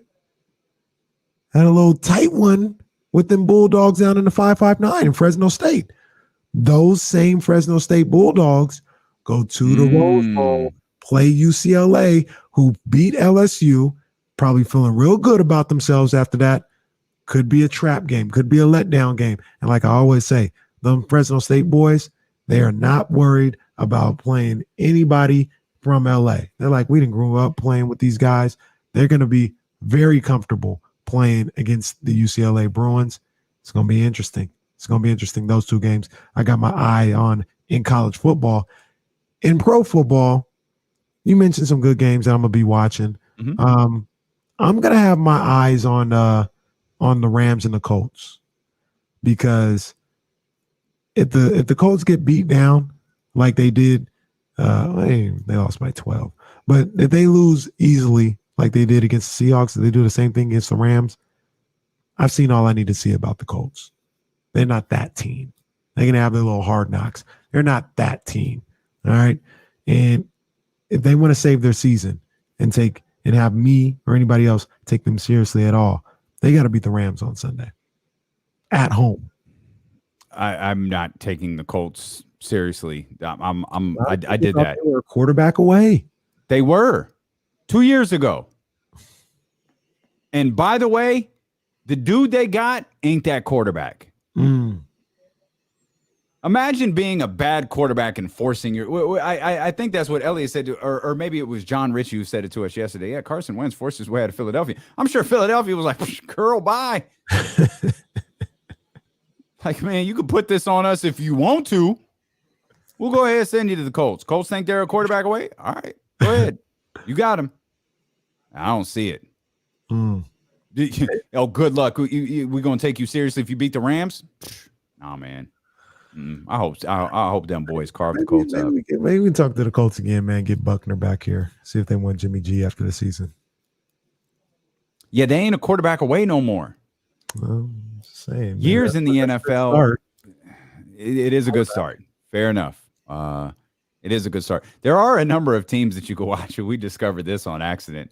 There's a number of teams that you can watch each week and go, man, I wonder if Jimmy G is going to be on this team next year. Shoot, two of them played last night. The Jimmy Bowl. The Jimmy Bowl, indeed. New York gonna be looking.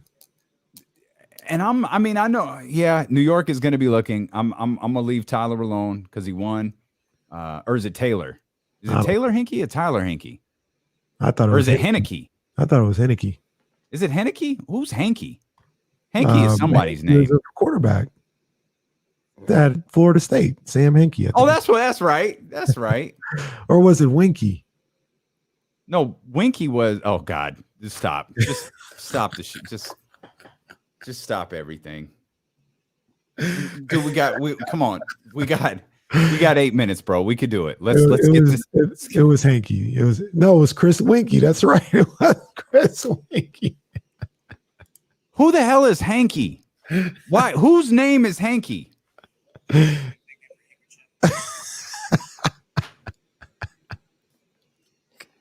I hate life so freaking much right now. Yeah, All right. yeah, Chris Winkie. Oh, that was rough. Yeah, that was bad. Yeah. I think we're going to have great football play this weekend with the 49ers and the Eagles with Jimmy Garoppolo and Jalen Hurts. I'm curious to see if we can get another 300-yard game out of Jimmy. I'm curious to see if we can, I'll take the pressure off Elijah Mitchell. Not that there's any pressure. I'll pull back a little bit with Elijah Mitchell and take out the question mark of, is he going to have a 100+ yards this game? And look at it as, are the 49ers as a team going to have 150+ yards as a team? I'm going to go in that direction, but I'm going to flip it just a little bit. I'm going to give everybody, you can listen to the rest of the keys that I have on Sunday morning. I'm going to give you one of the keys. 8 right o'clock now. Game day with Kenny Caraway. Yeah, man. Last week, the 49ers ran 28 times. If they can get 25 or more rushing attempts in this game, I think they win, because what that tells me is they're controlling the game. And I think the 49ers are going to win this game on Sunday with what they do on the offensive end. Not only being effective in putting up points, but controlling the game, controlling the clock, making sure that defense is not on the field for 90 snaps again on Sunday against Philadelphia. I think that's where they're going to win the game. And Philadelphia is going to give them the opportunity from what I saw in week 1, because they're not that good against the run. They'll get after the quarterback, but they're not good at stopping the run. So if the Niners, Kyle Shanahan isn't going to abandon the run. He's like not going to 100%. So if they can run that ball 25+ times, I think that they'll win the game. That's one of the keys to victory. Kenny's keys for the 49ers on Sunday. I appreciate everybody who's made this reference over the last 5 minutes in the chat.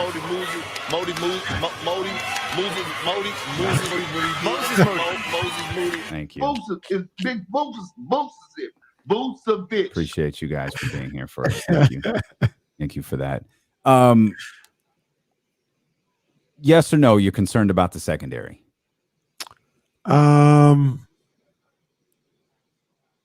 Yeah, there's a bit of a concern. I'm not the sky's not falling for me with the secondary the way it is for other people, but it's just the depth. You know what I mean? You look at somebody like Josh Norman. Yeah, he can step in. He knows what he wants to do, but there's a reason that he was on the couch. You know what I mean? And you were able to pick him up. Same thing with Drake Kirkpatrick. So, there's a little apprehension to be like everything is fine with that respect, but I don't think it's as drastic right now as a lot of people make it out to be. They can't afford much of any more injuries from this point on. I'm glad you, as bad as people make it out to be. I'm glad you threw that last line in there, because I'm concerned. Like, if Emmanuel Mosley isn't ready, just don't play him. And I know that's easy to say from the Palatial D'Lo and KC studio here in Roseville, but if you have to sacrifice his ability to be out there for one game for him to be out there for the next 12, maybe you should do that. And I don't think he returned to practice until today. I thought he practiced yesterday. But did he? Okay, he practiced yesterday too. Okay. I feel like him and Kinlaw practiced yesterday. I mean, if he's healthy, cool. Like if your plan all along was he's definitely going to miss game 1, but he's tracking towards game 2, great. Just don't overreact to Jason Verrett being out. And what I mean by overreact is, don't overreact to Jason Verrett being out and rushing Emmanuel Mosley back. Yeah, I understand that completely. Maybe he could be ready another week. And I like Jalen week 1. I thought he had a good outing. Force him to have a second good outing. Yeah, I want to see it again. You know what I mean? Yeah, like make us come in here on Monday and go, man, Jalen, boy, that was a rough one. Put the pressure on him. Get into that film. Your front 7 is back. Your front 7, we think, is strong. Got that RPO under control. It's all right. It's all right. You got D Ford out there. You got 97 out there. You good shape. Armstead, I haven't heard anything. I know Armstead missed some. But I haven't. I assume he is, because I haven't heard that he was out. I think if Armstead didn't practice today, we'd know. Right. You're right. And I haven't seen anything about him missing practice this week. All I know is he left practice earlier this week. And then I started hearing some things that he was a little bit banged up coming out of week one already. So, obviously we'll monitor it. You can get the update, the final update on the 49ers roster on game day with Kenny Caraway coming up at 8:00. Those are I think the number one thing I'm going to be watching is it's actually not a 49er. It's Jalen Hurts. I'm not worried about the secondary, but I'm curious what he does as a quarterback. Whatever happens in this game, I'm not going to blame it on the secondary unless it's egregious. What's your man's name again? What was it? Byron Allen? Unless it's Brian Allen style. I'm not going to blame it on the secondary. Apologies to Brian Allen and his family. Sorry to that man. But I'll give credit to Jalen Hurts because I've seen it once and I want to see it again. And I think he has a lot to prove to the organization and to his teammates. Yeah.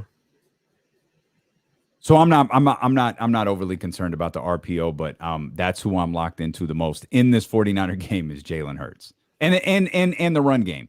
Jalen Hurts and the run game for the 49ers are the two things I'm locked into the most. This one is a Kyle Shanahan game. This game is all Kyle Shanahan because your offense has to be as unstoppable as I think it can be in this game to come out of here, get off the East Coast, come back home 2-0. You need to dominate this game on the offensive end, whether that's your play calling, the way you run the ball, the matchups that you create for Debo, Kittle, Aiyuk, Trent Sherfield, whatever, all that. He needs to have an A+ game with the play calling and the schemes in this game. If he can do that, maybe not even A+, but an A game. He needs to be on his A game. If he can do that, Niners will win. But if he's relying on this defense that's, kind of limping into Philly and trying to get their mind right and get their mojo right after losing a couple guys, that's not what you want to do. It's time to put the numbers up on the offensive end this weekend, Kyle Shanahan. That's something we didn't discuss this week is I wonder if it is in their head a little bit thinking, for the guys who were around last year or maybe the guys who were injured and they were the ones who were out this year. If there's that, man, here we go again. Like, come on. Like if there's like this, if health is now in their head, because I don't think guys play football thinking about injuries. I really don't. Yeah, they're a different breed. Until you got to the final, couple of minutes, the fourth quarter of last week's game. Then it's like, I think that's where it starts to get in your head. Like, hey, the game is in hand. Let's get out of here. And then you've had guys, injuries just got progressively worse. Guys, 6 to 8 weeks. Now they're out for the season. Another 6 to 8 weeks. All of these different things. Now I feel like maybe it sits in the back of their head a little bit. Jimmy Garoppolo, real quick, 25 pass attempts last week versus Detroit, 17 to 25. More or less against Philly this week? I think he has a little bit more. Simply based off the fact that I think Kyle Shanahan feels maybe the same way I do. Gonna have to win this game with offense. So you're gonna throw it. Maybe he gets to 30. Not a whole lot more, but maybe he gets to 30. Yeah, he ain't never gonna go much higher past that. Kyle Shanahan will not allow that. If he can help it. Yeah, right. We appreciate you so much for being with us. If you missed any part of today's show, you can check it out on twitch.tv/ESPN1320, youtube.com/ESPN1320. If you're watching, hit the thumbs up. 49ers Friday brought to you by McQueen and the Violet Fog, the smoothest gin in the world, handcrafted in Brazil. And it's Friday. It's 4:00. Oh, yeah. So that bottle's getting opened, baby. Enjoy that McQueen. Enjoy that Luke Belair. Enjoy your weekend, and we'll see you back here Monday on Sacramento's #1 sports station, ESPN 1320. Okay, Niner gang. That's good. It's like, cool. Boy, that sound like the cut right there. That's okay. Okay. Oh man. Okay. Late show. God, you're stupid. I like the little pause though, because it lets me remix it. It lets me okay. Rhinestone. Like a rhinestone. Oh man. Yeah. Anything is possible with Kenny Carroll. Anything is possible. So looking at this Clippers thing again, this little I'm not seeing what you're seeing, Dan. I don't know if they're gonna have somewhere you can look into. I think the screen that you're talking about, I don't know. That's next to the stadium. That's not looking into it. Is it? But okay. What you're talking about, that thing looks insane. Like to try and have their own little deer district thing. Yeah. It's like an amphitheater. Yeah. Like they got seats. They got row seating. Oh, they sure do. Outside. Wow. That thing looks crazy. Yeah. Man. Oh, and they got it. No. Keep it out like that. No. They got a giant screen outside. Thing is huge. Wow. That thing is huge. Yeah, that's legit. That's legit for sure. Man. Rappaport tweeting about. Seattle does not get a team yet, Jesse. Okay? They don't get a team yet. Go to Vegas first. Then they can go. Giants football team most watch NFL Network exclusive Monday Night Football game since 2018. That game was only on I was watching the NFL Network last night. Yep. No, I don't think I realized that. Sometimes when you open Hulu, sometimes like Hulu like knows your habits. Like you open it and you just click play. I had no idea it was on the NFL Network. Yeah, when I came in and tried to watch it, I went to Fox and it wasn't on. I was like, oh, NFL Network. Yeah. So this may be something that is very inconsequential, but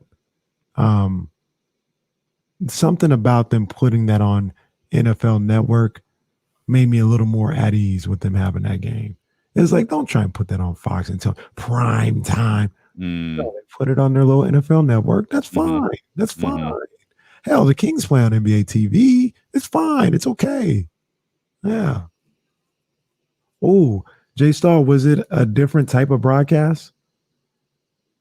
Oh, word. Okay. Oh, if I would have known that, I would have tried that one. Was it like different announcers? Was it? I don't think it was different announcers, but did they have more than what you normally see?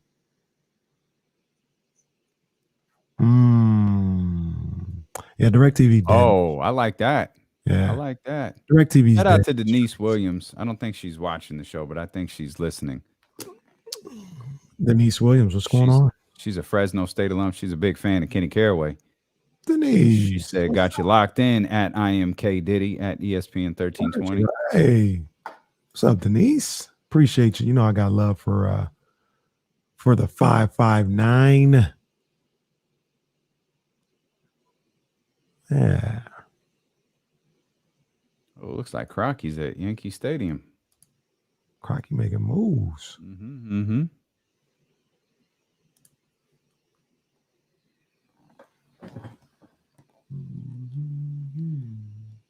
Oh, man. So next Thursday, I'll probably go watch it on Amazon Prime. No commercial breaks. Just showed reads or play break. Oh, yeah. I'm going to check that out. What y'all into this weekend? Yeah, let's get them likes up. Let's get them likes up. Yeah, Fresno State definitely in the house.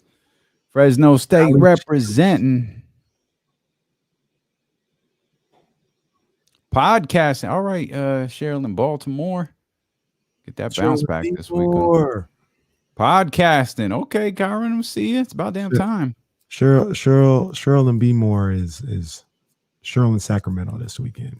Oh, word? Yeah, in the building, man. Oh, she ain't even make a run in on the show? California. Oh. She be making moves. Boy. I want to be like Cheryl in Baltimore when I grow up. She be making moves. I make money moves.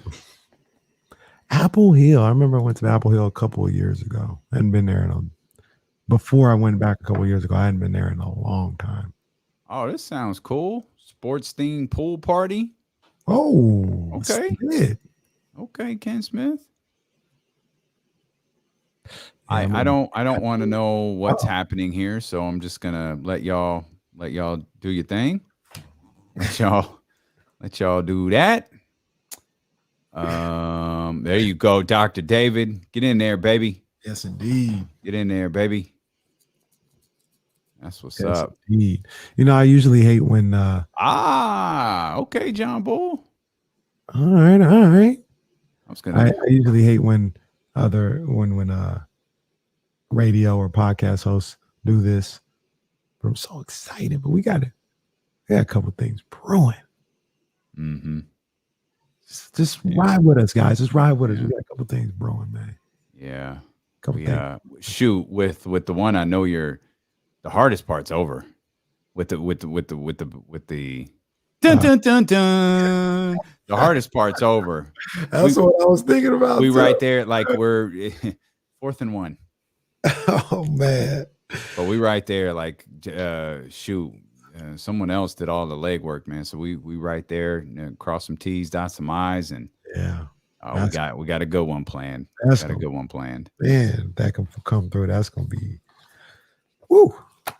Lego. John, what's your rates for like 2 hours? I want to show out for JT. I have all these ideas, but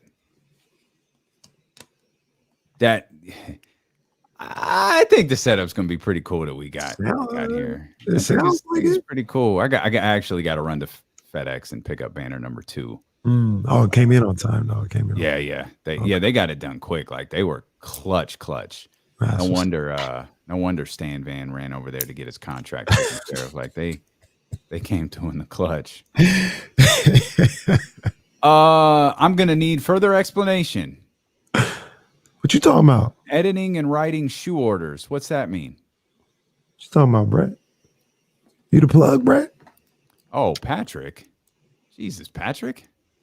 Oh, good luck with that. My I'm not gosh. gonna put that one on the screen. Hope that works out for you, Patrick. Jeez. I got you, John. I got you. Get that bag, baby. Get that bag. I'll hit you privately. That kind of sounds pretty good. Chando's tacos. Never had it, man. Tacos are pretty good. You know, one of the things they do is they do double shells. I wasn't a fan of the double shell. I just ate the one shell, and then you get all the juice that's from the meat and everything in there. The single shell is the way to go with Chando's. There's one out here too. I need to stop messing around and try it. I don't. You don't play. Do you play fantasy? I do play fantasy. I didn't know that. Oh, you? Yeah. We talked about that one day. Yeah, you do. It's with the family. I took a tough loss in week 1. Lost by 2. I was up going into the Sunday night game.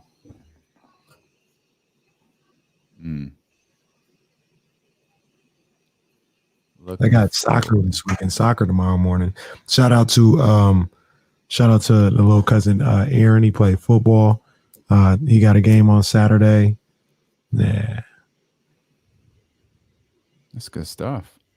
Shout out to Maya. Maya got a game today. Little Maya, she got a soccer game today. Brett, you in Vegas? Okay, very cool. Yeah, I'm so interested in what y'all do, man. That's dope. Ken had a different idea. That's what I was thinking.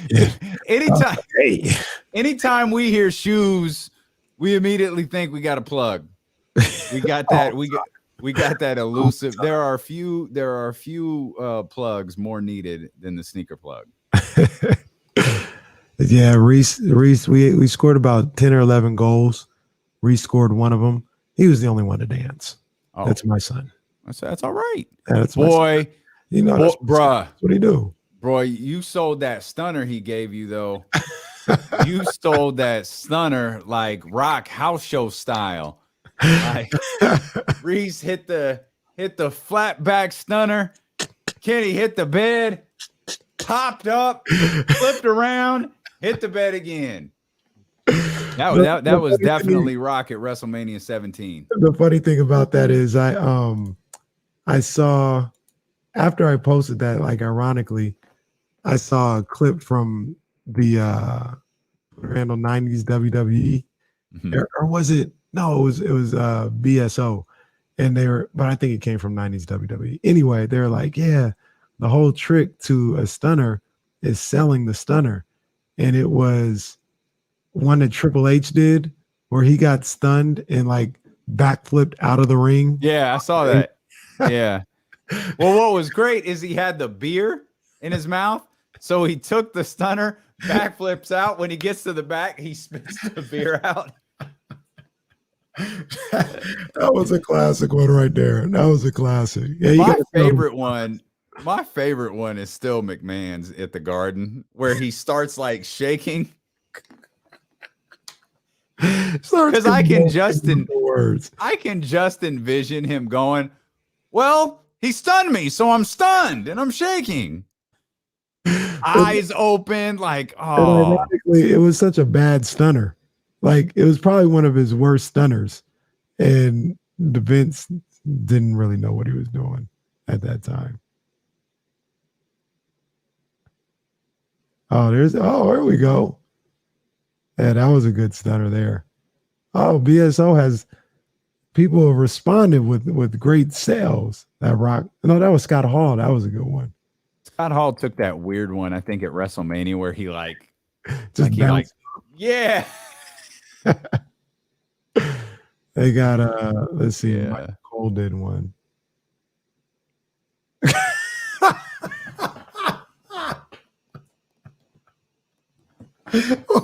Michael Cole took a stunner? Yeah, I gotta tag you in this one, Ed. I'd never seen this one before. I don't think I remember seeing Michael Cole take a stunner. Man, I've never seen this one before. Oh man, I hope this is you. Oh no, I don't want to do that. Do you not follow me? Do you not know my handle? Well, I do, but typically it's like text messages and stuff like, or phone numbers. Like I'll just put in DA. Oh yeah, you come up, and I'm like, I never. Man, David Aldridge comes up, and it's like, hey. Oh, here's another Rock one where Rock got stunned, drank some beer, came up. Oh yeah, round. Yeah, there's a man. The Rock used to talk about poontang pie on WWE. Boy, how The Rock was a wild boy.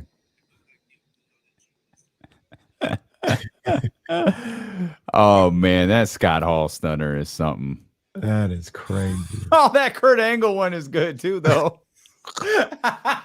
What was the Kurt Angle one? Hold on. Kurt Angle one. Kurt Angle, he hits the stunner. Kurt Angle goes straight up and then just flatbacks, just falls straight backwards. Oh, that's a good one. It's on the replies. It's on the replies of the 90s tweet. Oh man. And then the Rock one where he gets stunned, spits the beer out, drinks some more, gets stunned again. Tracksuit Rock is a weird time. Yeah, that was a weird outfit in general. Tracksuit Rock. Oh wait, there you go. Oh no, that's Scott Hall. Dun, dun, dun, dun. I'm not getting all the replies here. Don't mind us, guys. We're just looking at. I don't know what we're doing. I don't know what we're doing. That's why everybody's tuning out. Like, this shit is stupid. These idiots are looking at Twitter. I watched a morning show that looked at Twitter all day. What do I need to be here for this? Oh, there's Michael Cole. What is he doing? Did he salute? What the hell is that? I had never seen that one before. I don't think I've ever seen this either. I don't even know what this is from. Oh, that is something. Oh, Brian Cruz, you're 100% correct.